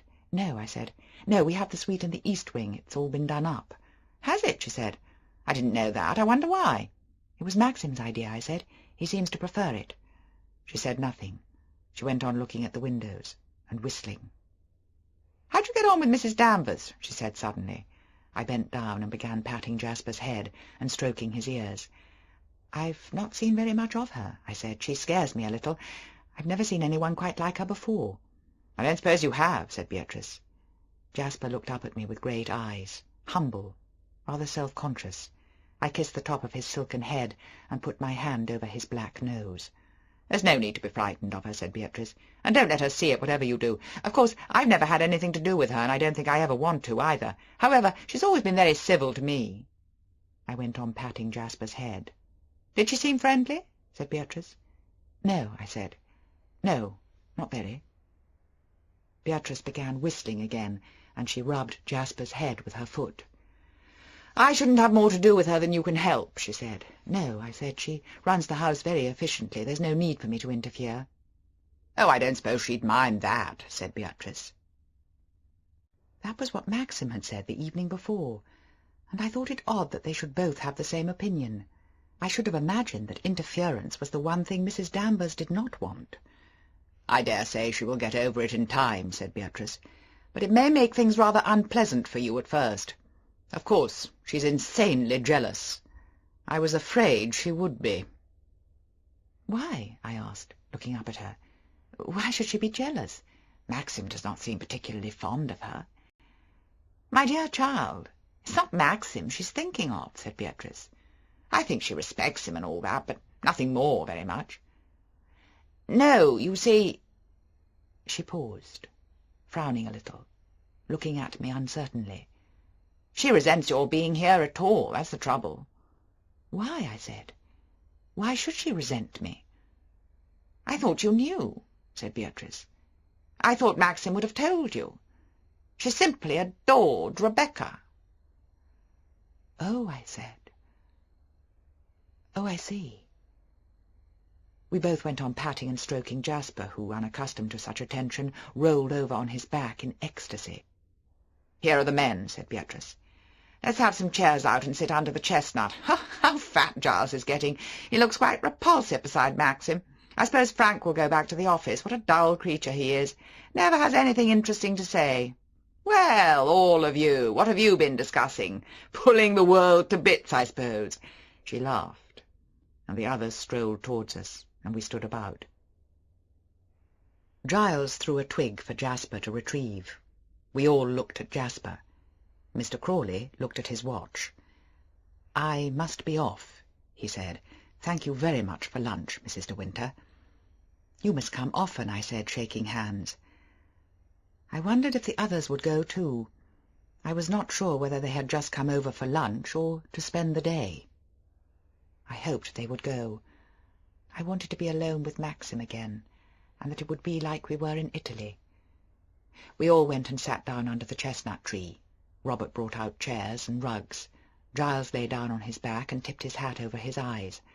After a while he began to snore, his mouth open. "Shut up, Giles," said Beatrice. "I'm not asleep," he muttered, opening his eyes and shutting them again. I thought him unattractive. I wondered why Beatrice had married him. She could never have been in love with him. Perhaps that was what she was thinking about me. I caught her eye upon me now and again, puzzled, reflective, as though she was saying to herself, "What on earth does Maxim see in her?" But kind at the same time, not unfriendly. They were talking about their grandmother. "We must go over and see the old lady," Maxim was saying. "And she's getting gaga," said Beatrice. "Drops food all down her chin, poor darling." I listened to them both, leaning against Maxim's arm, rubbing my chin on his sleeve. He stroked my hand absently, not thinking, talking to Beatrice. That's what I do to Jasper, I thought. I'm being like Jasper now, leaning against him. He pats me now and again when he remembers, and I'm pleased, and I get closer to him for a moment. He likes me in the way I like Jasper. The wind had dropped. The afternoon was drowsy, peaceful. The grass had been new-mown. It smelt sweet and rich, like summer. A bee droned above Giles's head, and he flicked at it with his hat. Jasper sloped in to join us, too warm in the sun, his tongue lolling from his mouth. He flopped beside me and began licking his side, his large eyes apologetic. The sun shone on the mullioned windows of the house, and I could see the green lawns and the terrace reflected in them. Smoke curled thinly from one of the near chimneys, and I wondered if the library fire had been lit, according to routine. A thrush flew across the lawn to the magnolia tree outside the dining-room window. I could smell the faint, soft magnolia scent as I sat here on the lawn. Everything was quiet and still. Very distant now came the washing of the sea in the bay below. The tide must have gone out. The bee droned over us again, pausing to taste the chestnut blossom above our heads. This is what I always imagined, I thought. This is how I hoped it would be, living at Manderley. I wanted to go on sitting there, not talking, not listening to the others, keeping the moment precious for all time, because we were peaceful, all of us. We were content and drowsy even as the bee who droned above our heads. In a little while it would be different. I would come tomorrow, and the next day, and another year, and we would be changed perhaps, never sitting quite like this again. Some of us would go away, or suffer, or die. The future stretched away in front of us, unknown, unseen, not perhaps what we wanted, not what we planned. This moment was safe, though. This could not be touched. Here we sat together, Maxim and I, hand in hand, and the past and the future mattered not at all. This was secure, this funny fragment of time he would never remember, never think about again. He would not hold it sacred. He was talking about cutting away some of the undergrowth in the drive, and Beatrice agreed, interrupting with some suggestion of her own and throwing a piece of grass at Giles at the same time. For them it was just after lunch, 3:15 on a haphazard afternoon, like any hour, like any day. They did not want to hold it close, imprisoned and secure, as I did. They were not afraid. "Well, I suppose we ought to be off," said Beatrice, brushing the grass from her skirt. "I don't want to be late. We've got the Cartwrights dining." "How's old Vera?" asked Maxim. "Oh, same as ever. Always talking about her health. He's getting very old. They're sure to ask all about you both." "Give them my love," said Maxim. We got up. Giles shook the dust off his hat. Maxim yawned and stretched. The sun went in. I looked up at the sky. It had changed already. A mackerel sky. Little clouds scurrying in formation, line upon line. "Wind's backing," said Maxim. "I hope we don't run into rain," said Giles. "I'm afraid we've had the best of the day," said Beatrice. We wandered slowly towards the drive and the waiting car. "You haven't seen what's been done to the east wing," said Maxim. "Come upstairs," I suggested. "It won't take a minute." We went into the hall and up the big staircase, the men following behind. It seemed strange that Beatrice had lived here for so many years. She had run down these same stairs as a little girl with her nurse. She had been born here, bred here. She knew it all. She belonged here more than I should ever do. She must have many memories locked inside her heart. I wondered if she ever thought about the days that were gone, ever remembered the lanky pig-tailed child that she had been once, so different from the woman she had become, 45 now, vigorous and settled in her ways, another person. We came to the rooms, and Giles, stooping under the low doorway, said, "How very jolly! This is a great improvement, isn't it, Bee?" "I say, old boy, you have spread yourself," said Beatrice. "New curtains, new beds, new everything. You remember, Giles, we had this room that time you were laid up with your leg. It was very dingy then. Of course, Mother never had much idea of comfort. And then you never put people here, did you, Maxim, except when there was an overflow? The bachelors were always dumped here. Well, it's charming, I must say. Looks over the rose garden, too, which was always an advantage. May I powder my nose?" The men went downstairs, and Beatrice peered in the mirror. "Did old Danvers do all this for you?" she said. "Yes," I said. "I think she's done it very well." "So she should with her training," said Beatrice. "I wonder what on earth it cost. A pretty packet, I bet. Did you ask?" "No, I'm afraid I did not," I said. "I don't suppose it worried Mrs Danvers," said Beatrice. "Do you mind if I use your comb? These are nice brushes. Wedding present?" "Maxim gave them to me." I like them." "We must give you something, of course. What do you want?" "Oh, I don't really know. You mustn't bother," I said. "My dear, don't be absurd. I'm not one to grudge you a present, even though we weren't asked to your wedding." "I hope you did not mind about that. Maxim wanted it to be abroad." "Of course not. Very sensible of you both. After all, it wasn't as though—" She stopped in the middle of her sentence and dropped her bag. "Damn, have I broken the catch?" "No, all's well. What was I saying? I can't remember. Oh, yes, wedding presents. We must think of something. You probably don't care for jewellery." I did not answer. "It's so different from the ordinary young couple," she said. "The daughter of a friend of mine got married the other day, and of course they were started off in the usual way, with linen and coffee sets and dining-room chairs and all that. I gave rather a nice standard lamp. Cost me £5 at Harrods. If you do go up to London to buy clothes, mind you go to my woman, Madame Carew. She has damn good taste, and she doesn't rook you." She got up from the dressing-table and pulled at her skirt. "Do you suppose you'll have a lot of people down?" she said. "I don't know. Maxim hasn't said." "Funny old boy. One never quite knows with him. At one time one could not get a bed in the house. The place would be chock-a-block. I can't somehow see you—" She stopped abruptly and patted my arm. "Oh, well," she said, "we'll see. It's a pity you don't ride or shoot. You miss such a lot." "You don't sail by any chance, do you?" "No," I said. "Thank God for that," she said. She went to the door, and I followed her down the corridor. "Come and see us if you feel like it," she said. "I always expect people to ask themselves. Life's too short to send out invitations." "Thank you very much," I said. We came to the head of the stairs, looking down upon the hall. The men were standing on the steps outside. "Come on, Bee," shouted Giles. "I felt a spot of rain, so we've put on the cover. Maxim says the glass is falling."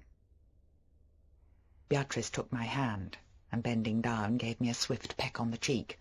"Good-bye," she said. "Forgive me if I've asked you a lot of rude questions, my dear, and said all sorts of things I shouldn't. Tact was never my strong point, as Maxim will tell you. And as I told you before, you're not a bit what I expected."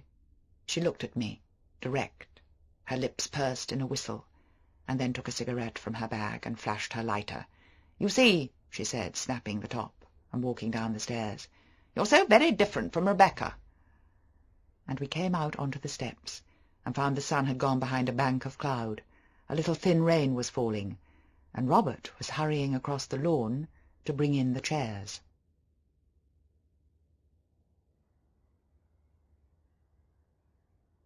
Chapter 10. We watched the car disappear round the sweep of the drive, and then Maxim took my arm and said, "Thank God, that's that. Get a coat quickly and come out. Damn the rain. I want a walk. I can't stand this sitting about." He looked white and strained, and I wondered why the entertaining of Beatrice and Giles, his own sister and brother-in-law, should have tired him so. "Wait while I run upstairs for my coat," I said. "There's a heap of mackintoshes in the flower-room. Get one of them," he said impatiently. "Women are always half an hour when they go to their bedrooms. Robert, fetch a coat from the flower-room, will you, for Mrs de Winter? There must be half a dozen raincoats hanging there, left by people at one time or another." He was already standing in the drive and calling to Jasper. "Come on, you lazy little beggar, and take some of that fat off." Jasper ran round in circles, barking hysterically at the prospect of his walk. "Shut up, you idiot," said Maxim. "What on earth is Robert doing?" Robert came running out of the hall carrying a raincoat, and I struggled into it hurriedly, fumbling with the collar. It was too big, of course, and too long, but there was no time to change it, and we set off together across the lawn to the woods, Jasper running in front. "I find a little of my family goes a very long way," said Maxim. "Beatrice is one of the best people in the world, but she invariably puts her foot in it." I was not sure where Beatrice had blundered, and thought it better not to ask. Perhaps he still resented the chat about his health before lunch. "What did you think of her?" he went on. "I liked her very much," I said. "She was very nice to me." "What did she talk to you about, out here, after lunch?" "Oh, I don't know. I think I did most of the talking. I was telling her about Mrs. Van Hopper, and how you and I met, and all that. She said I was quite different from what she expected." "What the devil did she expect?" "Someone much smarter, more sophisticated, I imagine. A social butterfly," she said. Maxim did not answer for a moment. He bent down and threw a stick for Jasper. "Beatrice can sometimes be infernally unintelligent," he said. We climbed the grass bank above the lawns and plunged into the woods. The trees grew very close together, and it was dark. We trod upon broken twigs and last year's leaves, and here and there the fresh green stubble of the young bracken, and the shoots of the bluebells soon to blossom. Jasper was silent now, his nose to the ground. I took Maxim's arm. "Do you like my hair?" I said. He stared down at me in astonishment. "Your hair?" he said. "Why on earth do you ask? Of course I like it. What's the matter with it?" "Oh, nothing," I said. I just wondered." "How funny you are," he said. We came to a clearing in the woods, and there were two paths, going in opposite directions. Jasper took the right-hand path without hesitation. "Not that way," called Maxim. "Come on, old chap." The dog looked back at us and stood there, wagging his tail, but did not return. "Why does he want to go that way?" I asked. "I suppose he's used to it," said Maxim briefly. "It leads to a small cove, where we used to keep a boat. Come on, Jasper, old man." We turned into the left-hand path, not saying anything, and presently I looked over my shoulder and saw that Jasper was following us. "This brings us to the valley I told you about," said Maxim, "and you shall smell the azaleas. Never mind the rain, it will bring out the scent." He seemed all right again now, happy and cheerful, the Maxim I knew and loved, and he began talking about Frank Crawley and what a good fellow he was, so thorough and reliable and devoted to Manderley. This is better, I thought. This is like it was in Italy.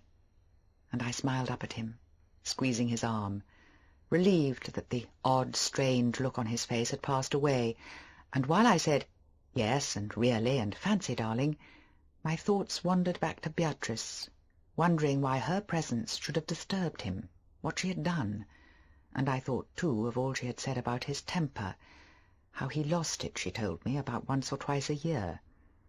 She must know him, of course, she was his sister, but it was not what I had thought, it was not my idea of Maxim.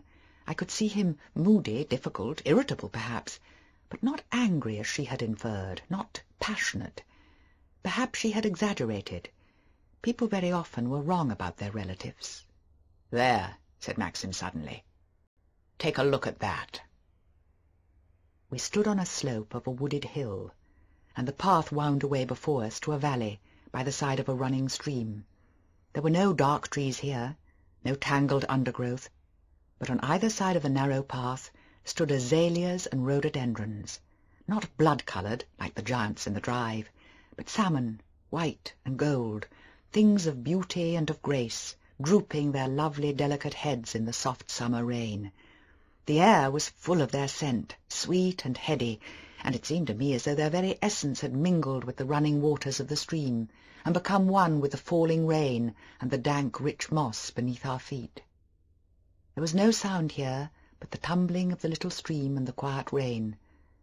When Maxim spoke, his voice was hushed too, gentle and low, as if he had no wish to break upon the silence.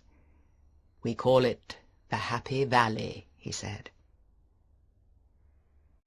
We stood quite still, not speaking, looking down upon the clear white faces of the flowers closest to us, and Maxim stooped and picked up a fallen petal and gave it to me.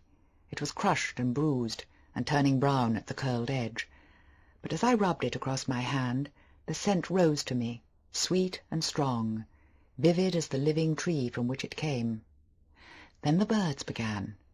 First a blackbird, his note clear and cool above the running stream, and after a moment he had an answer from his fellow hidden in the woods behind us, and soon the still air about us was made turbulent with song, pursuing us as we wandered down into the valley, and the fragrance of the white petals followed us too. It was disturbing, like an enchanted place. I had not thought it could be as beautiful as this. The sky, now overcast and sullen, so changed from the early afternoon, and the steady, insistent rain could not disturb the soft quietude of the valley. The rain and the rivulet mingled with one another, and the liquid note of the blackbird fell upon the damp air in harmony with them both. I brushed the dripping heads of azaleas as I passed. So close they grew together, bordering the path. Little drops of water fell onto my hands from the soaked petals. There were petals at my feet, too, brown and sodden, bearing their scent upon them still, and a richer, older scent as well, the smell of deep moss and bitter earth, the stems of bracken and the twisted buried roots of trees. I held Maxim's hand, and I had not spoken. The spell of the Happy Valley was upon me. This at last was the core of Manderley, the Manderley I would know and learn to love. The first drive was forgotten, the black herded woods, the glaring rhododendrons luscious and over-proud, and the vast house too, the silence of that echoing hall, the uneasy stillness of the west wing wrapped in dust-sheets. There I was an interloper, wandering in rooms that did not know me, sitting at a desk and in a chair that were not mine. Here it was different. The Happy Valley knew no trespassers. We came to the end of the path, and the flowers formed an archway above our heads. We bent down, passing underneath, and when I stood straight again, brushing the raindrops from my hair, I saw that the valley was behind us, and the azaleas and the trees, and, as Maxim had described to me that afternoon many weeks ago in Monte Carlo, we were standing in a little narrow cove, the shingle hard and white under our feet, and the sea was breaking on the shore beyond us. Maxim smiled down at me, watching the bewilderment on my face. "It's a shock, isn't it?" he said. "No one ever expects it. The contrast is too sudden. It almost hurts." He picked up a stone and flung it across the beach for Jasper. "Fetch it, good man!"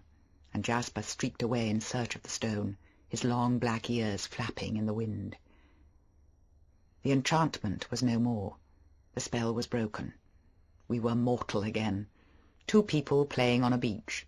We threw more stones, went to the water's edge, flung ducks and drakes and fished for driftwood. The tide had turned and came lapping in the bay. The small rocks were covered, the seaweed washed on the stones. We rescued a big floating plank and carried it up the beach above high water mark. Maxim turned to me, laughing, wiping the hair out of his eyes, and I unrolled the sleeves of my mackintosh, caught by the sea spray. And then we looked round, and saw that Jasper had disappeared. We called and whistled, and he did not come. I looked anxiously towards the mouth of the cove where the waves were breaking upon the rocks. "No," said Maxim, "we should have seen him. He can't have fallen." "Jasper, you idiot! Where are you? Jasper! Jasper!" "Perhaps he's gone back to the Happy Valley," I said. "He was by that rock a minute ago, sniffing a dead seagull," said Maxim. We walked up the beach towards the valley once again. "Jasper! Jasper!" called Maxim. In the distance, beyond the rocks to the right of the beach, I heard a short, sharp bark. "Hear that?" I said. "He's climbed over this way." I began to scramble up the slippery rocks in the direction of the bark. "Come back," said Maxim sharply. "We don't want to go that way. The fool of a dog must look after himself." I hesitated, looked down from my rock. "Perhaps he's fallen," I said. "Poor little chap. Let me fetch him." Jasper barked again, further away this time. "Oh, listen," I said. "I must get him. It's quite safe, isn't it? The tide won't have cut him off." "He's all right," said Maxim irritably. "Why not leave him? He knows his own way back." I pretended not to hear, and began scrambling over the rocks towards Jasper. Great jagged boulders screened the view, and I slipped and stumbled on the wet rocks, making my way as best I could in Jasper's direction. It was heartless of Maxim to leave Jasper, I thought, and I could not understand it. Besides, the tide was coming in. I came up beside the big boulder that had hidden the view and looked beyond it, and I saw, to my surprise, that I was looking down into another cove, similar to the one I had left, but wider and more rounded. A small stone breakwater had been thrown out across the cove for shelter, and behind it the bay formed a tiny, natural harbour. There was a buoy anchored there, but no boat. The beach in the cove was white shingle, like the one behind me, but steeper, shelving suddenly to the sea. The woods came right down to the tangle of seaweed marking high water, encroaching almost to the rocks themselves, and at the fringe of the woods was a long, low building, half cottage, half boathouse, built of the same stone as the breakwater. There was a man on the beach, a fisherman perhaps, in long boots and a sou'wester, and Jasper was barking at him, running round him in circles, darting at his boots. The man took no notice. He was bending down and scraping in the shingle. "Jasper!" I shouted. "Jasper, come here!" The dog looked up, wagging his tail, but he did not obey me. He went on baiting the solitary figure on the beach. I looked over my shoulder. There was still no sign of Maxim. I climbed down over the rocks to the beach below. My feet made a crunching noise across the shingle, and the man looked up at the sound. I saw then that he had the small slit eyes of an idiot, and the red, wet mouth. He smiled at me, showing toothless gums. "Good day," he said. "Dirty, ain't it?" "Good afternoon," I said. "No, I'm afraid it's not very nice weather." He watched me with interest, smiling all the while. "Diggin' for shell," he said. "No shell here. Been diggin' since forenoon." "Oh," I said, "I'm sorry you can't find any." "That's right," he said. "No shell here." "Come on, Jasper," I said. "It's getting late. Come on, old boy." But Jasper was in an infuriating mood. Perhaps the wind and the sea had gone to his head, for he backed away from me, barking stupidly, and began racing round the beach after nothing at all. I saw he would never follow me, and I had no lead. I turned to the man, who had bent down again to his futile digging. "Have you got any string?" I said. "Eh?" he said. "Have you got any string?" I repeated. "No shell here," he said, shaking his head. "Been diggin' since forenoon." He nodded his head at me and wiped his pale blue, watery eyes. "I want something to tie the dog," I said. "He won't follow me." "Eh?" he said, and he smiled his poor idiot smile. "All right," I said. "It doesn't matter." He looked at me uncertainly and then leant forward and poked me in the chest. "I know that dog," he said. "He comes from a house." "Yes," I said. "I want him to come back with me now." "He's not yourn," he said. "He's Mr. de Winter's dog," I said gently. "I want to take him back to the house." "Eh?" he said. I called Jasper once more, but he was chasing a feather blown by the wind. I wondered if there was any string in the boathouse, and I walked up the beach towards it. There must have been a garden once, but now the grass was long and overgrown, crowded with nettles. The windows were boarded up. No doubt the door was locked, and I lifted the latch without much hope. To my surprise, it opened after the first stiffness, and I went inside, bending my head because of the low door. I expected to find the usual boat store, dirty and dusty with disuse, ropes and blocks and oars upon the floor. The dust was there, and the dirt too in places, but there were no ropes or blocks. The room was furnished and ran the whole length of the cottage. There was a desk in the corner, a table and chairs, and a bed sofa pushed against the wall. There was a dresser too, with cups and plates, bookshelves, the books inside them, and models of ships standing on the top of the shelves. For a moment I thought it must be inhabited. Perhaps the poor man on the beach lived here. But I looked around me again and saw no sign of recent occupation. That rusted grate knew no fire, this dusty floor, no footsteps, and the china there on the dresser was blue-spotted with the damp. There was a queer, musty smell about the place. Cobwebs spun threads upon the ship's models, making their own ghostly rigging. No one lived here. No one came here. The door had creaked on its hinges when I opened it.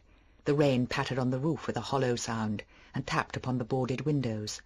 The fabric of the sofa bed had been nibbled by mice or rats. I could see the jagged holes and the frayed edges. It was damp in the cottage, damp and chill, dark and oppressive. I did not like it. I had no wish to stay there. I hated the hollow sound of the rain pattering on the roof.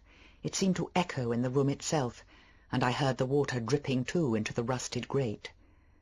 I looked about me for some string. There was nothing that would serve my purpose. Nothing at all.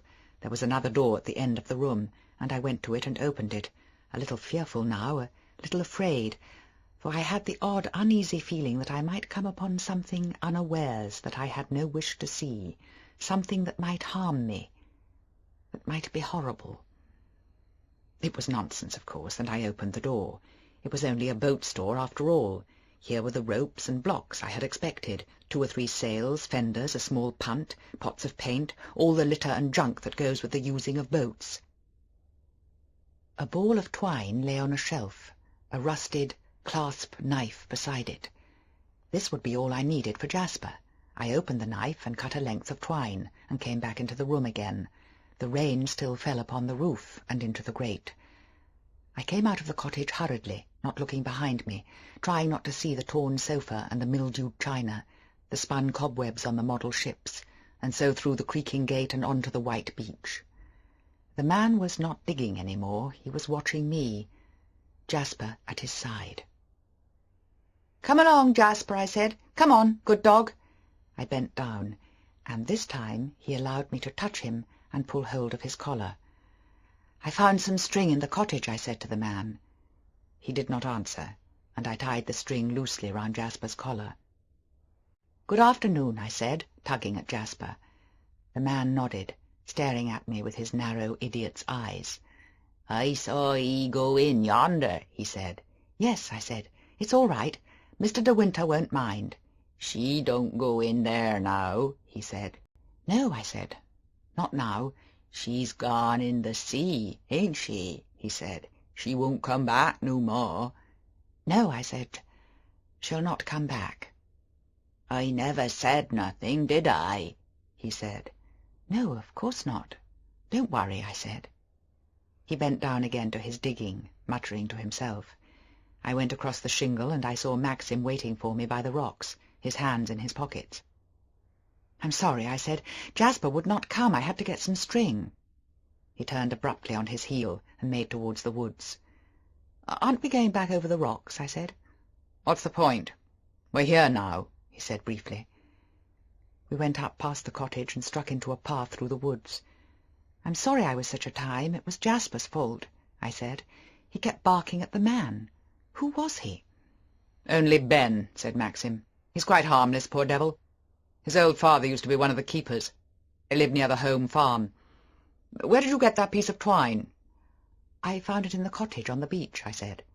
"Was the door open?" he asked. "Yes, I pushed it open. I found the string in the other room where the sails were, and a small boat." "Oh," he said shortly. "Oh, I see." And then he added after a moment or two, "That cottage is supposed to be locked. The door has no business to be open." I said nothing. It was not my affair. "Did Ben tell you the door was open?" "No," I said. "He did not seem to understand anything I asked him." "He makes out he's worse than he is," said Maxim. "He can talk quite intelligibly if he wants to. He's probably been in and out of the cottage dozens of times and did not want you to know." "I don't think so," I answered. "The place looked deserted, quite untouched. There was dust everywhere and no footmarks. It was terribly damp. I'm afraid those books will be quite spoilt, and the chairs, and that sofa. There are rats there, too. They've eaten away some of the covers." Maxim did not reply. He walked at a tremendous pace, and the climb up from the beach was steep. It was very different from the happy valley. The trees were dark here and close together. There were no azaleas brushing the path. The rain dripped heavily from the thick branches. It splashed on my collar and trickled down my neck. I shivered. It was unpleasant, like a cold finger. My legs ached after the unaccustomed scramble over the rocks, and Jasper lagged behind, weary from his wild scamper, his tongue hanging from his mouth. "Come on, Jasper, for God's sake," said Maxim. "Make him walk up. Pull at the twine or something, can't you? Beatrice was right. The dog is much too fat." "It's your fault," I said. "You walk so fast, we can't keep up with you." "If you had listened to me instead of rushing wildly over those rocks, we would have been home by now," said Maxim. "Jasper knew his way back perfectly. I can't think what you wanted to go after him for." "I thought he might have fallen, and I was afraid of the tide," I said. "Is it likely I should have left the dog had there been any question of the tide?" said Maxim. "I told you not to go on those rocks, and now you are grumbling because you're tired." "I'm not grumbling," I said. "Anyone, even if they had legs of iron, would be tired walking at this pace.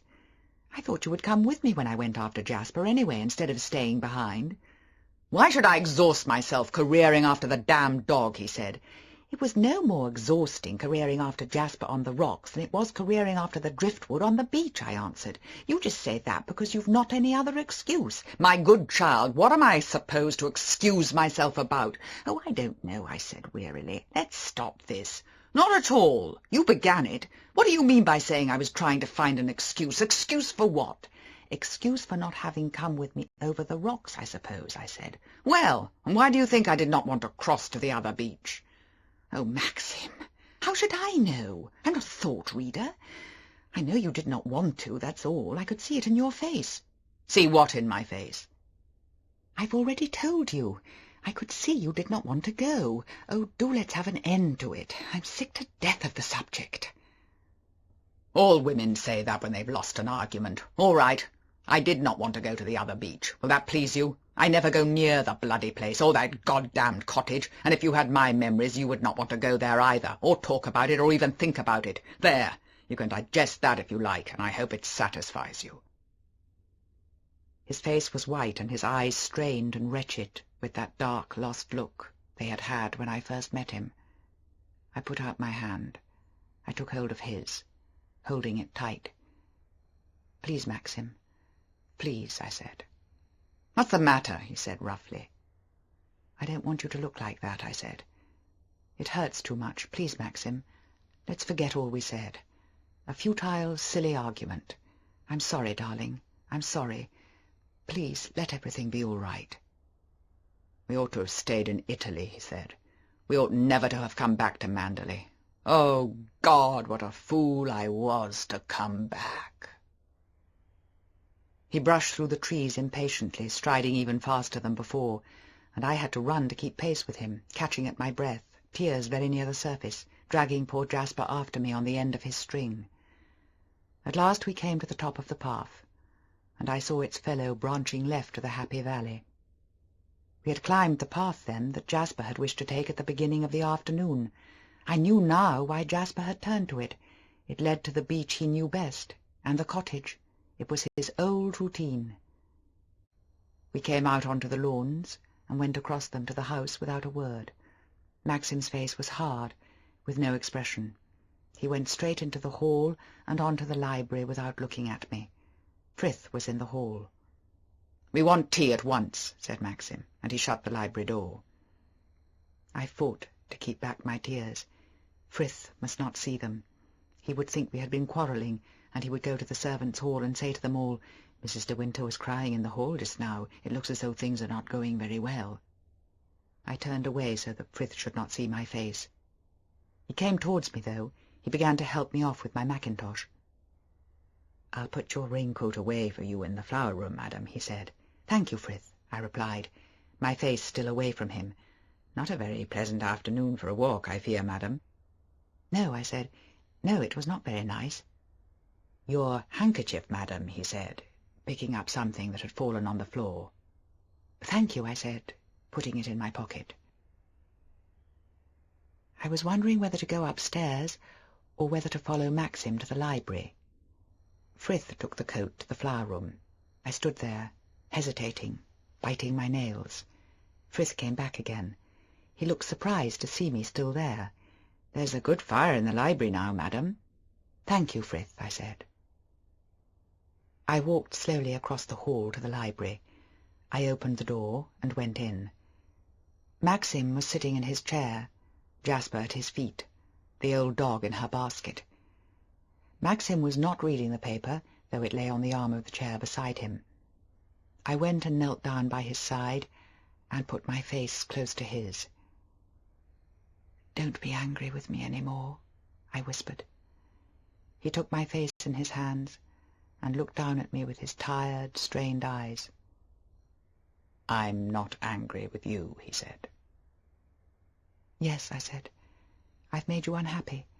It's the same as making you angry. You're all wounded and hurt and torn inside. I can't bear to see you like this. I love you so much." "Do you?" he said. "Do you?" He held me very tight, and his eyes questioned me, dark and uncertain. The eyes of a child in pain, a child in fear. "What is it, darling?" I said. "Why do you look like that?" I heard the door open before he could answer, and I sank back on my heels, pretending to reach for a log to throw on the fire, while Frith came into the room, followed by Robert, and the ritual of our tea began. The performance of the day before was repeated, the placing of the table, the laying of the snow-white cloth, the putting down of cakes and crumpets, the silver kettle of hot water placed on its little flame, while Jasper, wagging his tail, his ears stretched back in anticipation, watched my face. 5 minutes must have passed before we were alone again, and when I looked at Maxim, I saw the colour had come back into his face. The tired, lost look was gone, and he was reaching for a sandwich. "Having all that crowd to lunch was the trouble," he said. "Poor old Beatrice always does rub me up the wrong way. We used to scrap like dogs as children. I'm so fond of her too, bless her. Such a relief, though, that they don't live too near. Which reminds me, we'll have to go over and see Granny sometime. Pour out my tea, sweetheart, and forgive me for being a bear to you." It was over then. The episode was finished. We must not speak of it again. He smiled at me over his cup of tea, and then reached for the newspaper on the arm of his chair. The smile was my reward, like a pat on the head to Jasper. "Good dog, then, lie down, don't worry me any more." I was Jasper again. I was back where I had been before. I took a piece of crumpet and divided it between the 2 dogs. I did not want it myself. I was not hungry. I felt very weary now, very tired in a dull, spent way. I looked at Maxim, but he was reading his paper. He had folded it over to another page. My fingers were messy with the butter from the crumpet, and I felt in my pocket for a handkerchief. I drew it out, a tiny scrap of a thing, lace-edged. I stared at it, frowning, for it was not mine. I remembered then that Frith had picked it up from the stone floor of the hall. It must have fallen out of the pocket in the mackintosh. I turned it over in my hand. It was grubby. Little bits of fluff from the pocket clung to it. It must have been in the mackintosh pocket for a long time. There was a monogram in the corner, a tall, sloping R, with the letters D-E-W interlaced. The R dwarfed the other letters. The tail of it ran down into the cambric, away from the laced edge.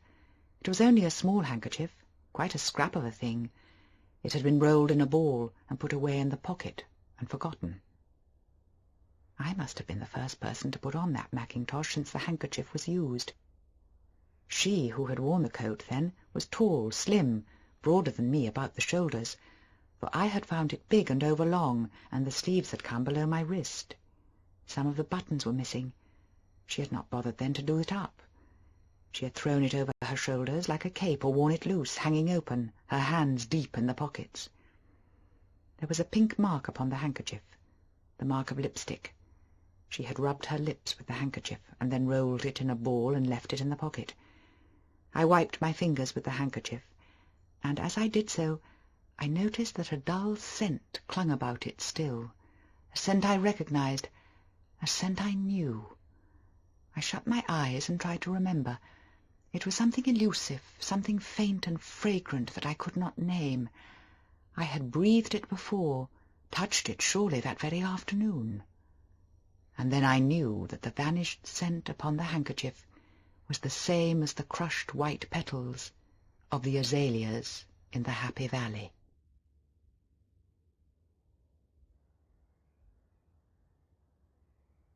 Chapter 11.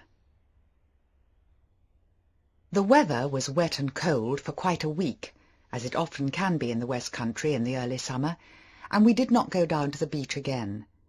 I could see the sea from the terrace and the lawns. It looked grey and uninviting, great rollers sweeping into the bay past the beacon on the headland. I pictured them surging into the little cove and breaking with a roar upon the rocks, then running swift and strong to the shelving beach. If I stood on the terrace and listened, I could hear the murmur of the sea below me, low and sullen, a dull, persistent sound that never ceased. And the gulls flew inland too, driven by the weather. They hovered above the house in circles, wheeling and crying, flapping their spread wings. I began to understand why some people could not bear the clamour of the sea. It has a mournful harping note sometimes, and the very persistence of it, that eternal roll and thunder and hiss, plays a jagged tune upon the nerves. I was glad our rooms were in the east wing, and I could lean out of my window and look down upon the rose garden. For sometimes I could not sleep, and getting softly out of bed in the quiet night, I would wander to the window and lean there, my arms upon the sill, and the air would be very peaceful, very still. I could not hear the restless sea, and because I could not hear it, my thoughts would be peaceful too. They would not carry me down that steep path through the woods to the grey cove and the deserted cottage. I did not want to think about the cottage. I remembered it too often in the day. The memory of it nagged at me whenever I saw the sea from the terrace, for I would see once more the blue spots on the china, the spun webs on the little masts of those model ships, and the rat-holes on the sofa-bed. I would remember the pattering of the rain on the roof, and I thought of Ben, too, with his narrow, watery blue eyes, his sly, idiot smile. These things disturbed me. I was not happy about them. I wanted to forget them, but at the same time I wanted to know why they disturbed me, why they made me uneasy and unhappy. Somewhere at the back of my mind there was a frightened, furtive seed of curiosity that grew slowly and stealthily, for all my denial of it, and I knew all the doubt and anxiety of the child who has been told, "These things are not discussed, they are forbidden." I could not forget the white, lost look in Maxim's eyes when we came up the path through the woods, and I could not forget his words, "Oh God, what a fool I was to come back." It was all my fault, because I had gone down into the bay. I had opened up a road into the past again, and although Maxim had recovered and was himself again, and we lived our lives together, sleeping, eating, walking, writing letters, driving to the village, working hour by hour through our day, I knew there was a barrier between us because of it. He walked alone on the other side, and I must not come to him. and I became nervous and fearful that some heedless word, some turn in a careless conversation, should bring that expression back to his eyes again. I began to dread any mention of the sea, for the sea might lead to boats, to accidents, to drowning.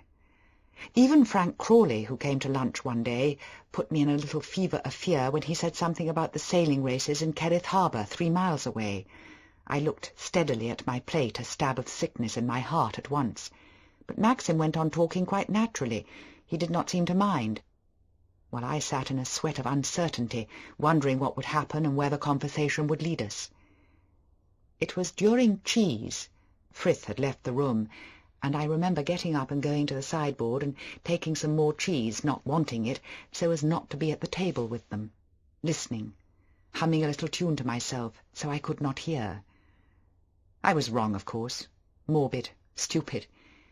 This was the hypersensitive behaviour of a neurotic, not the normal happy self I knew myself to be.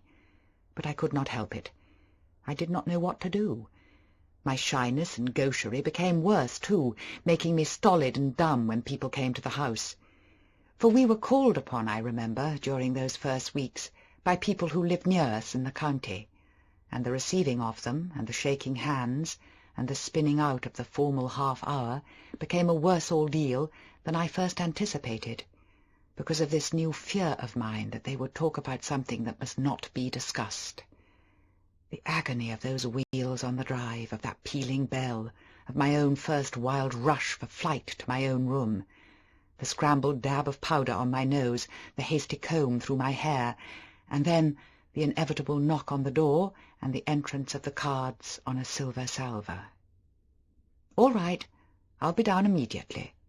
The clap of my heels on the stairs and across the hall, the opening of the library door, or worse still, that long, cold, lifeless drawing-room, and the strange woman waiting there, or 2 of them perhaps, or a husband and a wife. "How do you do? I'm sorry. Maxim is in the garden somewhere. Frith has gone to find him." We felt we must come and pay our respects to the bride. A little laughter, a little flurry of chat, a pause, a glance round the room. "Manderley is looking as charming as ever. Don't you love it?" Oh, yes, rather. And in my shyness and anxiety to please, those schoolgirls' phrases would escape from me again, those words I never used except in moments like these. Oh, ripping, and oh, topping, and absolutely and priceless, even I think to one dowager who had carried a lorgnette, cheerio. My relief at Maxim's arrival would be tempered by the fear they might say something indiscreet, and I became dumb at once, a set smile on my lips, my hands in my lap. They would turn to Maxim then, talking of people and places I had not met or did not know, and now and again I would find their eyes upon me, doubtful, rather bewildered. I could picture them saying to one another as they drove away, "My dear, what a dull girl! She scarcely opened her mouth," and then the sentence I had first heard upon Beatrice's lips, haunting me ever since, a sentence I read in every eye, on every tongue, "She's so different from Rebecca." Sometimes I would glean little snatches of information to add to my secret store, a word dropped here at random, a question, a passing phrase, and, if Maxim was not with me, the hearing of them would be a furtive, rather painful pleasure, guilty knowledge learnt in the dark. I would return a call, perhaps, for Maxim was punctilious in these matters and would not spare me, and if he did not come with me I must brave the formality alone, and there would be a pause in the conversation while I searched for something to say. "Will you be entertaining much at Manderley, Mrs. de Winter?" they would say, and my answer would come, "I don't know. Maxim has not said much about it up to the present." "No, of course not. It's early yet. I believe the house was generally full of people in the old days." Another pause. "People from London, you know.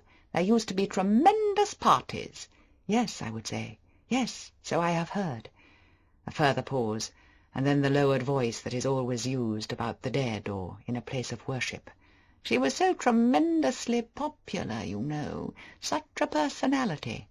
"Yes," I would say. "Yes, of course." And after a moment or so I would glance at my watch under cover of my glove and say, "I'm afraid I ought to be going. It must be after 4. "Won't you stay for tea? We always have it at 1/4 past." No, really, thanks most awfully. I promised Maxim—" My sentence would go trailing off into nothing, but the meaning would be understood. We would both rise to our feet, both of us knowing I was not deceived about her offer to tea, nor she in my mention of a promise to Maxim. I had sometimes wondered what would happen if convention were denied, if, having got into the car and waved a hand to my hostess on the doorstep, I suddenly opened it again and said, "I don't think I'll go back after all. Let's go to your drawing-room again and sit down. I'll stay to dinner if you like, or stop the night." I used to wonder if convention and good county manners would brave the surprise, and whether a smile of welcome would be summoned to the frozen face. "Oh, but of course. How very delightful of you to suggest it." I used to wish I had the courage to try, but instead the door would slam, the car would go bowling away down the smooth gravel drive, and my late hostess would wander back to her room with a sigh of relief and become herself again. It was the wife of the bishop in the neighbouring cathedral town who said to me, "Will your husband revive the Manderley fancy dress ball, do you suppose? Such a lovely sight always, I shall never forget it." I had to smile as though I knew all about it and say, "We have not decided. There have been so many things to do and to discuss." "Yes, I suppose so, but I do hope it won't be dropped. You must use your influence with him." There was not one last year, of course, but I remember 2 years ago the bishop and I went, and it was quite enchanting. Manderley so lends itself to anything like that. The hall looked wonderful. They danced there, and had the music in the gallery. It was all so in keeping. A tremendous thing to organize, but everybody appreciated it so. "Yes," I said. "Yes, I must ask Maxim about it."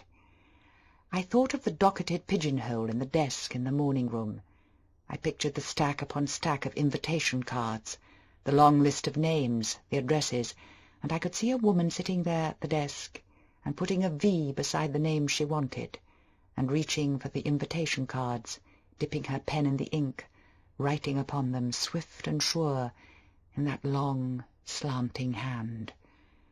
"There was a garden party, too, we went to one summer," said the bishop's wife. "Everything always so beautifully done, the flowers at their best. A glorious day, I remember. Tea was served at little tables in the rose garden. Such an attractive, original idea. Of course, she was so clever." She stopped, turning a little pink, fearing a loss of tact. But I agreed with her at once to save embarrassment, and I heard myself saying boldly, brazenly, "Rebecca must have been a wonderful person."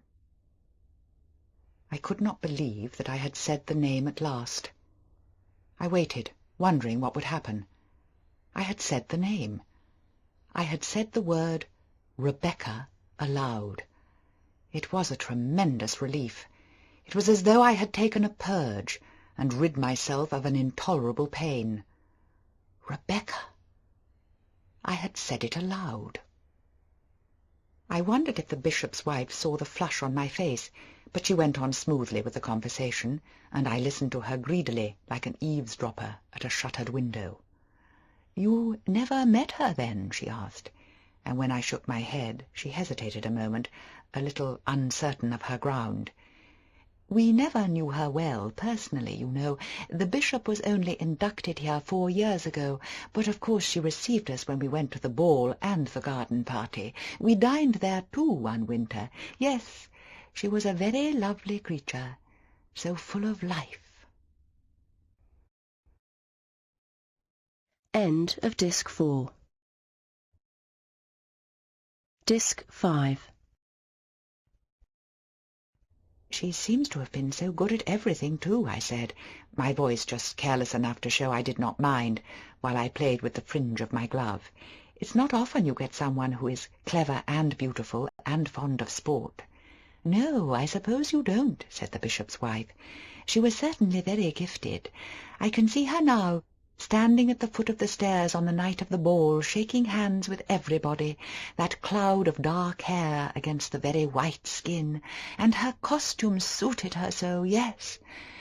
She was very beautiful." "She ran the house herself, too," I said, smiling as if to say, I am quite at my ease. I often discuss her. It must have taken a lot of time and thought. I'm afraid I leave it to the housekeeper." "Oh, well, we can't all do everything, and you are very young, aren't you? No doubt in time, when you have settled down. Besides, you have your own hobby, haven't you? Someone told me you were fond of sketching." "Oh, that," I said. "I don't know that I can count it for much." "It's a nice little talent to have," said the bishop's wife. "It's not everyone that can sketch. You must not drop it. Manderley must be full of pretty spots to sketch." "Yes," I said. "Yes, I suppose so," depressed by her words, having a sudden vision of myself wandering across the lawns with a camp-stool and a box of pencils under one arm, and my little talent, as she described it, under the other. It sounded like a pet disease. "Do you play any games? Do you ride or shoot?" she asked. "No," I said. "I don't do anything like that. I'm fond of walking," I added, as a wretched anticlimax. "The best exercise in the world," she said briskly. "The bishop and I walk a lot." I wondered if he went round and round the cathedral in his shovel hat and his gaiters, with her on his arm. She began to talk about a walking holiday they had taken once, years ago, in the Pennines, how they had done an average of 20 miles a day, and I nodded my head, smiling politely, wondering about the Pennines, thinking they were something like the Andes, remembering afterwards they were that chain of hills, marked with a furry line in the middle of a pink England on my school atlas, and he all the time in his hat and gaiters. The inevitable pause, the glance at the watch unnecessary, as her drawing-room clock chimed 4 in shrill tones, and my rise from the chair. "I'm so glad I found you in. I hope you will come and see us."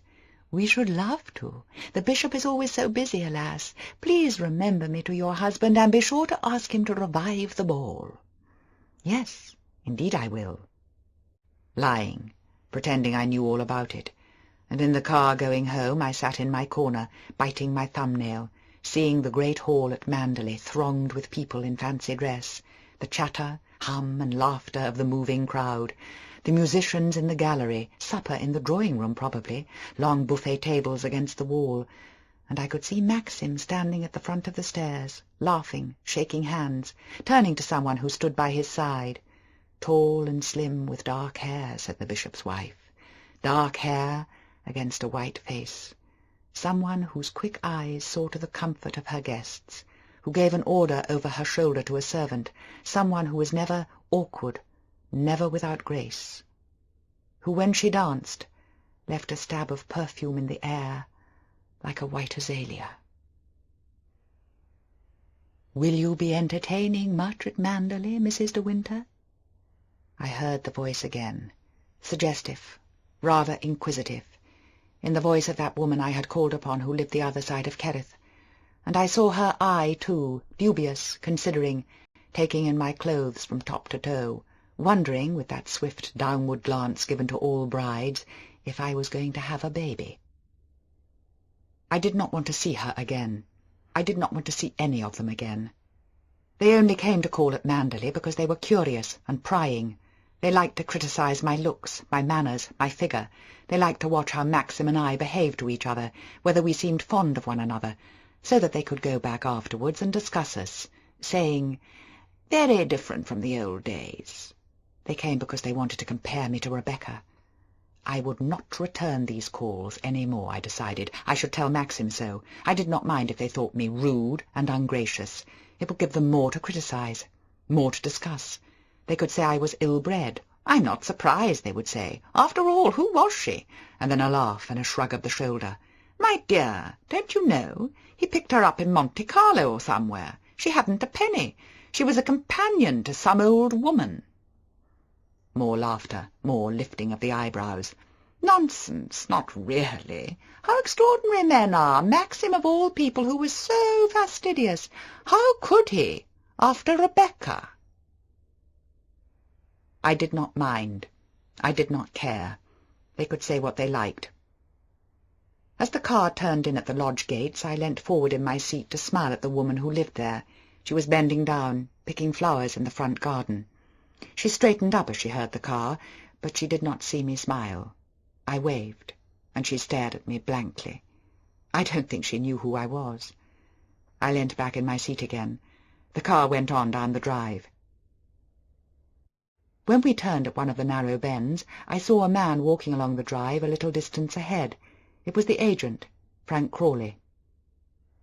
He stopped when he heard the car, and the chauffeur slowed down. Frank Crawley took off his hat and smiled when he saw me in the car. He seemed glad to see me. I smiled back at him. It was nice of him to be glad to see me. I liked Frank Crawley. I did not find him dull or uninteresting as Beatrice had done. Perhaps it was because I was dull myself. We were both dull. We neither of us had a word to say for ourselves. Like to like. I tapped on the glass and told the chauffeur to stop. "I think I'll get out and walk with Mr. Crawley," I said. He opened the door for me. "Been paying calls, Mrs. de Winter?" he said. "Yes, Frank," I said. I called him Frank because Maxim did, but he would always call me Mrs. de Winter. He was that sort of person. Even if we had been thrown on a desert island together and lived there in intimacy for the rest of our lives, I should have been Mrs. de Winter. "I've been calling on the bishop," I said, "and I found the bishop out, but the bishop's lady was at home. She and the bishop are very fond of walking. Sometimes they do 20 miles a day in the Pennines." "I don't know that part of the world," said Frank Crawley. "They say the country round is very fine. An uncle of mine used to live there." It was the sort of remark Frank Crawley always made. Safe, conventional, very correct. "The bishop's wife wants to know when we're going to give a fancy-dress ball at Manderley," I said, watching him out of the tail of my eye. "She came to the last one," she said, "and enjoyed it very much. I did not know you have fancy-dress dances here, Frank." He hesitated a moment before replying. He looked a little troubled. "Oh, yes," he said after a moment. "The Manderley ball was generally an annual affair. Everyone in the county came. A lot of people from London, too. Quite a big show." "It must have taken a lot of organization," I said. "Yes," he said. "I suppose," I said carelessly, "Rebecca did most of it." I looked straight ahead of me along the drive, but I could see his face was turned towards me, as though he wished to read my expression. "We all of us worked pretty hard," he said quietly. There was a funny reserve in his manner as he said this, a certain shyness that reminded me of my own. I wondered suddenly if he had been in love with Rebecca. His voice was the sort of voice I should have used in his circumstances had this been so. The idea opened up a new field of possibilities. Frank Crawley being so shy, so dull, he would never have told anyone, least of all Rebecca. "I'm afraid I should not be much use if we have a dance," I said. "I'm no earthly use at organizing anything." "There would be no need for you to do anything," he said. "You would just be yourself and look decorative." "That's very polite of you, Frank," I said, "but I'm afraid I should not be able to do that very well either." "I think you would do it excellently," he said. Dear Frank Crawley.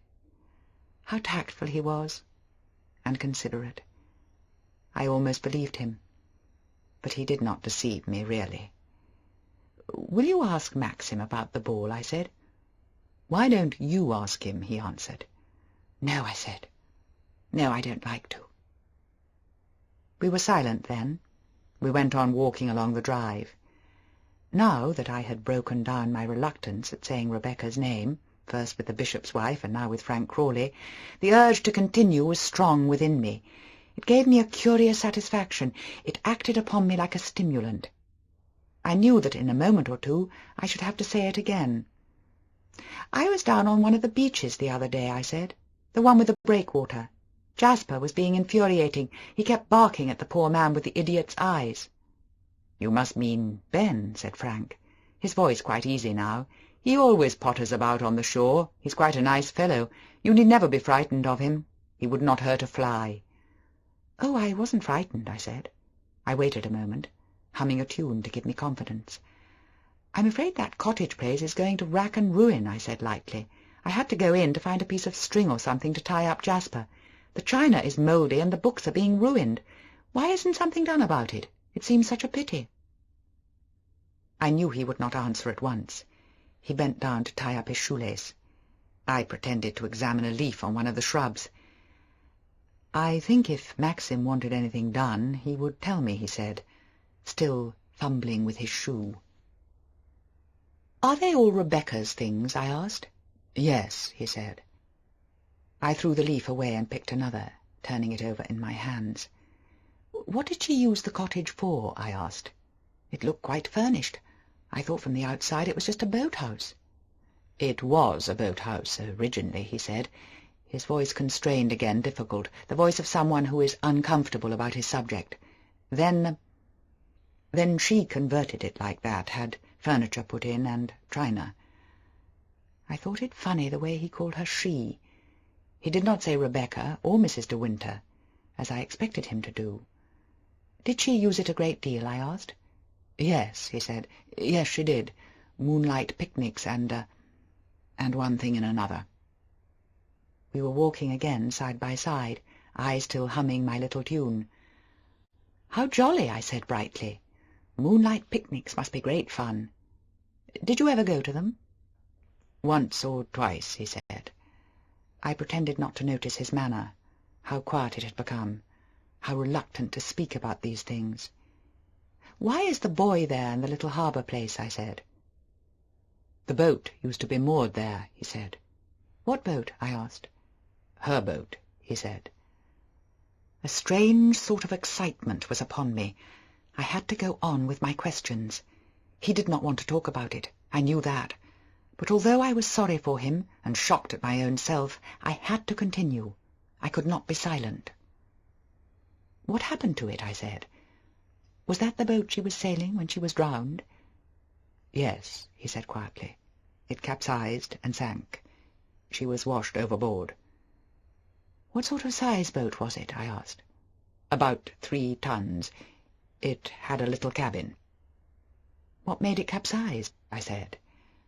"It can be very squally in the bay," he said. I thought of that green sea, foam-flecked, that ran down channel beyond the headland. Did the wind come suddenly, I wondered, in a funnel from the beacon on the hill? And did the little boat heel to it, shivering, the white sail flat against a breaking sea?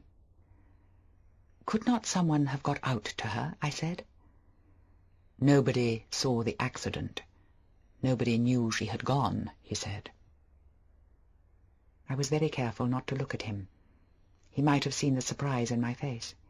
I had always thought it happened in a sailing race, that other boats were there, the boats from Kerrith, and the people were watching from the cliffs. I did not know she had been alone, quite alone, out there in the bay. "They must have known up at the house," I said. "No," he said. "She often went out alone like that. She would come back any time of the night and sleep at the cottage on the beach." "Wasn't she nervous?" "Nervous?" he said. "No, she was not nervous of anything." Did Maxim mind her going off alone like that?" He waited a minute, and then, "I don't know," he said shortly. I had the impression he was being loyal to someone, either to Maxim or to Rebecca, or perhaps even to himself. He was odd. I did not know what to make of it. "She must have been drowned, then, trying to swim to shore after the boat sank," I said. "Yes," he said. I knew how the little boat would quiver and plunge, the water gushing into the steering well, and how the sails would press her down, suddenly, horribly, in that gust of wind. It must have been very dark out there in the bay.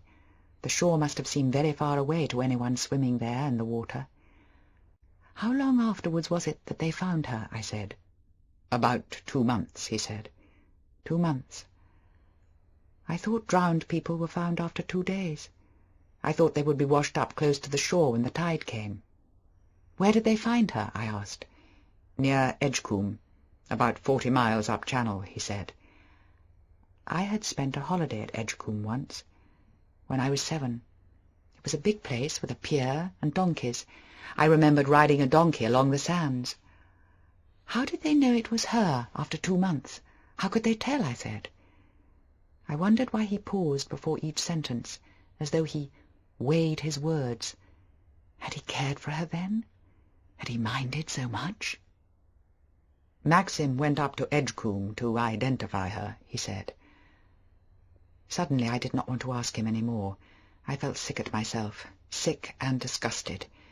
I was like a curious sightseer standing on the fringe of a crowd after someone had been knocked down. I was like a poor person in a tenement building when someone had died, asking if I might see the body. I hated myself. My questions had been degrading, shameful. Frank Crawley must despise me. "It was a terrible time for all of you," I said rapidly. "I don't suppose you like being reminded about it. I just wondered if there was anything one could do to the cottage, that's all. It seemed such a pity, all the furniture being spoilt by the damp." He did not say anything. I felt hot and uncomfortable. He must have sensed that it was not concern for the empty cottage that had prompted me to all these questions, and now he was silent because he was shocked at me. Ours had been a comfortable, steady sort of friendship. I had felt him an ally. Perhaps I had destroyed all this, and he would never feel the same about me again. "What a long drive this is," I said. "It always reminds me of the path in the forest in a Grimm's fairy tale, where the prince gets lost, you know. It's always longer than one expects, and the trees are so dark and close." "Yes, it is rather exceptional," he said. I could tell by his manner he was still on his guard, as though waiting for a further question from me. There was an awkwardness between us that could not be ignored. Something had to be done about it, even if it covered me with shame. "Frank," I said desperately, "I know what you are thinking. You can't understand why I asked all those questions just now. You think I'm morbid and curious in a rather beastly way. It's not that, I promise you. It's only that sometimes I feel myself at such a disadvantage. It's all very strange to me, living here at Manderley, not the sort of life I've been brought up to.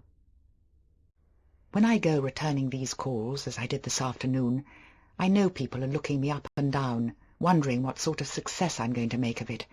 I can imagine them saying, 'What on earth does Maxim see in her?' And then, Frank, I begin to wonder myself, and I begin to doubt, and I have a fearful haunting feeling that I should never have married Maxim, that we are not going to be happy. You see, I know that all the time, whenever I meet anyone new, they are all thinking the same thing, how different she is to Rebecca." I stopped, breathless, already a little ashamed of my outburst, feeling that now at any rate I had burnt my boats for all time.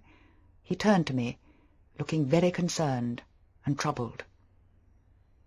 "Mrs. de Winter, please don't think that," he said. "For my part, I can't tell you how delighted I am that you have married Maxim. It will make all the difference to his life. I am positive that you will make a great success of it. From my point of view, it's very refreshing and charming to find someone like yourself who is not entirely He blushed, searching for a word. "Not entirely au fait, shall we say, with ways at Manderley. And if people around here give you the impression that they're criticizing you, it's most damnably offensive of them, that's all. I've never heard a word of criticism, and if I did, I should take great care that it was never uttered again." "That's very sweet of you, Frank," I said, "and what you say helps enormously. I dare say I've been very stupid. I'm not good at meeting people.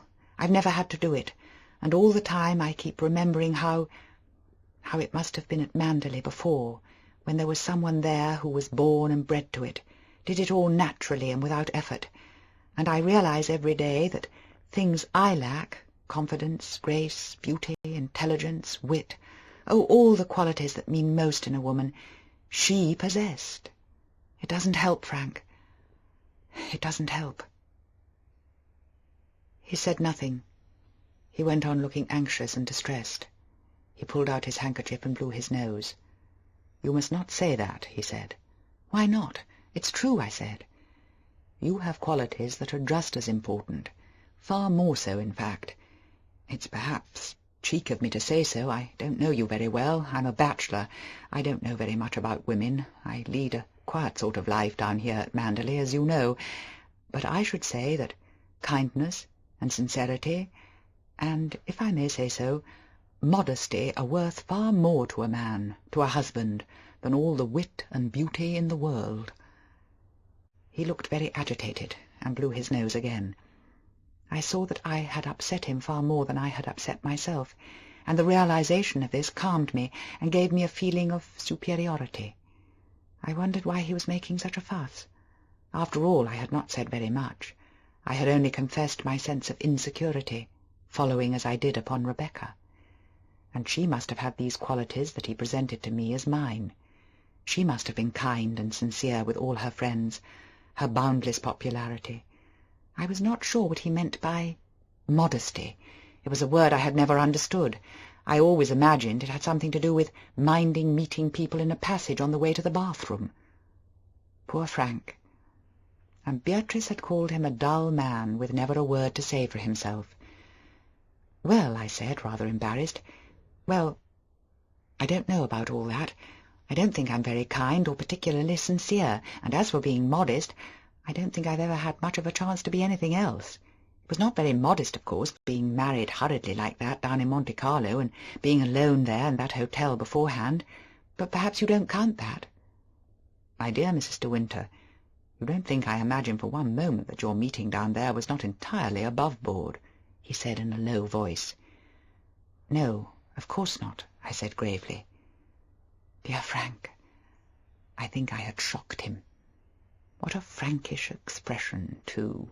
Above board. It made one think immediately of the sort of things that would happen below board. "I'm sure," he began, and hesitated, his expression still troubled.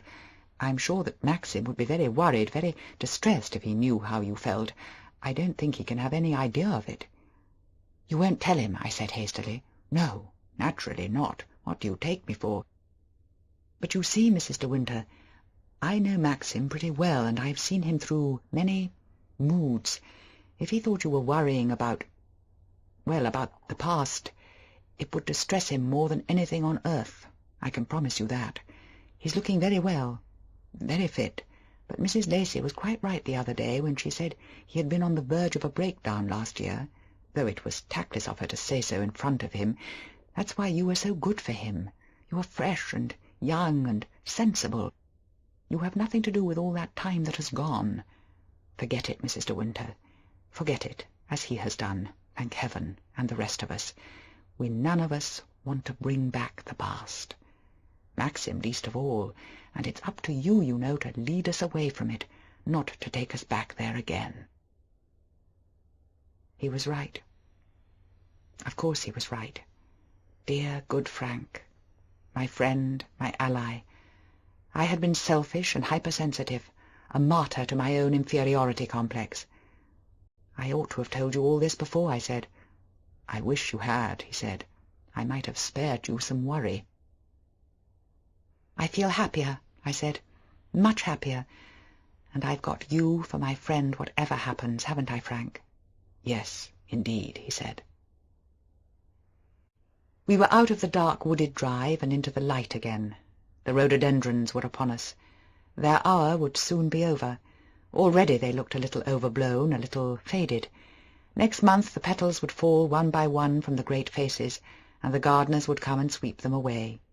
Theirs was a brief beauty, not lasting very long. "Frank," I said, "before we put an end to this conversation for ever, let's say, will you promise to answer me one thing, quite truthfully?" He paused, looking at me a little suspiciously. "That's not quite fair," he said. "You might ask me something that I should not be able to answer, something quite impossible." "No," I said, "it's not that sort of question. It's not intimate or personal or anything like that." "Very well, I'll do my best," he said. We came round the sweep of the drive, and Manderley was before us, serene and peaceful in the hollow of the lawns, surprising me as it always did, with its perfect symmetry and grace, its great simplicity. The sunlight flickered on the mullioned windows, and there was a soft rusted glow about the stone walls where the lichen clung. A thin column of smoke curled from the library chimney. I bit my thumbnail, watching Frank out of the tail of my eye. "Tell me," I said, my voice casual, not caring a bit, "tell me, Was Rebecca very beautiful? Frank waited a moment. I could not see his face. He was looking away from me towards the house. "Yes," he said slowly. "Yes. I suppose she was the most beautiful creature I ever saw in my life." We went up the steps then to the hall, and I rang the bell for tea.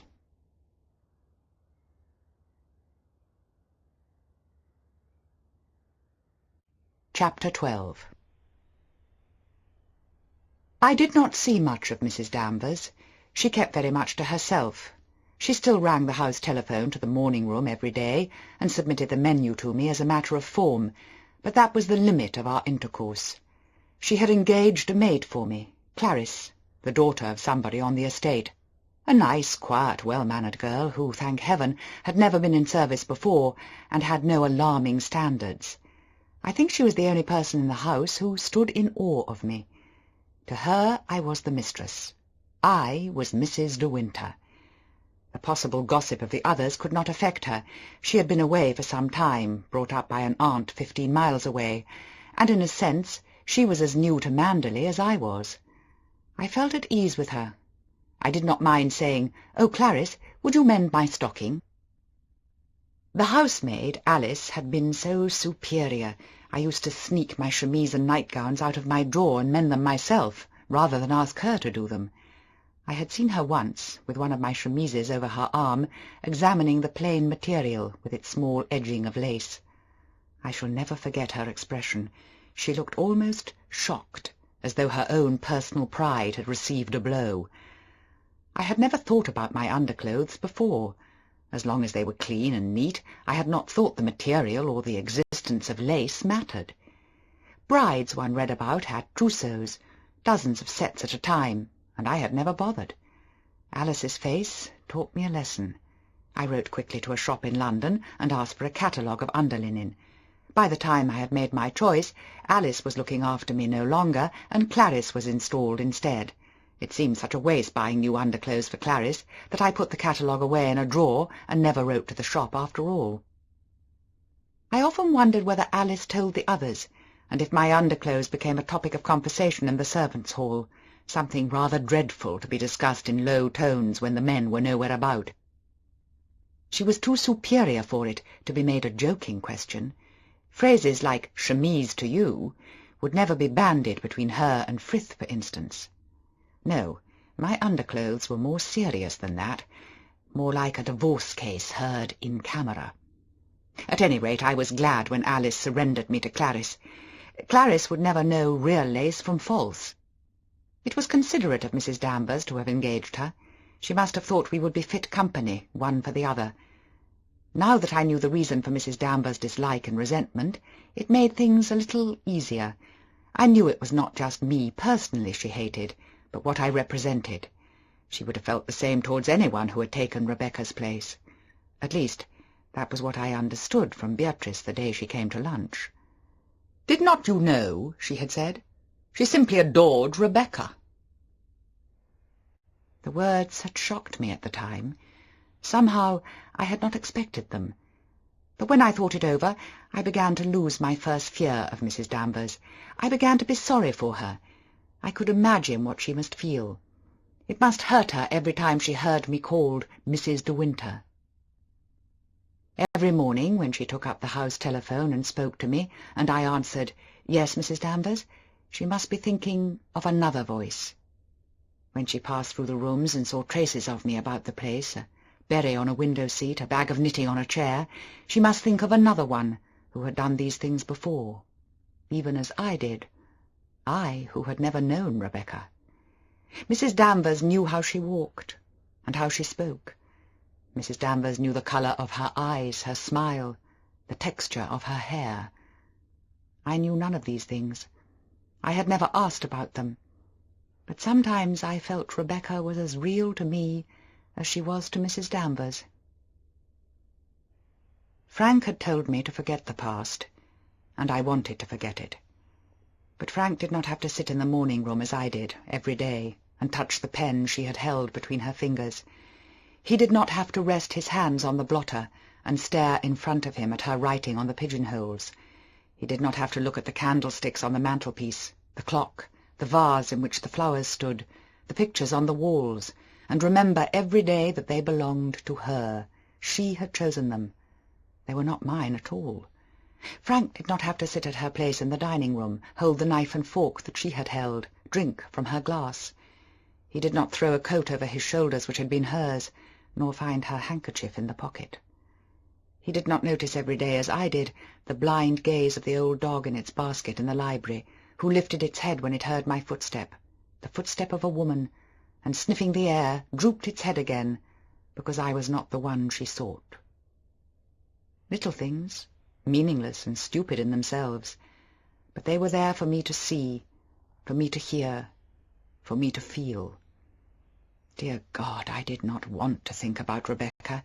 I wanted to be happy, to make Maxim happy, and I wanted us to be together. There was no other wish in my heart but that.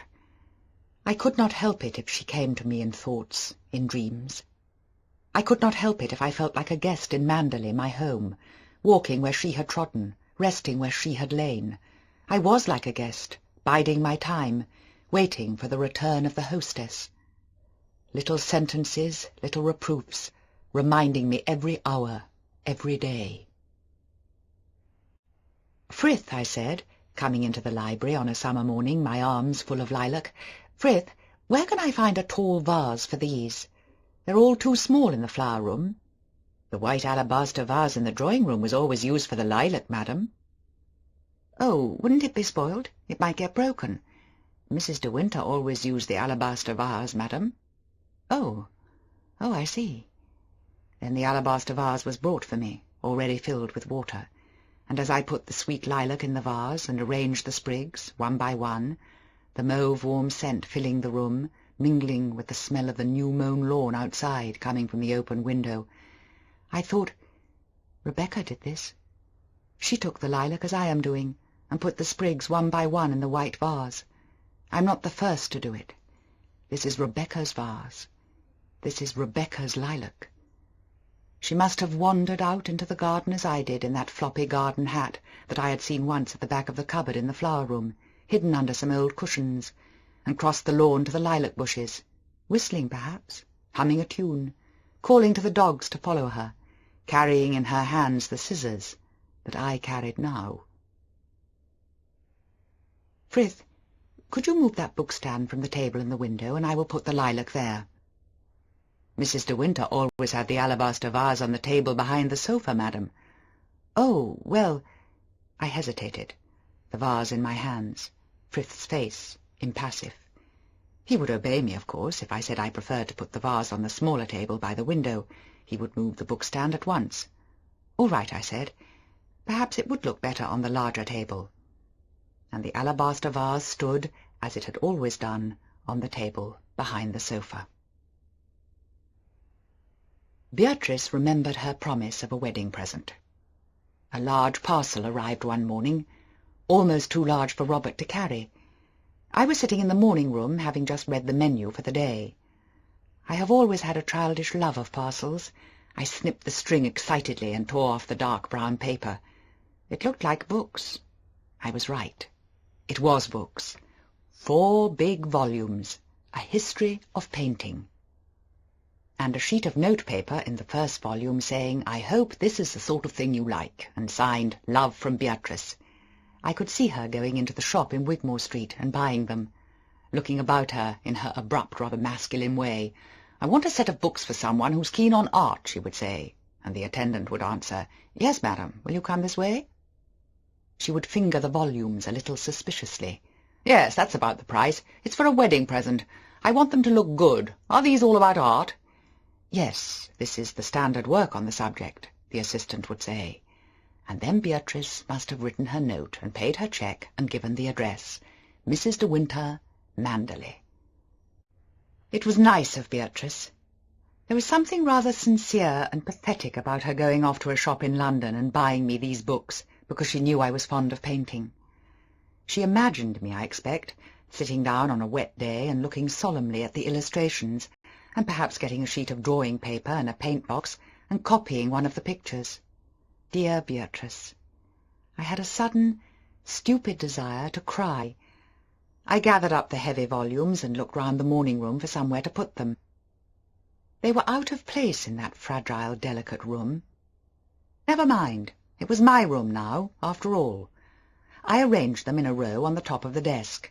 They swayed dangerously, leaning one against the other. I stood back a bit to watch the effect. Perhaps I moved too quickly, and it disturbed them. At any rate, the foremost one fell, and the others slid after him. They upset a little china Cupid, who had hitherto stood alone on the desk, except for the candlesticks. He fell to the ground, hitting the waste paper basket as he did so, and broke into fragments. I glanced hurriedly at the door like a guilty child. I knelt on the floor and swept up the pieces into my hand. I found an envelope to put them in. I hid the envelope at the back of one of the drawers in the desk. Then I took the books off to the library and found room for them on the shelves. Maxim laughed when I showed them to him with pride. "Dear old Bee," he said. "You must have had a success with her. She never opens a book if she can help it." "Did she say anything about, well, what she thought of me?" I asked. "The day she came to lunch?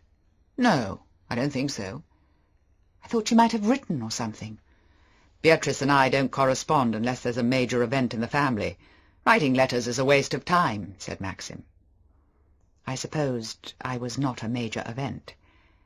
Yet if I had been Beatrice, and had a brother, and the brother married, surely one would have said something, expressed an opinion, written 2 words. Unless, of course, one had taken a dislike to the wife, or thought her unsuitable. Then, of course, it would be different. Still, Beatrice had taken the trouble to go up to London and to buy the books for me. She would not have done that if she disliked me. It was the following day, I remember, when Frith, who had brought in the coffee after lunch to the library, waited a moment, hovering behind Maxim, and said, "Could I speak to you, sir?" Maxim glanced up from his paper. "Yes, Frith, what is it?" he said, rather surprised. Frith wore a stiff, solemn expression, his lips pursed. I thought at once his wife had died. "It's about Robert, sir. There's been a slight unpleasantness between him and Mrs Danvers. Robert is very upset." "Oh, Lord," said Maxim, making a face at me. I bent down to fondle Jasper, my unfailing habit in moments of embarrassment. "Yes, sir, it appears Mrs Danvers has accused Robert of secreting a valuable ornament from the morning-room. It's Robert's business to bring in the fresh flowers to the morning-room and place the vases.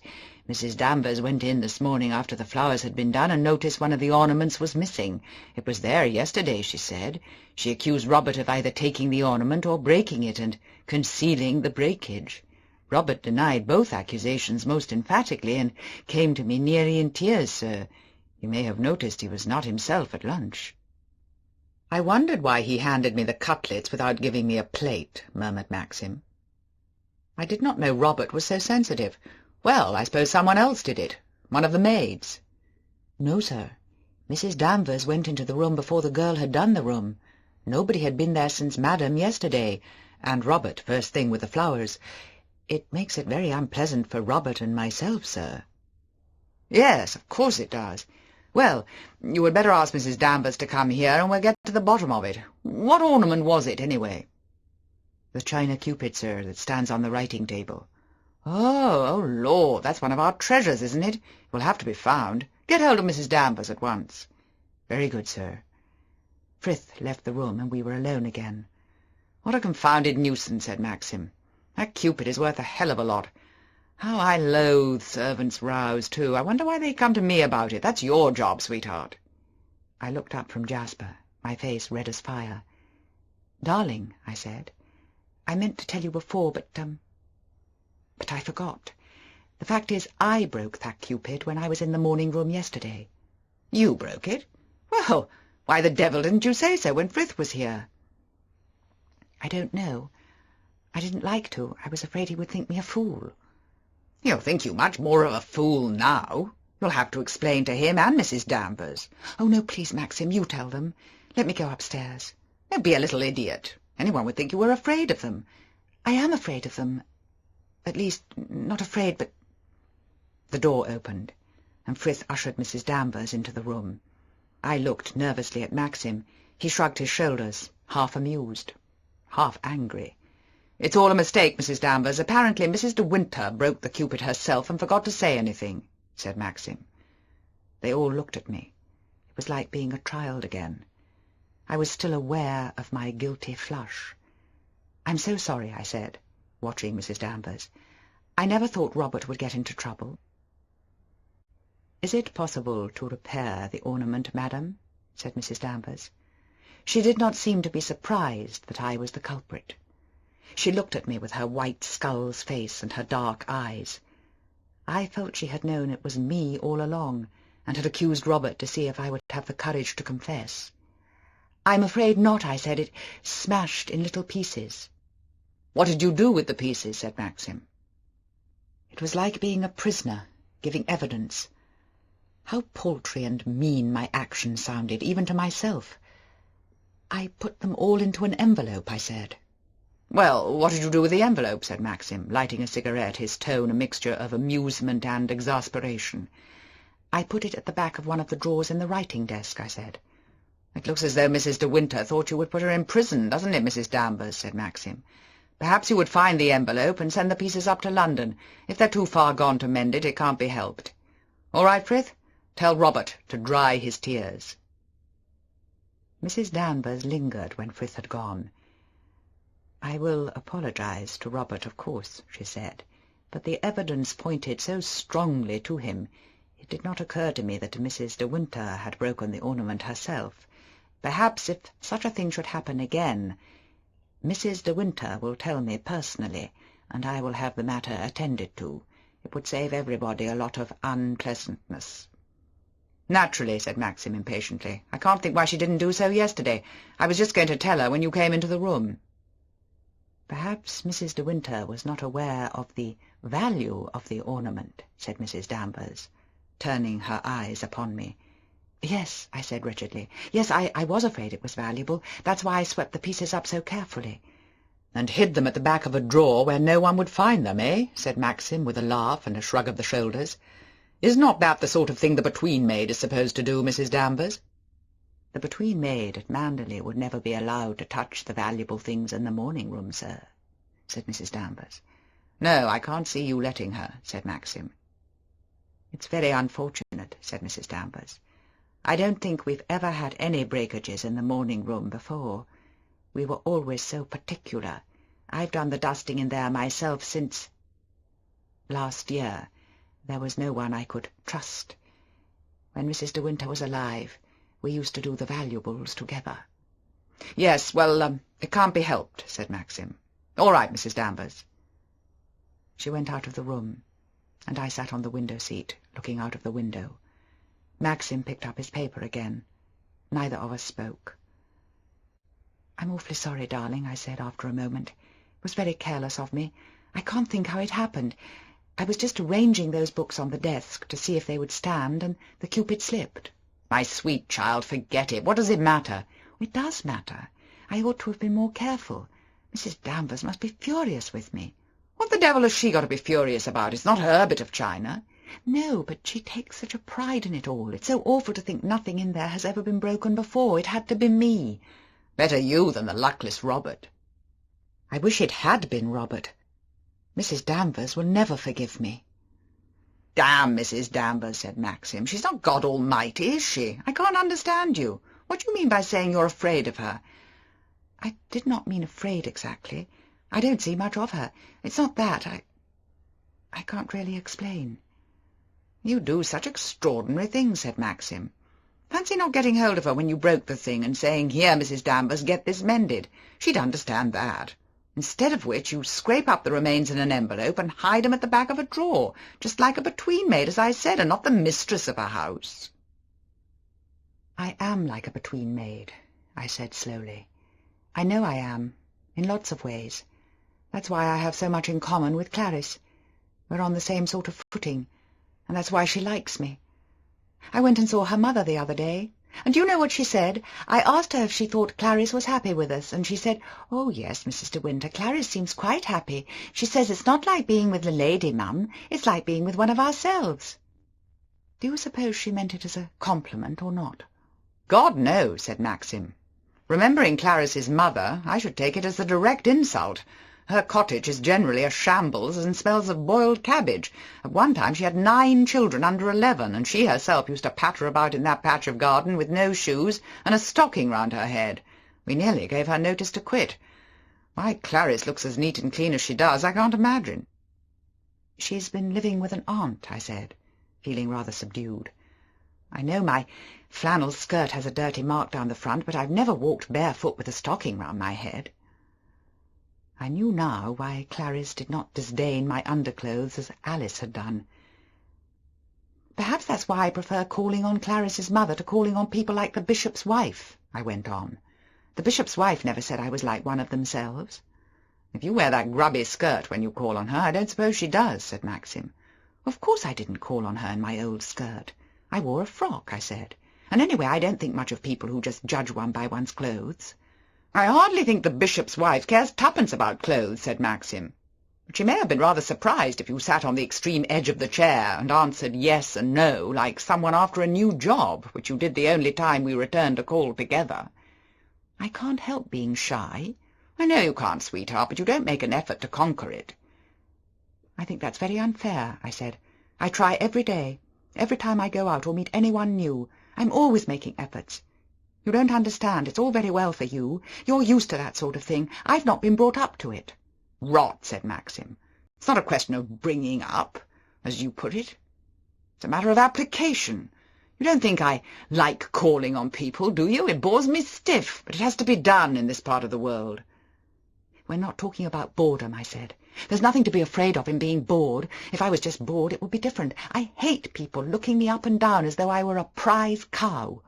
"Who looks you up and down?" "All the people down here. Everybody." "What does it matter if they do? It gives them some interest in life."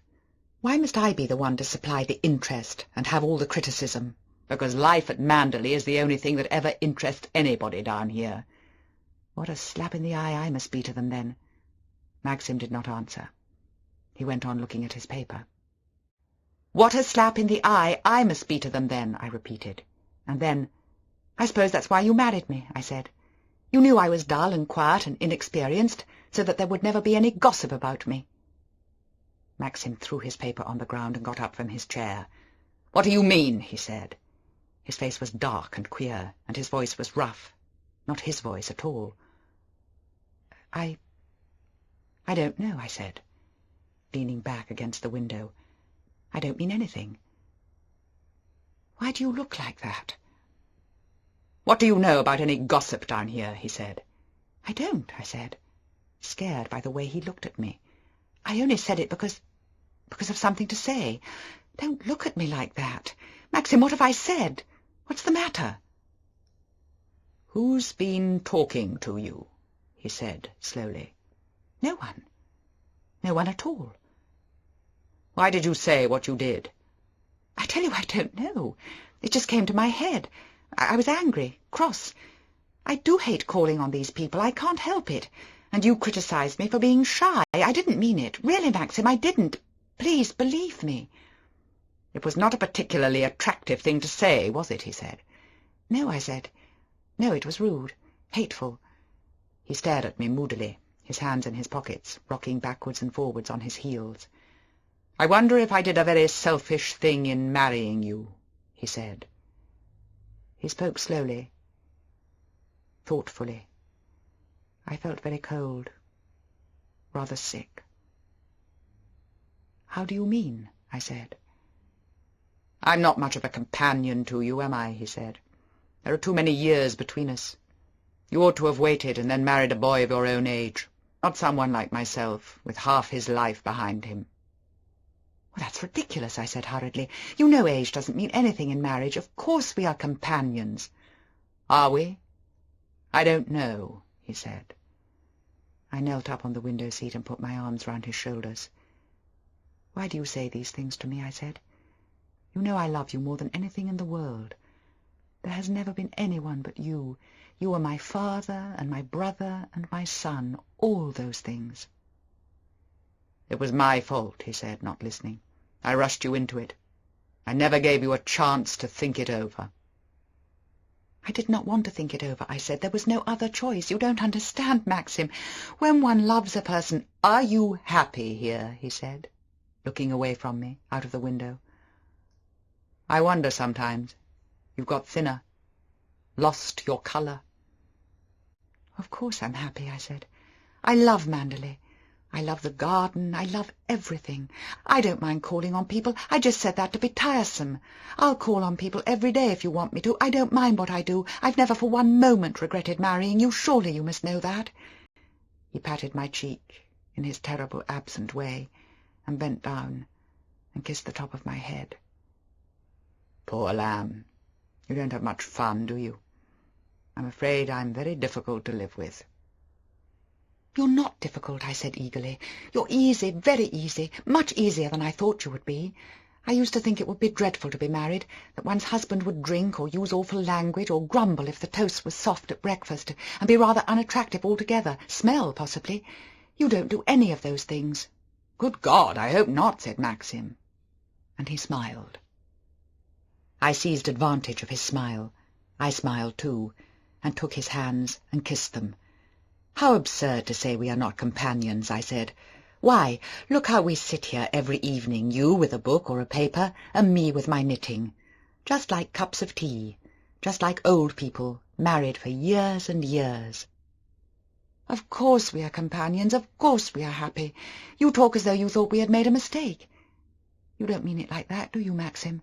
You know our marriage is a success, a wonderful success." "If you say so, then it's all right," he said. "No, but you think it too, don't you, darling? It's not just me. We are happy, aren't we? Terribly happy." He did not answer. He went on, staring out of the window, while I held his hands. My throat felt dry and tight, and my eyes were burning. "Oh, God," I thought, "this is like two people in a play.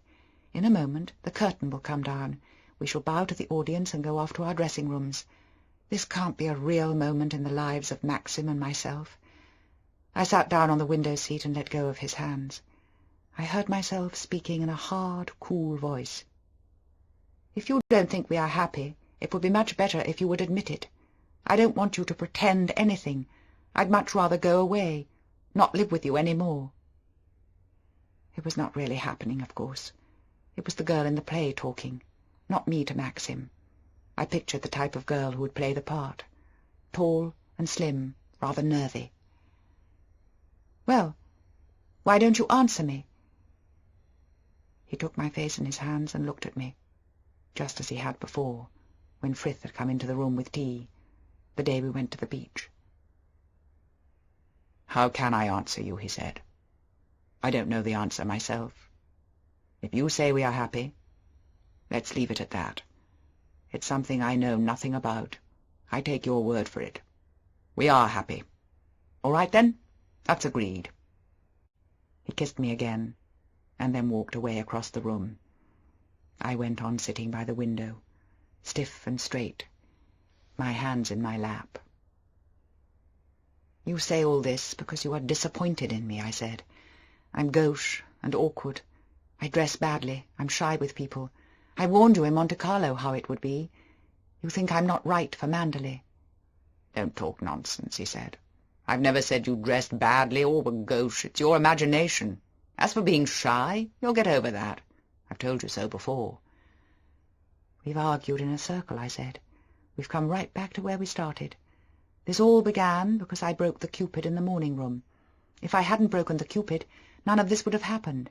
We'd have drunk our coffee and gone out into the garden."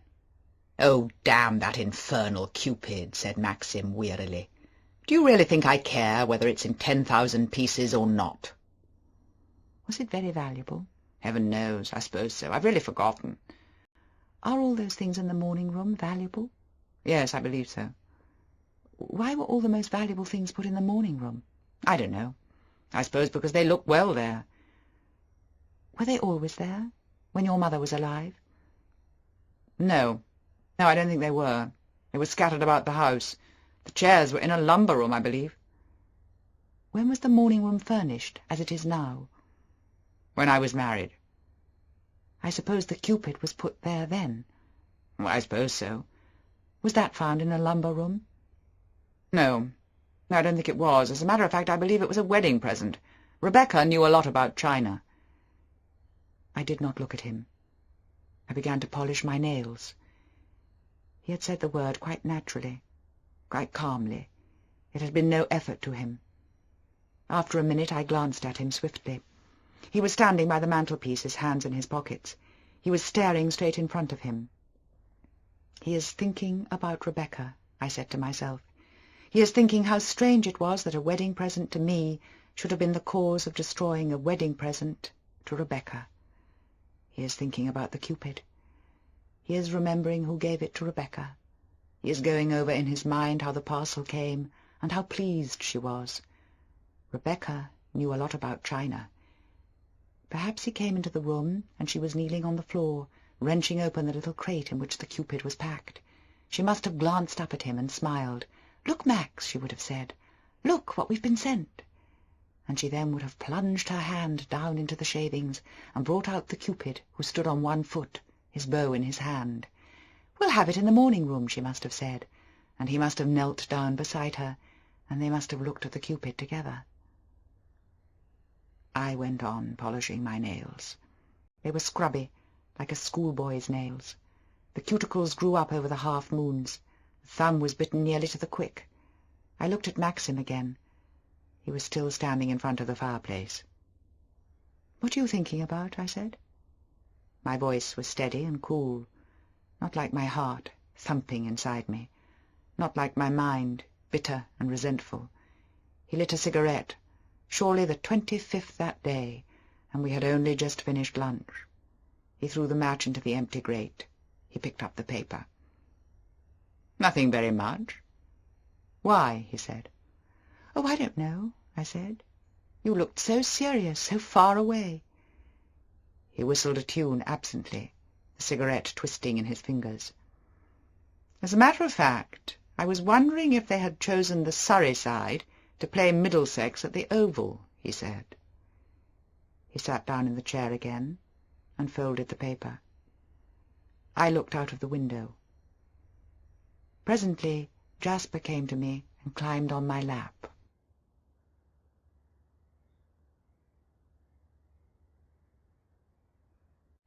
Chapter 13. Maxim had to go up to London at the end of June to some public dinner, a man's dinner, something to do with the county. He was away for 2 days, and I was left alone. I dreaded his going. When I saw the car disappear round the sweep in the drive, I felt exactly as though it were to be a final parting, and I should never see him again. There would be an accident, of course, and later on in the afternoon, when I came back from my walk, I should find Frith, white and frightened, waiting for me with a message. The doctor would have rung up from some cottage hospital. "You must be very brave," he would say. "I'm afraid you must be prepared for a great shock." And Frank would come, and we would go to the hospital together. Maxim would not recognize me. I went through the whole thing as I was sitting at lunch. I could see the crowd of local people clustering round the churchyard at the funeral, and myself leaning on Frank's arm.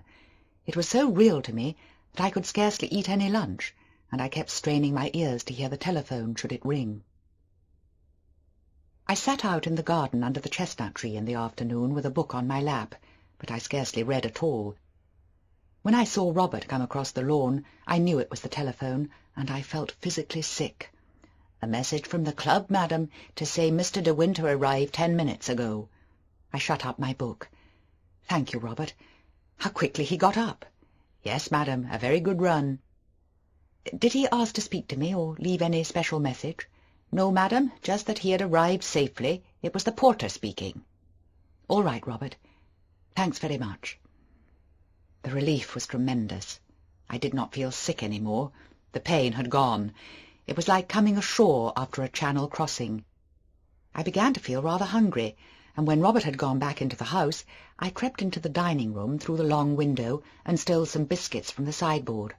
I had 6 of them, Bath Olivers, and then an apple as well. I had no idea I was so empty. I went and ate them in the woods, in case one of the servants should see me on the lawn from the windows, and then go and tell the cook that they did not think Mrs. de Winter cared for the food prepared in the kitchen, as they had just seen her filling herself with fruit and biscuits. The cook would be offended, and perhaps go to Mrs. Danvers. Now that Maxim was safe in London, and I had eaten my biscuits, I felt very well and curiously happy. I was aware of a sense of freedom, as though I had no responsibilities at all. It was rather like a Saturday when one was a child. No lessons and no prep. One could do as one liked. One put on an old skirt and a pair of sand shoes and played hares and hounds on the common with the children who lived next door. I had just the same feeling. I had not felt like this all the time I had been at Manderley. It must be because Maxim had gone to London. I was rather shocked at myself. I could not understand it at all. I had not wanted him to go, and now this lightness of heart, this spring in my step, this childish feeling that I wanted to run across the lawn and roll down the bank. I wiped the biscuit crumbs from my mouth and called to Jasper. Perhaps I was just feeling like this because it was a lovely day. We went through the happy valley to the little cove. The azaleas were finished now. The petals lay brown and crinkled on the moss. The bluebells had not faded yet. They made a solid carpet in the woods above the valley, and the young bracken was shooting up, curling and green. The moss smelt rich and deep, and the bluebells were earthy, bitter. I lay down in the long grass beside the bluebells with my hands behind my head, and Jasper at my side. He looked down at me, panting, his face foolish, saliva dripping from his tongue and his heavy jowl. There were pigeons somewhere in the trees above. It was very peaceful and quiet. I wondered why it was that places are so much lovelier when one is alone. How commonplace and stupid it would be if I had a friend now sitting beside me, someone I had known at school, who would say, "By the way, I saw old Hilda the other day. You remember her, the one who was so good at tennis? She's married with 2 children." And the bluebells beside us unnoticed, and the pigeons overhead unheard. I did not want anyone with me, not even Maxim.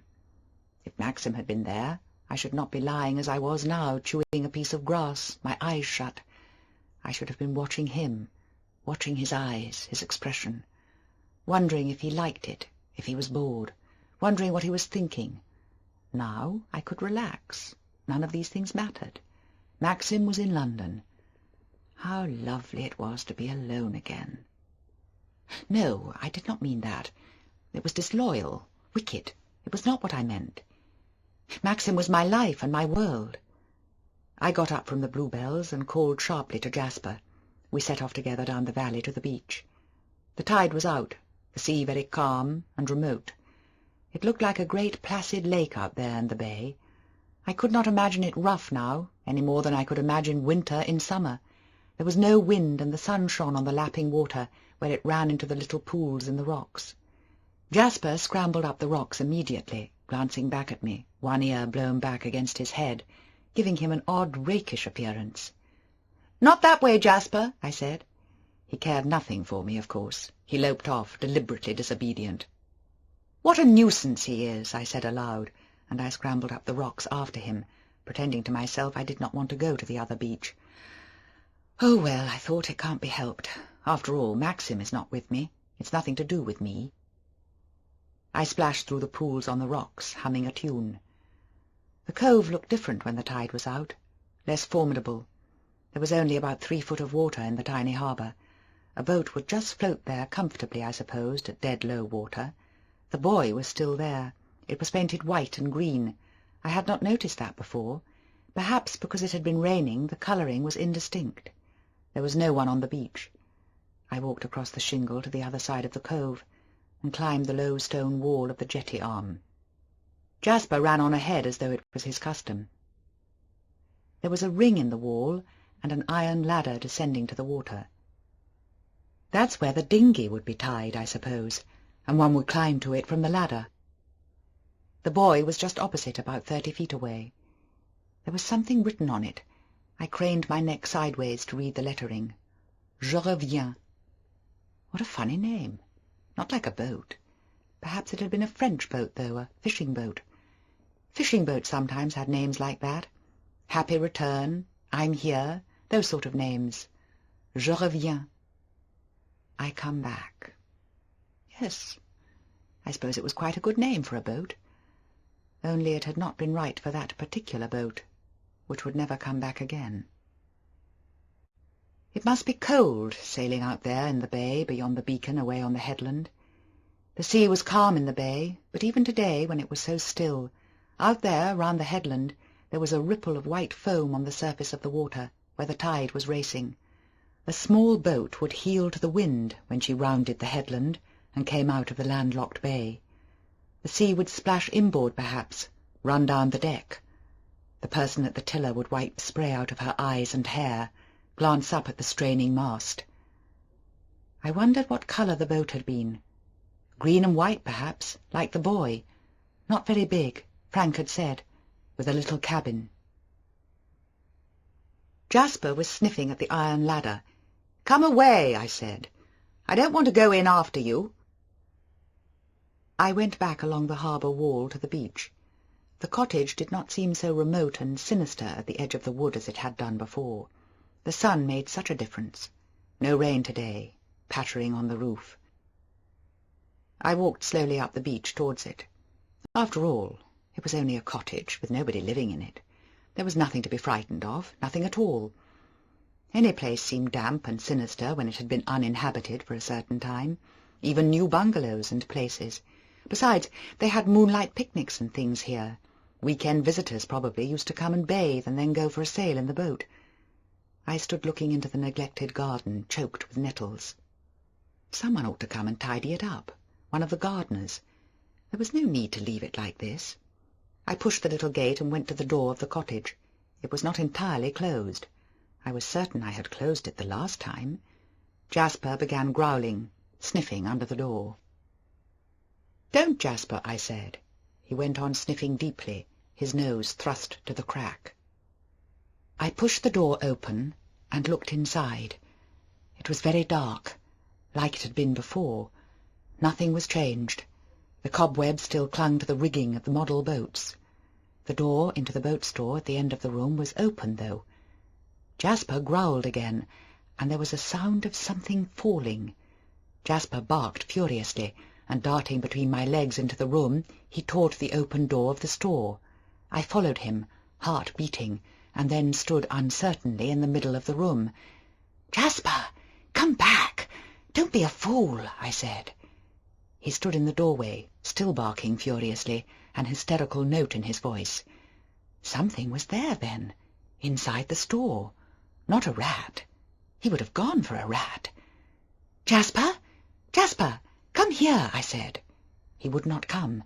I went slowly to the door of the store. "Is there anybody there?" I said. No one answered. I bent down to Jasper, putting my hand on his collar, and looked round the edge of the door. Someone was sitting in the corner against the wall, someone who, from his crouching position, was even more frightened than me. It was Ben. He was trying to hide behind one of the sails. "What is the matter? Do you want something?" I said. He blinked at me stupidly, his mouth slightly open.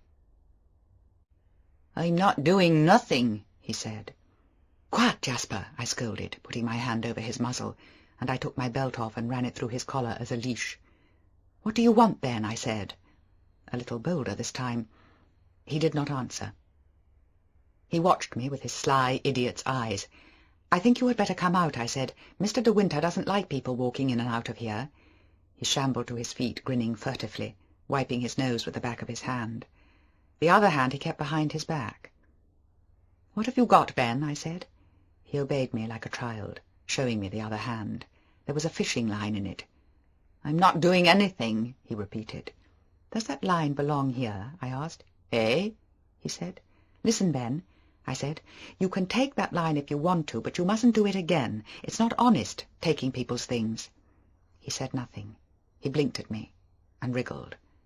"Come along," I said firmly. I went into the main room, and he followed me. Jasper had stopped barking and was now sniffing at Ben's heels. I did not want to stop any longer in the cottage. I walked quickly out into the sunshine, Ben shuffling behind me. Then I shut the door. "You had better go home," I said to Ben. He held the fishing line clutched to his heart like a treasure. "You won't put me to the asylum, will you?" he said.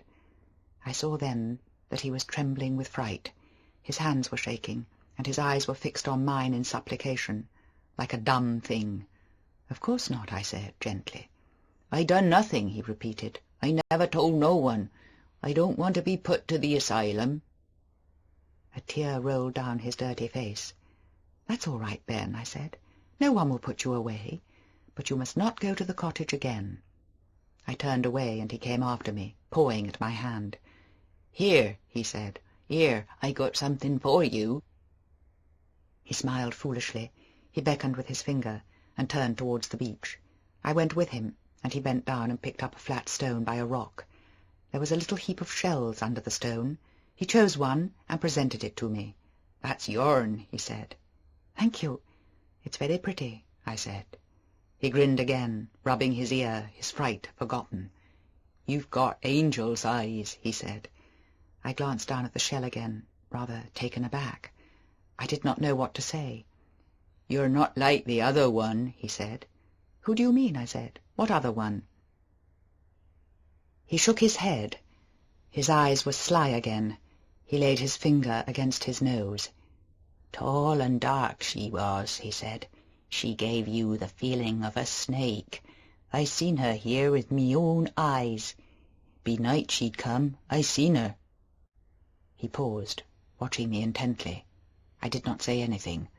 "I looked in on her once," he said, "and she turned on me, she did. 'You don't know me, do you?' she said. 'You've never seen me here, and you won't again. If I catch you looking at me through the windows here, I'll have you put to the asylum,' she said. 'You wouldn't like that, would you? They're cruel to people in the asylum,' she said. 'I won't say nothing, ma'am,' I said, and I touched me cap like this here." He pulled at his sou'wester. "She's gone now, ain't she?" he said anxiously. "I don't know who you mean," I said slowly. "No one is going to put you in the asylum. Good afternoon, Ben." I turned away and walked up the beach to the path, dragging Jasper by his belt. Poor wretch, he was potty, of course. He did not know what he was talking about. It was hardly likely that anyone would threaten him with the asylum. Maxim had said he was quite harmless, and so had Frank. Perhaps he had heard himself discussed once amongst his own people, and the memory of it lingered like an ugly picture in the mind of a child. He would have a child's mentality, too, regarding likes and dislikes. He would take a fancy to a person for no reason, and be friendly one day, perhaps, and sullen the next. He had been friendly with me because I said he could keep the fishing line. Tomorrow, if I met him, he might not know me. It was absurd to notice anything said by an idiot. I glanced back over my shoulder at the cove. The tide had begun to run, and was swirling slowly round the arm of the harbour wall. Ben had disappeared over the rocks. The beach was deserted again. I could just see the stone chimney of the cottage through a gap in the dark trees. I had a sudden unaccountable desire to run. I pulled at Jasper's leash, and panted up the steep narrow path through the woods, not looking back any more. Had I been offered all the treasures in the world, I could not have turned and gone down to the cottage or the beach again. It was as though someone waited down there, in the little garden where the nettles grew. Someone who watched and listened. Jasper barked as we ran together. He thought it was some new kind of game. He kept trying to bite the belt and worry it. I had not realized how closely the trees grew together here, their roots stretching across the path like tendrils ready to trip one. They ought to clear all this, I thought as I ran, catching my breath. Maxim should get the men onto it. There is no sense or beauty in this undergrowth. That tangle of shrubs there should be cut down to bring light to the path. It was dark, much too dark. That naked eucalyptus tree, stifled by brambles, looked like the white bleached limb of a skeleton. And there was a black, earthy stream running beneath it, choked with the muddied rains of years, trickling silently to the beach below. The birds did not sing here as they did in the valley. It was quiet in a different way. End of Disc 5. Disc 6. and even as I ran and panted up the path, I could hear the wash of the sea as the tide crept into the cove. I understood why Maxim disliked the path and the cove. I disliked it too. I had been a fool to come this way. I should have stayed on the other beach, on the white shingle, and come home by the happy valley. I was glad to come out onto the lawn and see the house there in the hollow, solid and secure. The woods were behind me. I would ask Robert to bring me my tea under the chestnut tree. I glanced at my watch. 'Twas earlier than I thought. Not yet 4. I would have to wait a bit. It was not the routine at Manderley to have tea before past. I was glad Frith was out. Robert would not make such a performance of bringing the tea out into the garden. As I wandered across the lawn to the terrace, my eye was caught by a gleam of sunshine on something metal showing through the green of the rhododendron leaves at the turn in the drive. I shaded my eyes with my hand to see what it was. It looked like the radiator of a car. I wondered if someone had called. If they had, though, they would have driven up to the house, not left their car concealed like that from the house at the turn of the drive by the shrubs. I went a little closer. Yes, it was a car all right. I could see the wings now, and the hood. What a funny thing. Visitors never did that as a rule, and the tradesmen went round the back way by the old stables and the garage. It was not Frank's Morris, I knew that well. This was a long, low car, a sports car. I wondered what I had better do. If it was a caller, Robert would have shown them into the library or the drawing-room. In the drawing-room they would be able to see me as I came across the lawn. I did not want to face a caller dressed like this. I should have to ask them to stay to tea. I hesitated at the edge of the lawn. For no reason, perhaps because the sunlight flickered a moment on the glass, I looked up at the house, and as I did so, I noticed with surprise that the shutters of one of the windows in the west wing had been opened up. Somebody stood by the window. A man. And then he must have caught sight of me, because he drew back abruptly, and a figure behind him put up an arm and closed the shutters. The arm belonged to Mrs. Danvers. I recognized the black sleeve. I wondered for a minute if it was a public day and she was showing the rooms. It could not be so, though, because Frith always did that, and Frith was out. Besides, the rooms in the west wing were not shown to the public. I had not even been into them myself yet. No, I knew it was not a public day. The public never came on a Tuesday. Perhaps it was something to do with a repair in one of the rooms. It was odd, though, the way the man had been looking out, and directly he saw me, he whipped back into the room and the shutters were closed. And the car, too, drawn up behind the rhododendrons, so that it could not be seen from the house. Still, that was up to Mrs. Danvers. It was nothing to do with me. If she had friends she took to the west wing, it was not exactly my affair. I had never known it happen before, though. Odd that it should occur on the only day Maxim was from home. I strolled rather self-consciously across the lawn to the house, aware that they might be watching me still from a chink in the shutters. I went up the steps and through the big front door to the hall. There was no sign of a strange cap or stick, and no card on the salver. Evidently this was not an official visitor. Well, it was not my affair. I went into the flower-room and washed my hands in the basin to save going upstairs. It would be awkward if I met them face to face on the stairs or somewhere. I remembered I had left my knitting in the morning-room before lunch, and I went along through the drawing-room to fetch it, the faithful Jasper at my heels. The morning-room door was open, and I noticed that my bag of knitting had been moved. I had left it on the divan, and it had been picked up and pushed behind a cushion. There was the imprint of a person on the fabric of the divan where my knitting had been before. Someone had sat down there recently and picked up my knitting because it had been in the way. The chair by the desk had also been moved. It looked as though Mrs. Danvers entertained her visitors in the morning-room when Maxim and I were out of the way. I felt rather uncomfortable. I would rather not know. Jasper was sniffing under the divan and wagging his tail. He was not suspicious of the visitor anyway. I took my bag of knitting and went out. As I did so, the door in the large drawing-room that led to the stone passage and the back premises opened, and I heard voices. I darted back into the morning-room again, just in time. I had not been seen.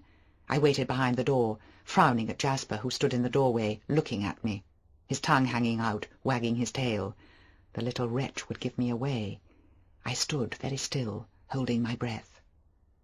Then I heard Mrs. Danvers speak. "I expect she has gone to the library," she said. "She's come home early for some reason. If she has gone to the library, you will be able to go through the hall without her seeing you. Wait here while I go and see." I knew they were talking about me. I began to feel more uncomfortable than ever. It was so furtive, the whole business, and I did not want to catch Mrs. Danvers in the wrong. Then Jasper turned his head sharply towards the drawing-room. He trotted out, wagging his tail. "Hallo, you little tyke," I heard the man say. Jasper began to bark excitedly. I looked round desperately for somewhere to hide. Hopeless, of course. And then I heard a footstep, quite close to my ear, and the man came into the room. He did not see me at first, because I was behind the door, but Jasper made a dive at me, still barking with delight. The man wheeled round suddenly and saw me. I have never seen anyone look more astonished. I might have been the burglar, and he the master of the house. "I beg your pardon," he said, looking me up and down. He was a big, hefty fellow, good-looking in a rather flashy, sunburnt way. He had the hot blue eyes usually associated with heavy drinking and loose living. His hair was reddish, like his skin. In a few years he would run to fat, his neck bulging over the back of his collar. His mouth gave him away. It was too soft, too pink. I could smell the whiskey in his breath from where I stood. He began to smile, the sort of smile he would give to every woman. "I hope I haven't startled you," he said. I came out from behind the door, looking no doubt as big a fool as I felt. "No, of course not," I said. "I heard voices. I was not quite sure who it was. I did not expect any callers this afternoon." "What a shame," he said heartily. "It's too bad of me to butt in on you like this. I hope you'll forgive me. The fact is, I just popped in to see old Danny. She's a very old friend of mine." "Oh, of course, it's quite all right," I said. "Dear old Danny," he said. "She's so anxious, bless her, not to disturb anyone. She didn't want to worry you." "Oh, it does not matter at all," I said. I was watching Jasper, who was jumping up and pawing at the man in delight. "This little beggar hasn't forgotten me, has he?" said. "Grown into a jolly little beast. He was quite a youngster when I saw him last. He's too fat, though. He needs more exercise." "I've just taken him for a long walk," I said. "Have you really? How sporting of you," he said. He went on patting Jasper and smiling at me in a familiar way. Then he pulled out his cigarette case. "Have one?" he said. "I don't smoke," I told him. "Don't you really?" He took one himself and lighted it. I never minded those things, but it seemed odd to me in somebody else's room. It was surely rather bad manners, not polite to me. "How's old Max?" he said. I was surprised at his tone. It sounded as though he knew him well. It was queer to hear Maxim talked of as Max. No one called him that. "He's very well, thank you," I said. "He's gone up to London." "And left the bride all alone? Why, that's too bad. Isn't he afraid someone will come and carry you off?" He laughed, opening his mouth. I did not like his laugh. There was something offensive about it. I did not like him either. Just then Mrs. Danvers came into the room. She turned her eyes upon me, and I felt quite cold. Oh, God, I thought, how she must hate me. "Hello, Danny, there you are," said the man. "All your precautions were in vain. The mistress of the house was hiding behind the door." And he laughed again. Mrs. Danvers did not say anything. She just went on looking at me. "Well, aren't you going to introduce me?" he said. "After all, it's the usual thing to do, isn't it, to pay one's respect to a bride?" "This is Mr. Favell, madam," said Mrs. Danvers. She spoke quietly, rather unwillingly. I don't think she wanted to introduce him to me. "How do you do?" I said, and then with an effort to be polite, "Won't you stay to tea?" He looked very amused. He turned to Mrs. Danvers. "Now, isn't that a charming invitation?" he said. "I've been asked to stay to tea. By heaven, Danny, I've a good mind to." I saw her flash a look of warning at him. I felt very uneasy. It was all wrong, this situation. It ought not to be happening at all. "Well, perhaps you're right," he said. "It would have been a lot of fun, all the same. I suppose I had better be going, hadn't I? Come and have a look at my car." He still spoke in a familiar, rather offensive way. I did not want to go and look at his car. I felt very awkward and embarrassed. "Come on," he said. "It's a jolly good little car, much faster than anything poor old Max ever has." I could not think of an excuse. The whole business was so forced and stupid. I did not like it. And why did Mrs. Danvers have to stand there looking at me with that smouldering look in her eyes? "Where is the car?" I said feebly. "Round the bend in the drive. I didn't drive to the door. I was afraid of disturbing you. I had some idea you probably rested in the afternoon." I said nothing. The lie was too obvious. We all walked out through the drawing-room and into the hall. I saw him glance over his shoulder and wink at Mrs. Danvers. She did not wink in return. I hardly expected she would. She looked very hard and grim. Jasper frolicked out onto the drive. He seemed delighted with the sudden appearance of this visitor whom he appeared to know so well. "I left my cap in the car, I believe," said the man, pretending to glance round the hall. "As a matter of fact, I didn't come in this way. I slipped round and bearded Danny in her den. Coming out to see the car, too?" He looked inquiringly at Mrs. Danvers. She hesitated, watching me out of the tail of her eye. "No," she said. "No, I don't think I'll come out now. Good-bye, Mr. Jack." He seized her hand and shook it heartily. "Good-bye, Danny. Take care of yourself. You know where to get in touch with me always. It's done me a power of good to see you again." He walked out onto the drive, Jasper dancing at his heels, and I followed him, slowly, feeling very uncomfortable still. "Dear old Manderley," he said, looking up at the windows. "The place hasn't changed much. I suppose Danny sees to that. What a wonderful woman she is, eh?" "Yes, she's very efficient," I said. "And what do you think of it all? Like being buried down here?" "I'm very fond of Manderley," I said stiffly. "Weren't you living somewhere down in the south of France when Max met you? Monte, wasn't it? I used to know Monte well." "Yes, I was in Monte Carlo," I said. We had come to his car now, a green sports thing, typical of its owner. "What do you think of it?" he said. "Very nice," I said politely. "Come for a run to the lodge gates," he said. "No, I don't think I will," I said. "I'm rather tired." "You don't think it would look too good for the mistress of Manderley to be seen driving with someone like me, is that it?" he said, and he laughed, shaking his head at me. "Oh, no," I said, turning rather red. "No, really." He went on looking me up and down in his amused way with those familiar, unpleasant blue eyes. I felt like a barmaid. "Oh, well," he said, "we mustn't lead the bride astray, must we, Jasper? Wouldn't do at all." He reached for his cap and an enormous pair of motoring gloves. He threw his cigarette away on the drive. "Good-bye," he said, holding out his hand. "It's been a lot of fun meeting you." "Good-bye," I said. "By the way," he said carelessly, "it would be very sporting and grand of you if you did not mention this little visit of mine to Max. He doesn't exactly approve of me, I'm afraid. I don't know why, and it might get poor old Danny into trouble." "No," I said awkwardly. "No, all right." "That's very sporting of you. Sure you won't change your mind and come for a run?" "No, I don't think I will, if you don't mind." "Bye-bye, then. Perhaps I'll come and look you up one day. Get down, Jasper, you devil. You'll scratch my paint. I say, I call it a damn shame, Max going up to London and leaving you alone like this." "I don't mind. I like being alone," I said.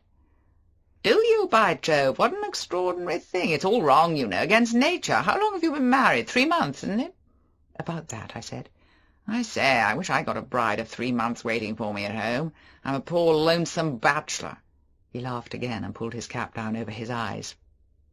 "Fare you well," he said, starting up the engine, and the car shot down the drive, snorting explosive fury from the exhaust, while Jasper stood looking after it, his ears drooping, his tail between his legs. "Oh, come on, Jasper," I said. "Don't be so idiotic." I walked slowly back to the house. Mrs. Danvers had disappeared. I stood in the hall and rang the bell. Nothing happened for about 5 minutes. I rang again. Presently Alice appeared, her face rather aggrieved. "Yes, madam," she said. "Oh, Alice," I said, "isn't Robert there?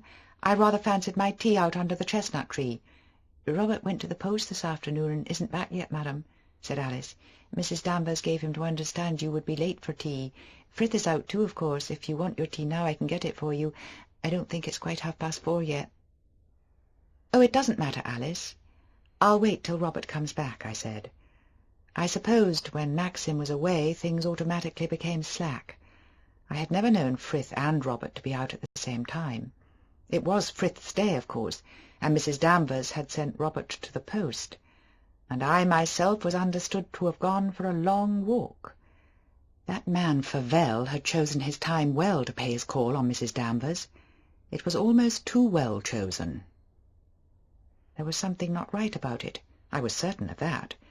And then he had asked me not to say anything to Maxim. It was all very awkward. I did not want to get Mrs. Danvers into trouble or make any sort of scene. More important still, I did not want to worry Maxim. I wondered who he was, this man, Favell. He had called Maxim Max. No one ever called him Max. I had seen it written once on the flyleaf of a book, the letters thin and slanting, curiously pointed, the tail of the M very definite, very long. I thought there was only one person who had ever called him Max. As I stood there, in the hall, undecided about my tea, wondering what to do, the thought suddenly came to me that perhaps Mrs. Danvers was dishonest, that all this time she was engaged in some business behind Maxim's back, and coming back early, as I had today, I had discovered her and this man, an accomplice, who had then bluffed his way out by pretending to be familiar with the house and with Maxim. I wondered what they had been doing in the west wing. Why had they closed the shutters when they saw me on the lawn? I was filled with vague disquiet. Frith and Robert had been away. The maids were generally in their bedrooms changing during the afternoon. Mrs. Danvers would have the run of the place. Supposing this man was a thief, and Mrs. Danvers was in his pay? There were valuable things in the west wing. I had a sudden, rather terrifying impulse to creep upstairs now to the west wing and go into those rooms and see for myself. Robert was not yet back. I would just have time before tea. I hesitated, glancing at the gallery. The house seemed very still and quiet. The servants were all in their own quarters beyond the kitchen. Jasper lapped noisily at his drinking bowl below the stairs, the sound echoing in the great stone hall. I began to walk upstairs. My heart was beating in a queer, excited way.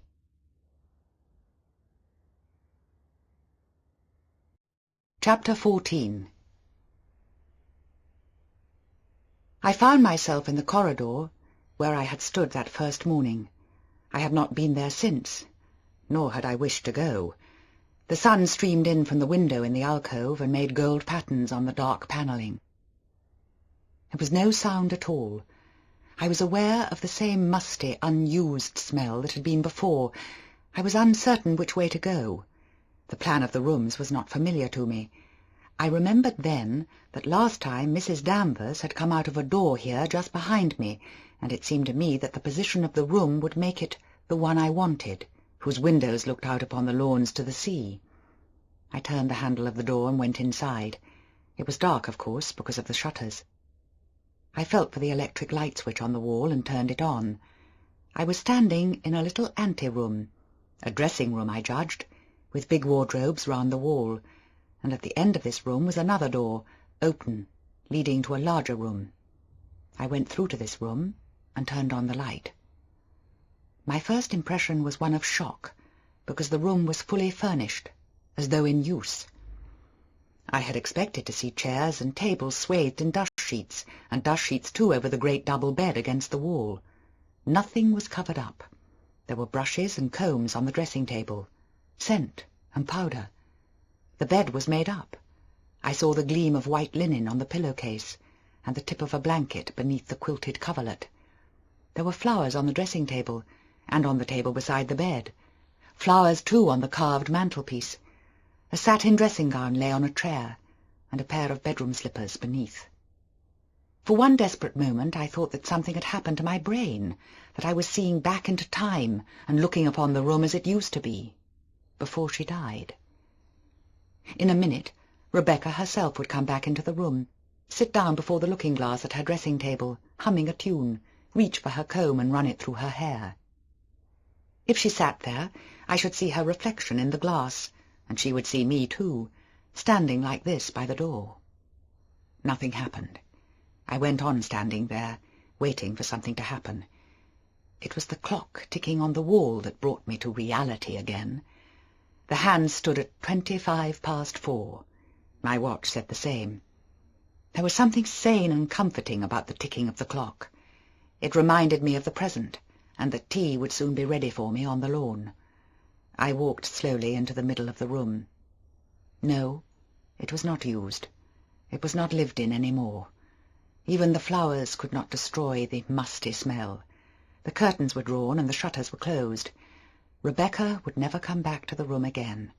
Even if Mrs. Danvers did put the flowers on the mantelpiece and the sheets upon the bed, they would not bring her back. She was dead. She had been dead now for a year. She lay buried in the crypt of the church with all the other dead de Winters. I could hear the sound of the sea very plainly. I went to the window and swung back the shutter. Yes, I was standing at the same window where Favell and Mrs. Danvers had stood half an hour ago. The long shaft of daylight made the electric light look false and yellow. I opened the shutter a little more. The daylight cast a white beam upon the bed. It shone upon the nightdress case, lying on the pillow. It shone on the glass top of the dressing-table, on the brushes, and on the scent bottles. The daylight gave an even greater air of reality to the room. When the shutter was closed, and it had been lit by electricity, the room had more the appearance of a setting on the stage. The scene set between performances, the curtain having fallen for the night, the evening over, and the first act set for tomorrow's matinee. But the daylight made the room vivid and alive. I forgot the musty smell and the drawn curtains of the other windows. I was a guest again, an uninvited guest. I had strolled into my hostess's bedroom by mistake. Those were her brushes on the dressing-table. That was her dressing-gown and slippers, laid out upon the chair. I realized, for the first time since I had come into the room, that my legs were trembling, weak as straw. I sat down on the stool by the dressing-table. My heart no longer beat in a strange, excited way. It felt as heavy as lead. I looked about me in the room with a sort of dumb stupidity. Yes, it was a beautiful room. Mrs. Danvers had not exaggerated that first evening. It was the most beautiful room in the house.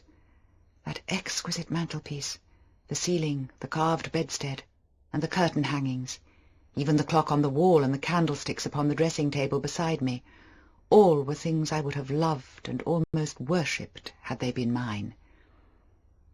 They were not mine, though. They belonged to somebody else. I put out my hand and touched the brushes. One was more worn than its fellow. I understood it well. There was always one brush that had the greater use. Often you forgot to use the other, and when they were taken to be washed, there was one that was still quite clean and untouched. How white and thin my face looked in the glass, my hair hanging lank and straight. Did I always look like this? Surely I had more colour as a rule. The reflection stared back at me, sallow and plain. I got up from the stool and went and touched the dressing-gown on the chair.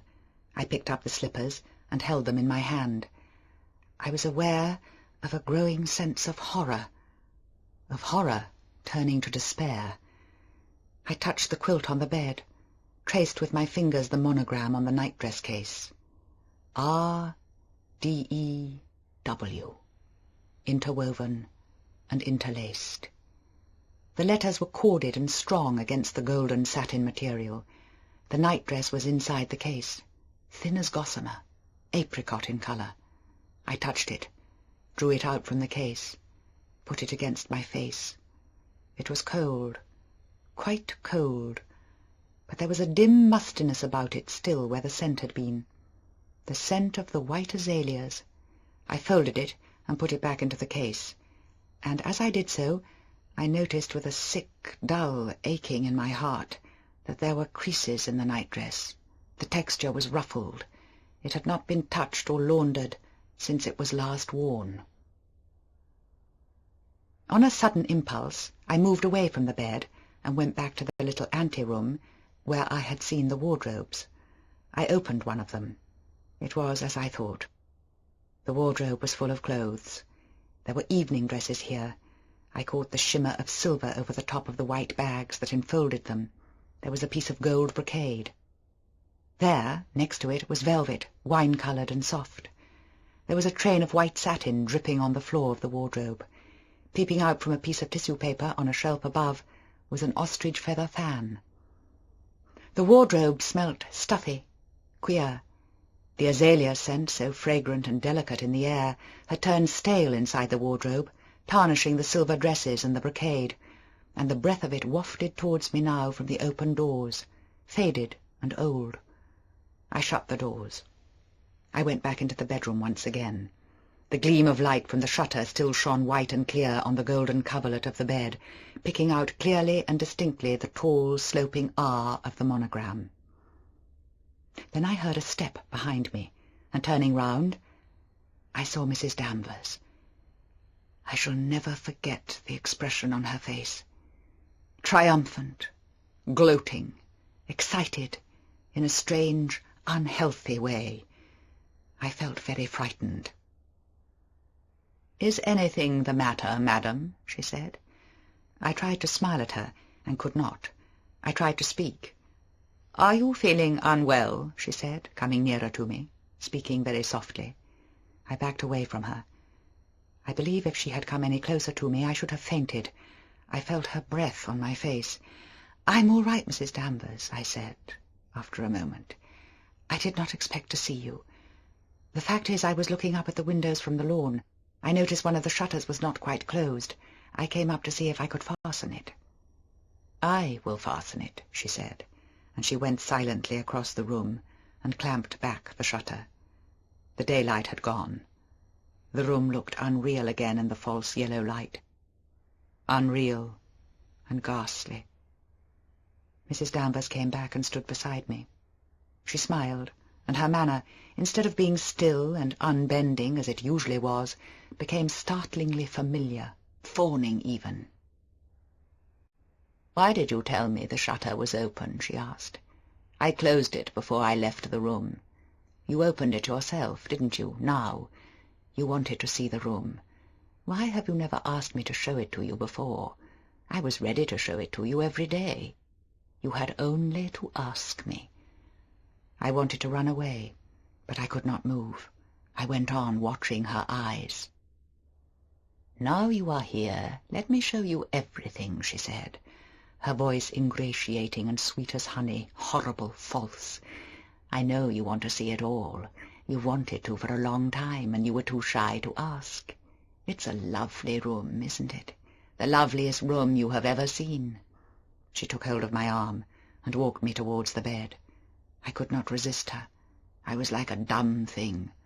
The touch of her hand made me shudder, and her voice was low and intimate, a voice I hated and feared. That was her bed. It's a beautiful bed, isn't it? I keep the golden coverlet on it always. It was her favourite. Here is her nightdress inside the case. You've been touching it, haven't you? This was the nightdress she was wearing for the last time before she died. Would you like to touch it again?" She took the nightdress from the case and held it before me. "Feel it, hold it," she said. "How soft and light it is, isn't it? I haven't washed it since she wore it for the last time. I put it out like this, and the dressing-gown and slippers, just as I put them out for her the night she never came back, the night she was drowned." She folded up the nightgown and put it back in the case. "I did everything for her, you know," she said, taking my arm again, leading me to the dressing-gown and slippers. "We tried maid after maid, but not one of them suited. 'You made me better than anyone, Danny,' she used to say. 'I won't have anyone but you.' Look, this is her dressing-gown. She was much taller than you can see by the length. Put it up against you. It comes down to your ankles. She had a beautiful figure. These are her slippers. 'Throw me my slips, Danny,' she used to say. She had little feet for her height. Put your hands inside the slippers. They're quite small and narrow, aren't they?" She forced the slippers over my hands, smiling all the while, watching my eyes. "You never would have thought she was so tall, would you?" she said. "These slippers would fit a tiny foot. She was so slim, too. You would forget her height until she stood beside you. She was every bit as tall as me, but lying there in bed she looked quite a slip of a thing, with her mass of dark hair standing out from her face like a halo." She put the slippers back on the floor and laid the dressing-gown on the chair. "You've seen her brushes, haven't you?" she said, taking me to the dressing-table. "There they are, just as she used them, unwashed and untouched. I used to brush her hair for her every evening. 'Come on, Danny, hair drill,' she would say, and I'd stand behind her, by the stool here, and brush away for 20 minutes at a time. She only wore it short the last few years, you know. It came down below the waist when she was first married. Mr. de Winter used to brush it for her then. I've come into this room time and time again and seen him in his shirt-sleeves with the 2 brushes in his hand. 'Harder, Max, harder,' she would say, laughing up at him, and he would do as she told him. They would be dressing for dinner, you see, and the house filled with guests. 'Here, I shall be late,' he would say, throwing the brushes to me and laughing back at her. He was always laughing and gay then." She paused, her hand still resting on my arm. "Everyone was angry with her when she cut her hair," she said, "but she did not care. 'It's nothing to do with anyone but myself,' she would say. And of course short hair was much easier for riding and sailing. She was painted on horseback, you know. A famous artist did it. The picture hung in the Academy. Did you ever see it?" I shook my head. "No," I said, "no." "I understood it was the picture of the year," she went on. "But Mr. de Winter did not care for it, and would not have it at Manderley. I don't think he considered it did her justice. You would like to see her clothes, wouldn't you?" She did not wait for my answer.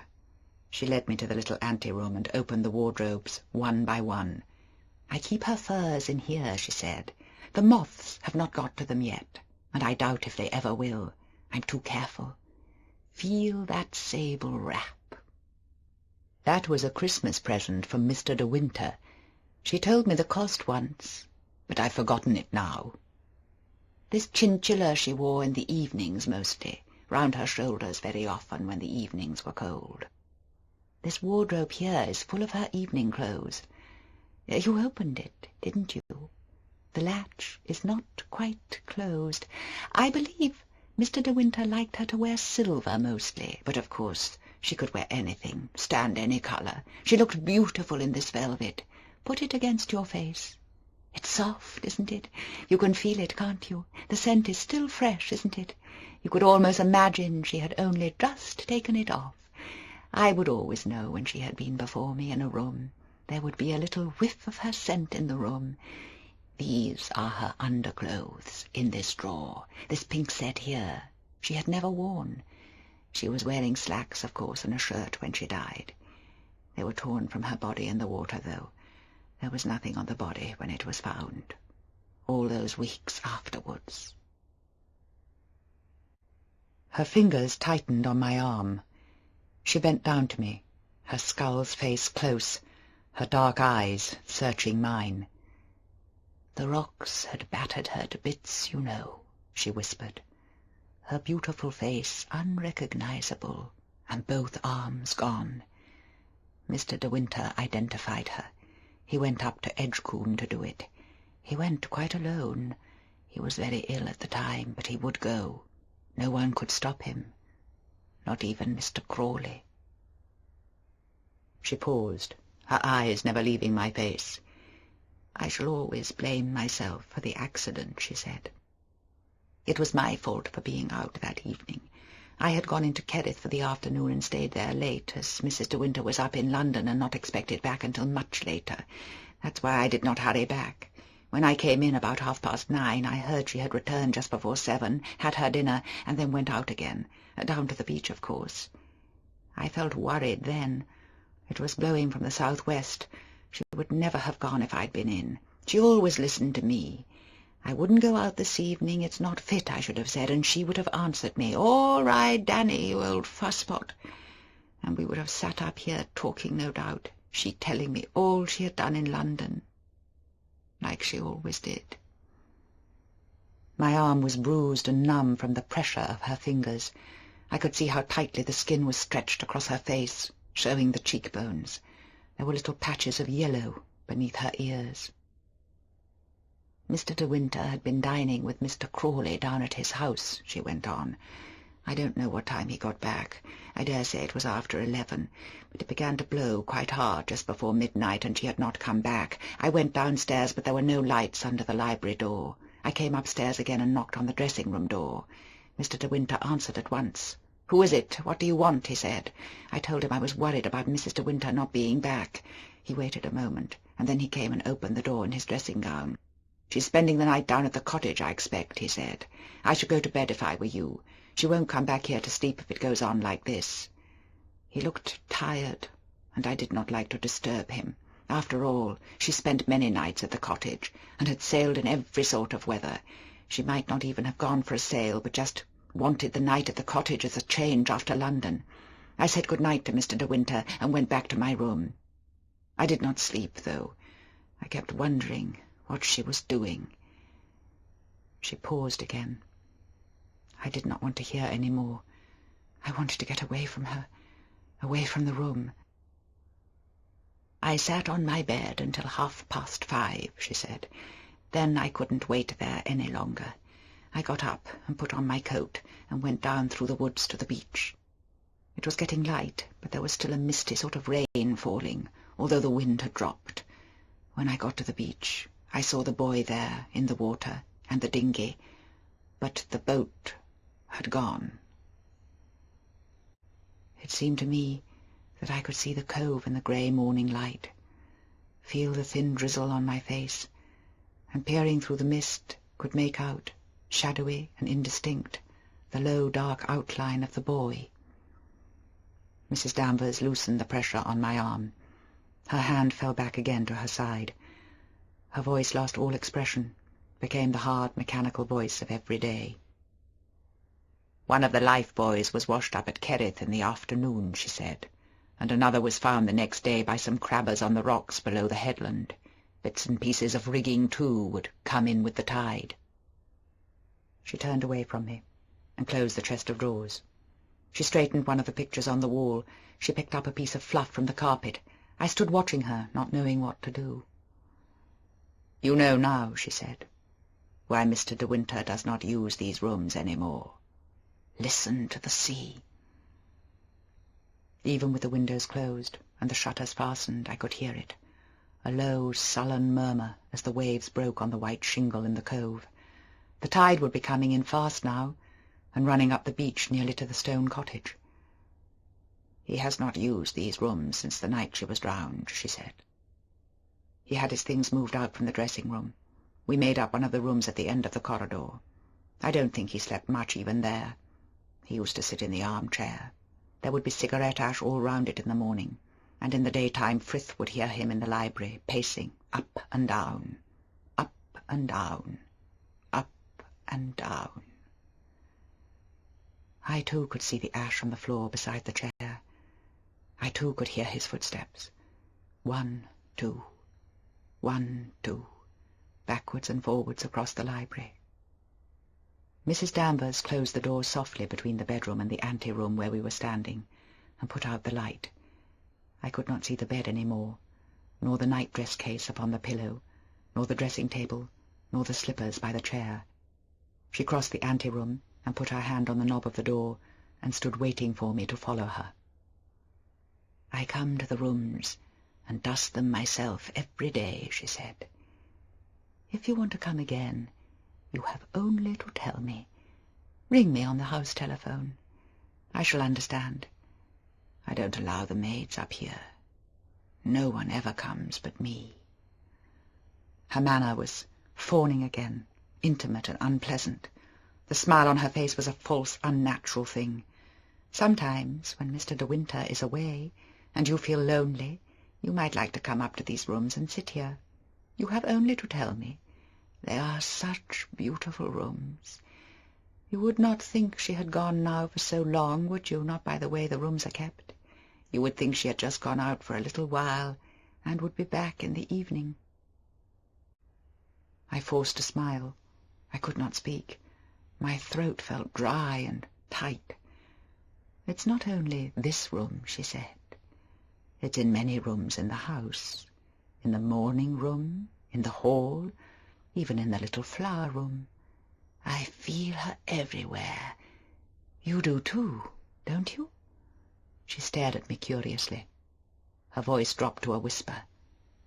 "Sometimes, when I walk along the corridor here, I fancy I hear her just behind me, that quick, light footstep. I could not mistake it anywhere, and in the minstrel's gallery above the hall. I've seen her leaning there in the evenings in the old days, looking down at the hall below and calling to the dogs. I can fancy her there now from time to time. It's almost as though I catch the sound of her dress sweeping the stairs as she comes down to dinner." She paused. She went on looking at me, watching my eyes. "Do you think she can see us? Talking to one another now?" she said slowly. "Do you think the dead come back and watch the living?" I swallowed.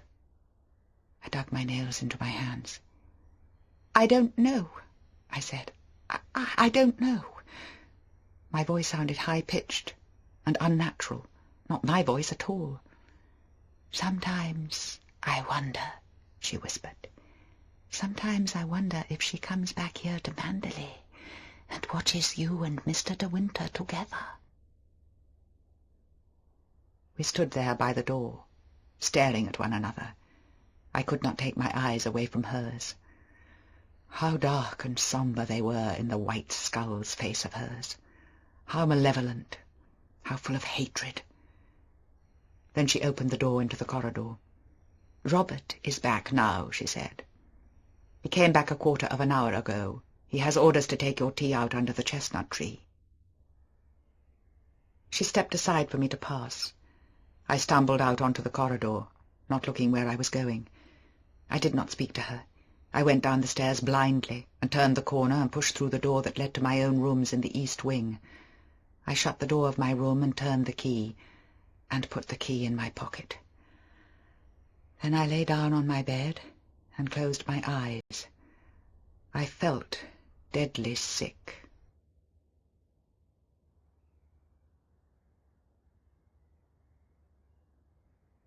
Chapter 15. Maxim rang up the next morning to say he would be back about 7. Frith took the message. Maxim did not ask to speak to me himself. I heard the telephone ring while I was at breakfast, and I thought perhaps Frith would come into the dining-room and say, "Mr. de Winter on the telephone, madam." I had put down my napkin and had risen to my feet, and then Frith came back into the dining-room and gave me the message. He saw me push back my chair and go to the door. "Mr. de Winter has rung off, madam," he said. There was no message, just that he would be back about 7. I sat down in my chair again and picked up my napkin. Frith must have thought me eager and stupid, rushing across the dining-room. "All right, Frith, thank you," I said. I went on eating my eggs and bacon, Jasper at my feet, the old dog in her basket in the corner. I wondered what I should do with my day. I had slept badly, perhaps because I was alone in the room. I had been restless, waking up often, and when I glanced at my clock, I saw the hands had scarcely moved. When I did fall asleep, I had varied, wandering dreams. We were walking through woods, Maxim and I, and he was always just a little ahead of me. I could not keep up with him, nor could I see his face, just his figure, striding away in front of me all the time. I must have cried while I slept, for when I woke in the morning the pillow was damp. My eyes were heavy, too, when I looked in the glass. I looked plain, unattractive. I rubbed a little rouge on my cheeks in a wretched attempt to give myself colour, but it made me worse. It gave me a false clown look. Perhaps I did not know the best way to put it on. I noticed Robert staring at me as I crossed the hall and went in to breakfast. About 10 o'clock, as I was crumbling some pieces for the birds on the terrace, the telephone rang again. This time it was for me. Frith came and said Mrs. Lacey wanted to speak to me. "Good morning, Beatrice," I said. "Well, my dear, how are you?" she said, her telephone voice typical of herself, brisk, rather masculine, standing no nonsense, and then not waiting for my answer. "I thought of motoring over this afternoon and looking up Gran. I'm lunching with people about 20 miles from you. Shall I come and pick you up and we'll go together? It's time you met the old lady, you know." "I'd like to very much, Beatrice," I said. "Splendid. Very well, then. I'll come along for you about 3:30. Giles saw Maxim at the dinner. Poor food, he said, but excellent wine. All right, my dear. See you later." The click of the receiver, and she was gone. I wandered back into the garden. I was glad she had rung up and suggested the plan of going over to see the grandmother. It made something to look forward to and broke the monotony of the day. The hours had seemed so long until 7 o'clock. I did not feel in my holiday mood today, and I had no wish to go off with Jasper to the Happy Valley and come to the cove and throw stones in the water. The sense of freedom had departed, and the childish desire to run across the lawns in sandshoes. I went and sat down with a book and the Times and my knitting in the rose garden, domestic as a matron, yawning in the warm sun, while the bees hummed amongst the flowers. I tried to concentrate on the bald newspaper columns, and later to lose myself in the racy plot of the novel in my hands. I did not want to think of yesterday afternoon and Mrs. Danvers. I tried to forget that she was in the house at this moment, perhaps looking down on me from one of the windows, and now and again when I looked up from my book or glanced across the garden, I had the feeling I was not alone.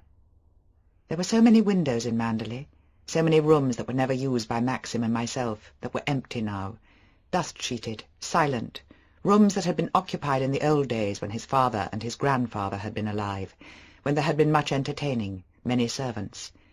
It would be easy for Mrs. Danvers to open those doors softly and close them again, and then steal quietly across the shrouded room and look down upon me from behind the drawn curtains.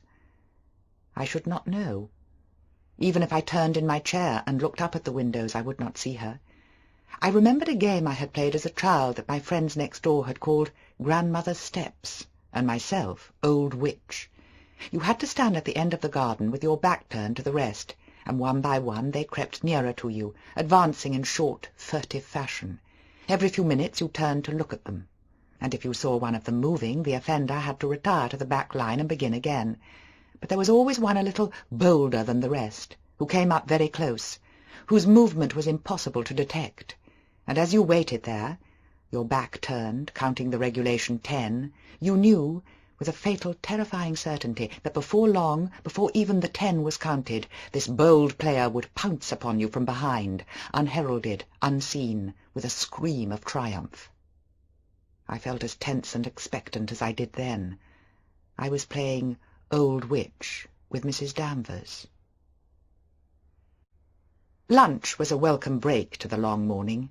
The calm efficiency of Frith and Robert's rather foolish face helped me more than my book and my newspaper had done, and at 3:30, punctual to the moment, I heard the sound of Beatrice's car round the sweep of the drive and pull up at the steps before the house. I ran out to meet her, ready dressed, my gloves in my hand. "Well, my dear, here I am. What a splendid day, isn't it?" She slammed the door of the car and came up the steps to meet me. She gave me a hard, swift kiss, brushing me somewhere near the ear. "You don't look well," she said immediately, looking me up and down. "Much too thin in the face and no colour. What's wrong with you?" "Nothing," I said humbly, knowing the fault of my face too well. "I'm not a person who ever has much colour." "Oh, bosh," she replied. "You looked quite different when I saw you before." "I expect the brown of Italy has worn off," I said, getting into the car. "Humph," she said shortly. "You're as bad as Maxim. Can't stand any criticism about your health. Slam the door hard or it doesn't shut." We started off down the drive, swerving at the corner, going rather too fast. "You're not by any chance starting an infant, are you?" she said, turning her hawk-brown eyes upon me. "No," I said awkwardly. "No, I don't think so." "No morning sickness or anything like that?" "No." "Oh, well, of course it doesn't always follow. I never turned a hair when Roger was born, felt as fit as a fiddle the whole 9 months. I played golf the day before he arrived. There's nothing to be embarrassed about in the facts of nature, you know. If you have any suspicions, you'd better tell me." "No, really, Beatrice," I said, "there's nothing to tell." "I must say I do hope you will produce a son and heir before long. It will be so terribly good for Maxim. I hope you're doing nothing to prevent it." "Of course not," I said. What an extraordinary conversation. "Oh, don't be shocked," she said.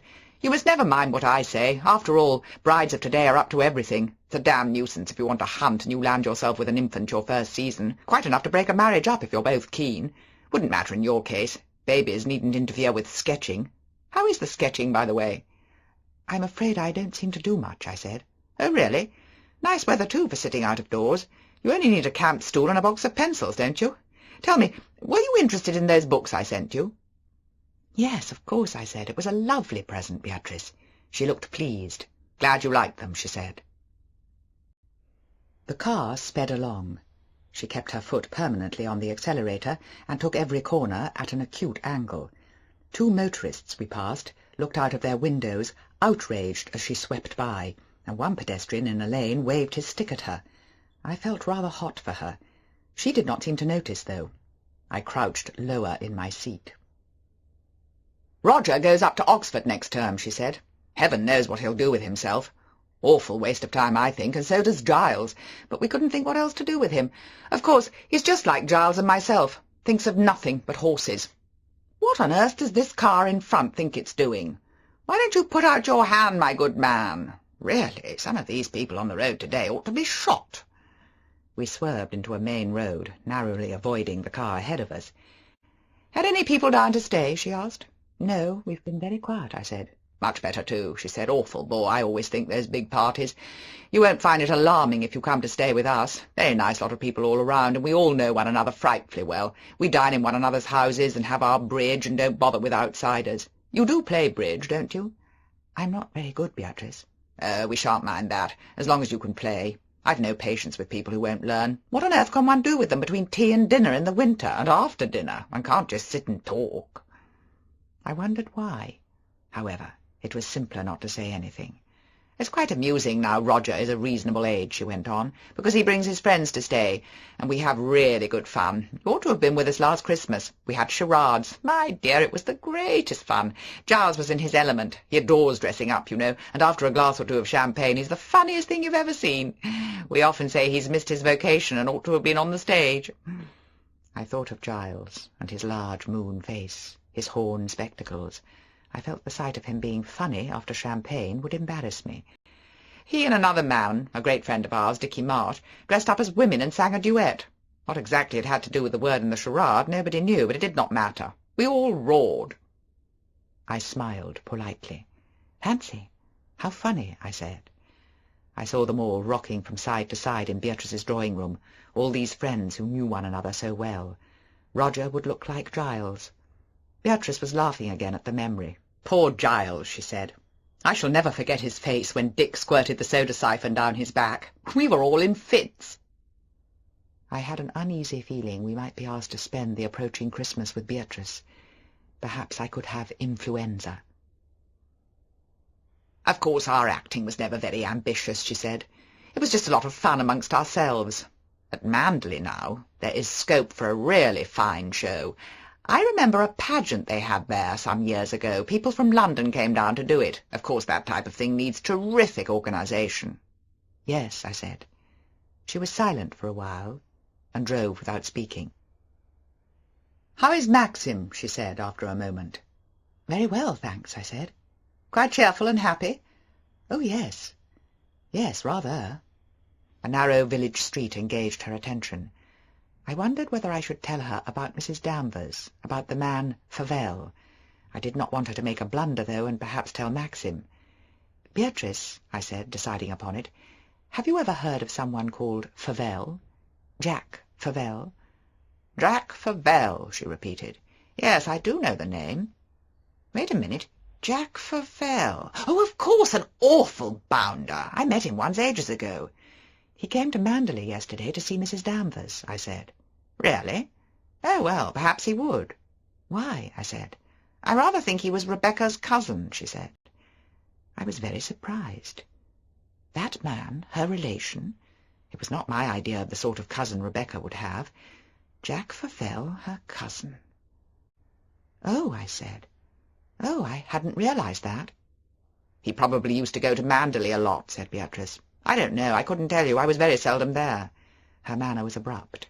It gave me the impression she did not want to pursue the subject. "I did not take to him much," I said. "No," said Beatrice. "I don't blame you."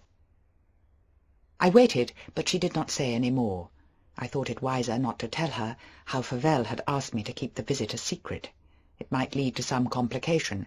Besides, we were just coming to our destination, a pair of white gates and a smooth gravel drive. "Don't forget, the old lady is nearly blind," said Beatrice, "and she's not very bright these days. I telephoned to the nurse that we were coming, so everything will be all right." The house was large, red-bricked, and gabled. Late Victorian, I supposed. Not an attractive house. I could tell in a glance it was the sort of house that was aggressively well kept by a big staff, and all for one old lady who was nearly blind. A trim parlour-maid opened the door. "Good afternoon, Nora. How are you?" said Beatrice. "Very well, thank you, madam. I hope you are keeping well." "Oh, yes, we're all flourishing. How has the old lady been, Nora?" "Rather mixed, madam. She has one good day and then a bad. She's not too bad in herself, you know. She will be pleased to see you, I'm sure." She glanced curiously at me.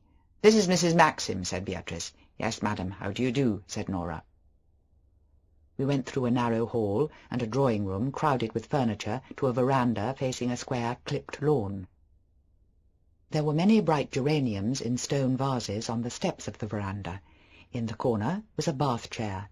Beatrice's grandmother was sitting there, propped up with pillows and surrounded by shawls. When we came close to her, I saw that she had a strong, rather uncanny resemblance to Maxim. That was what Maxim would look like if he was very old, if he was blind. The nurse by her side got up from her chair and put a mark in the book she was reading aloud. She smiled at Beatrice. "How are you, Mrs. Lacey?" she said. Beatrice shook hands with her and introduced me. "The old lady looks all right," she said. "I don't know how she does it at 86. Here we are, Gran," she said, raising her voice. "Arrived, safe and sound." The grandmother looked in our direction. "Dear Bee," she said, "how sweet of you to come and visit me. We're so dull here. Nothing for you to do." Beatrice leant over her and kissed her. "I brought Maxim's wife over to see you," she said. "She wanted to come and see you before, but she and Maxim have been so busy." Beatrice prodded me in the back. "Kiss her," she murmured. I too bent down and kissed her on the cheek. The grandmother touched my face with her fingers. "You nice thing," she said. "So good of you to come. I'm very pleased to see you, dear. You ought to have brought Maxim with you." "Maxim is in London," I said. "He's coming back tonight." "You might bring him next time," she said. "Sit down, dear, in this chair, where I can see you. And Bee, come the other side. How is dear Roger? He's a naughty boy. He doesn't come and see me." "He shall come during August," shouted Beatrice. "He's leaving Eton, you know. He's going up to Oxford." "Oh, dear, he'll be quite a young man. I shan't know him." "He's taller than Giles now," said Beatrice. She went on, telling her about Giles and Roger and the horses and the dogs. The nurse brought out some knitting and clicked her needles sharply. She turned to me, very bright, very cheerful. "How are you liking Manderley, Mrs. de Winter?" "Very much, thank you," I said. "It's a beautiful spot, isn't it?" she said, the needles jabbing one another. "Of course we don't get over there now. She's not up to it. I am sorry. I used to love our days at Manderley." "You must come over yourself sometime," I said. "Thank you. I should love to. Mr. de Winter is well, I suppose?" "Yes, very well." "You spent your honeymoon in Italy, didn't you? We were so pleased with the picture postcard Mr. de Winter sent." I wondered whether she used "we" in the royal sense, or if she meant that Maxim's grandmother and herself were one. Did he send one? I can't remember. "Oh, yes, it was quite an excitement. We love anything like that. We keep a scrapbook, you know, and paste anything to do with the family inside it. Anything pleasant, that is." "How nice," I said. I caught snatches of Beatrice's conversation on the other side. "We had to put old Marksman down," she was saying. "You remember old Marksman? The best hunter I ever had." "Oh, dear, not old Marksman," said her grandmother. "Yes, poor old man. Got blind in both eyes, you know." "Poor Marksman," echoed the old lady. I thought perhaps it was not very tactful to talk about blindness, and I glanced at the nurse. She was still busy clicking her needles. "Do you hunt, Mrs. de Winter?" she said. "No, I'm afraid I don't," I said. "Perhaps you will come to it. We're all very fond of hunting in this part of the world." "Yes." "Mrs. de Winter is very keen on art," said Beatrice to the nurse. "I tell her there are heaps of spots in Manderley that would make very jolly pictures." "Oh, rather," agreed the nurse, pausing a moment from the fury of knitting. "What a nice hobby. I had a friend who was a wonder with her pencil. We went to Provence together one Easter, and she did such pretty sketches." "How nice," I said. "We're talking about sketching," shouted Beatrice to her grandmother. "You did not know we had an artist in the family, did you?" "Who's an artist?" said the old lady. "I don't know any." "Your new granddaughter," said Beatrice. "You ask her what I gave her for a wedding present." I smiled, waiting to be asked. The old lady turned her head in my direction. "What's Bee talking about?" she said. "I did not know you were an artist. We've never had any artists in the family." Beatrice was joking, I said. "Of course I'm not an artist, really. I like drawing as a hobby. I've never had any lessons. Beatrice gave me some lovely books as a present." "Oh," she said, rather bewildered. "Beatrice gave you some books, did she? Rather like taking coals to Newcastle, wasn't it? There are so many books in the library at Manderley." She laughed heartily. We all joined in her joke. I hoped the subject would be left at that, but Beatrice had to harp on it. "You don't understand, Gran," she said. "They weren't ordinary books. They were volumes on art. 4 of 'em." The nurse leant forward to add her tribute. "Mrs. Lacey is trying to explain that Mrs. de Winter is very fond of sketching as a hobby, so she gave her 4 fine volumes all about painting as a wedding present." "What a funny thing to do," said the grandmother. "I don't think much of books for a wedding present. Nobody ever gave me any books when I was married. I should never have read them if they had." She laughed again. Beatrice looked rather offended. I smiled at her to show my sympathy. I don't think she saw. The nurse resumed her knitting. "I want my tea," said the old lady querulously. "Isn't it 4:30 yet?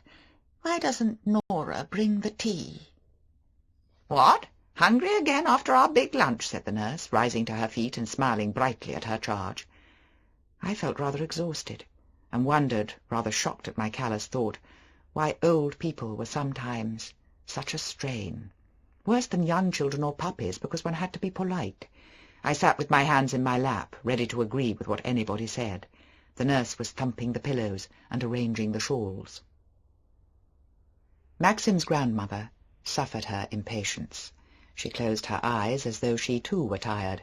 She looked more like Maxim than ever. I knew how she must have looked when she was young, tall, and handsome, going round to the stables at Manderley with sugar in her pockets, holding her trailing skirt out of the mud. I pictured the nipped-in waist, the high collar. I heard her ordering the carriage for 2 o'clock. That was all finished now for her, all gone. Her husband had been dead for 40 years, her son for 15. She had to live in this bright red-gabled house with the nurse until it was time for her to die.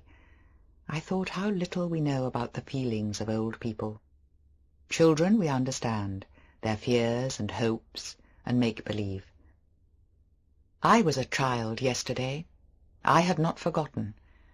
But Maxim's grandmother, sitting there in her shawl with her poor blind eyes, what did she feel? What was she thinking? Did she know that Beatrice was yawning and glancing at her watch? Did she guess that we had come to visit her because we felt it right, it was a duty, so that when she got home afterwards, Beatrice would be able to say, "Well, that clears my conscience for 3 months." Did she ever think about Manderley? Did she remember sitting at the dining-room table where I sat? Did she too have tea under the chestnut tree? Or was it all forgotten and laid aside, and was there nothing left behind that calm, pale face of hers, but little aches and little strange discomforts, a blurred thankfulness when the sun shone, a tremor when the wind blew cold? I wished that I could lay my hands upon her face and take the years away.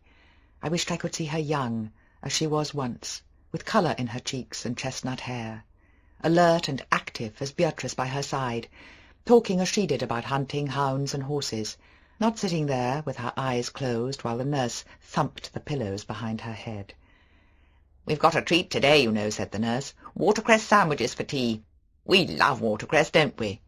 "Is it watercress day?" said Maxim's grandmother, raising her head from the pillows and looking towards the door. "You did not tell me that. Why does not Nora bring in the tea?" "I wouldn't have your job, sister, for 1,000 a day," said Beatrice, sotto voce to the nurse. "Oh, I'm used to it, Mrs. Lacey," smiled the nurse. "It's very comfortable here, you know. Of course we have our bad days, but they might be a great deal worse. She's very easy, not like some patients. The staff are obliging, too. That's really the main thing. Here comes Nora." The parlour-maid brought out a little gate-leg table and a snowy cloth. "What a time you've been, Nora," grumbled the old lady. "It's only just turned the half-hour, madam," said Nora in a special voice, bright and cheerful like the nurse. I wondered if Maxim's grandmother realized that people spoke to her in this way. I wondered when they had done so for the first time, and if she had noticed then. Perhaps she had said to herself, "They think I'm getting old. How very ridiculous." And then, little by little, she had become accustomed to it, and now it was as though they had always done so. It was part of her background. But the young woman with the chestnut hair and the narrow waist who gave sugar to the horses, where was she? We drew our chairs to the gate-leg table and began to eat the watercress sandwiches. The nurse prepared special ones for the old lady.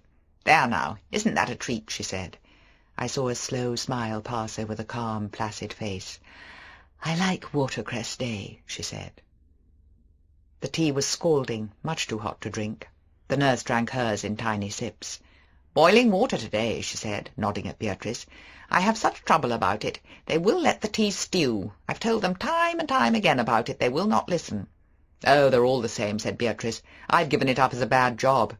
The old lady stirred hers with a spoon, her eyes very far and distant. I wished I knew what she was thinking about. "Did you have fine weather in Italy?" said the nurse. "Yes, it was very warm," I said. Beatrice turned to her grandmother. "They had lovely weather in Italy for their honeymoon," she says. "Maxim got quite sunburnt." "Why isn't Maxim here today?" said the old lady.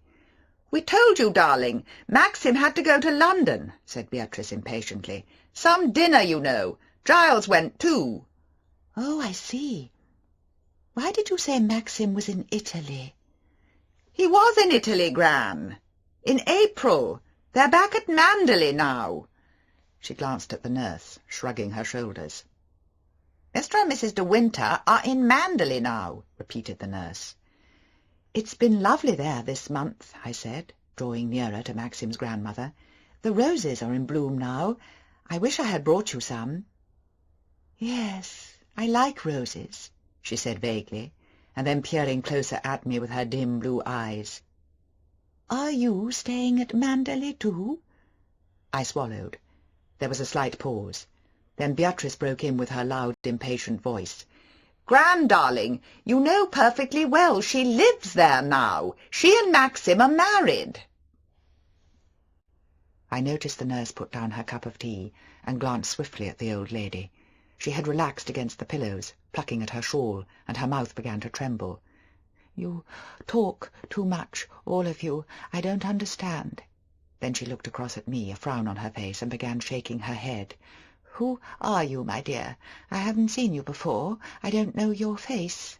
I don't remember you at Manderley. Bee, who is this child? Why did not Maxim bring Rebecca?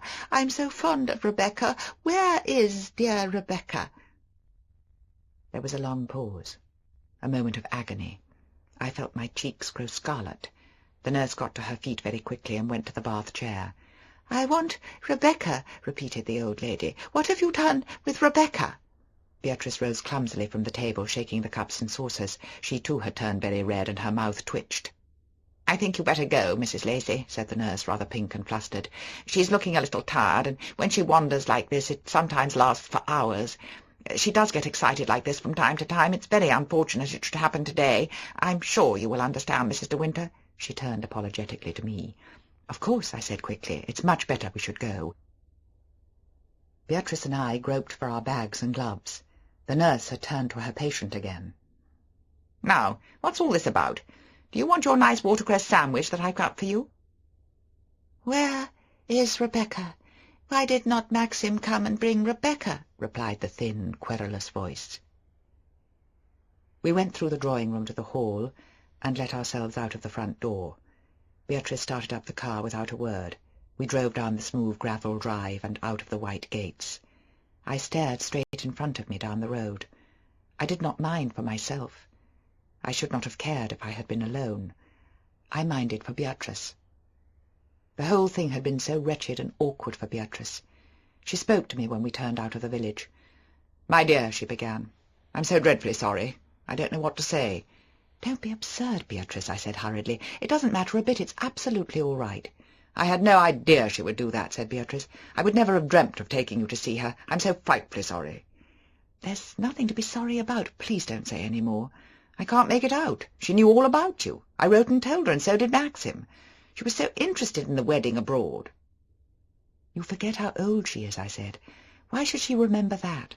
She doesn't connect me with Maxim. She only connects him with Rebecca." We went on driving in silence. It was a relief to be in the car again. I did not mind the jerky motion and the swaying corners. "I'd forgotten she was so fond of Rebecca," said Beatrice slowly. "I was a fool not to expect something like this. I don't believe she ever took it in properly about the accident. Oh, Lord, what a ghastly afternoon! What on earth will you think of me?" "Please, Beatrice, don't. I tell you I don't mind." "Rebecca made a great fuss of her always, and she used to have the old lady over to Manderley. Poor darling Gran was much more alert then. She used to rock with laughter, whatever Rebecca said. Of course she was always very amusing, and the old lady loved that. She had an amazing gift, Rebecca I mean, of being attractive to people, men, women, children, dogs. I suppose the old lady has never forgotten her. My dear, you won't thank me for this afternoon." "I don't mind. I don't mind," I repeated mechanically. If only Beatrice could leave the subject alone. It did not interest me. What did it matter after all? What did anything matter?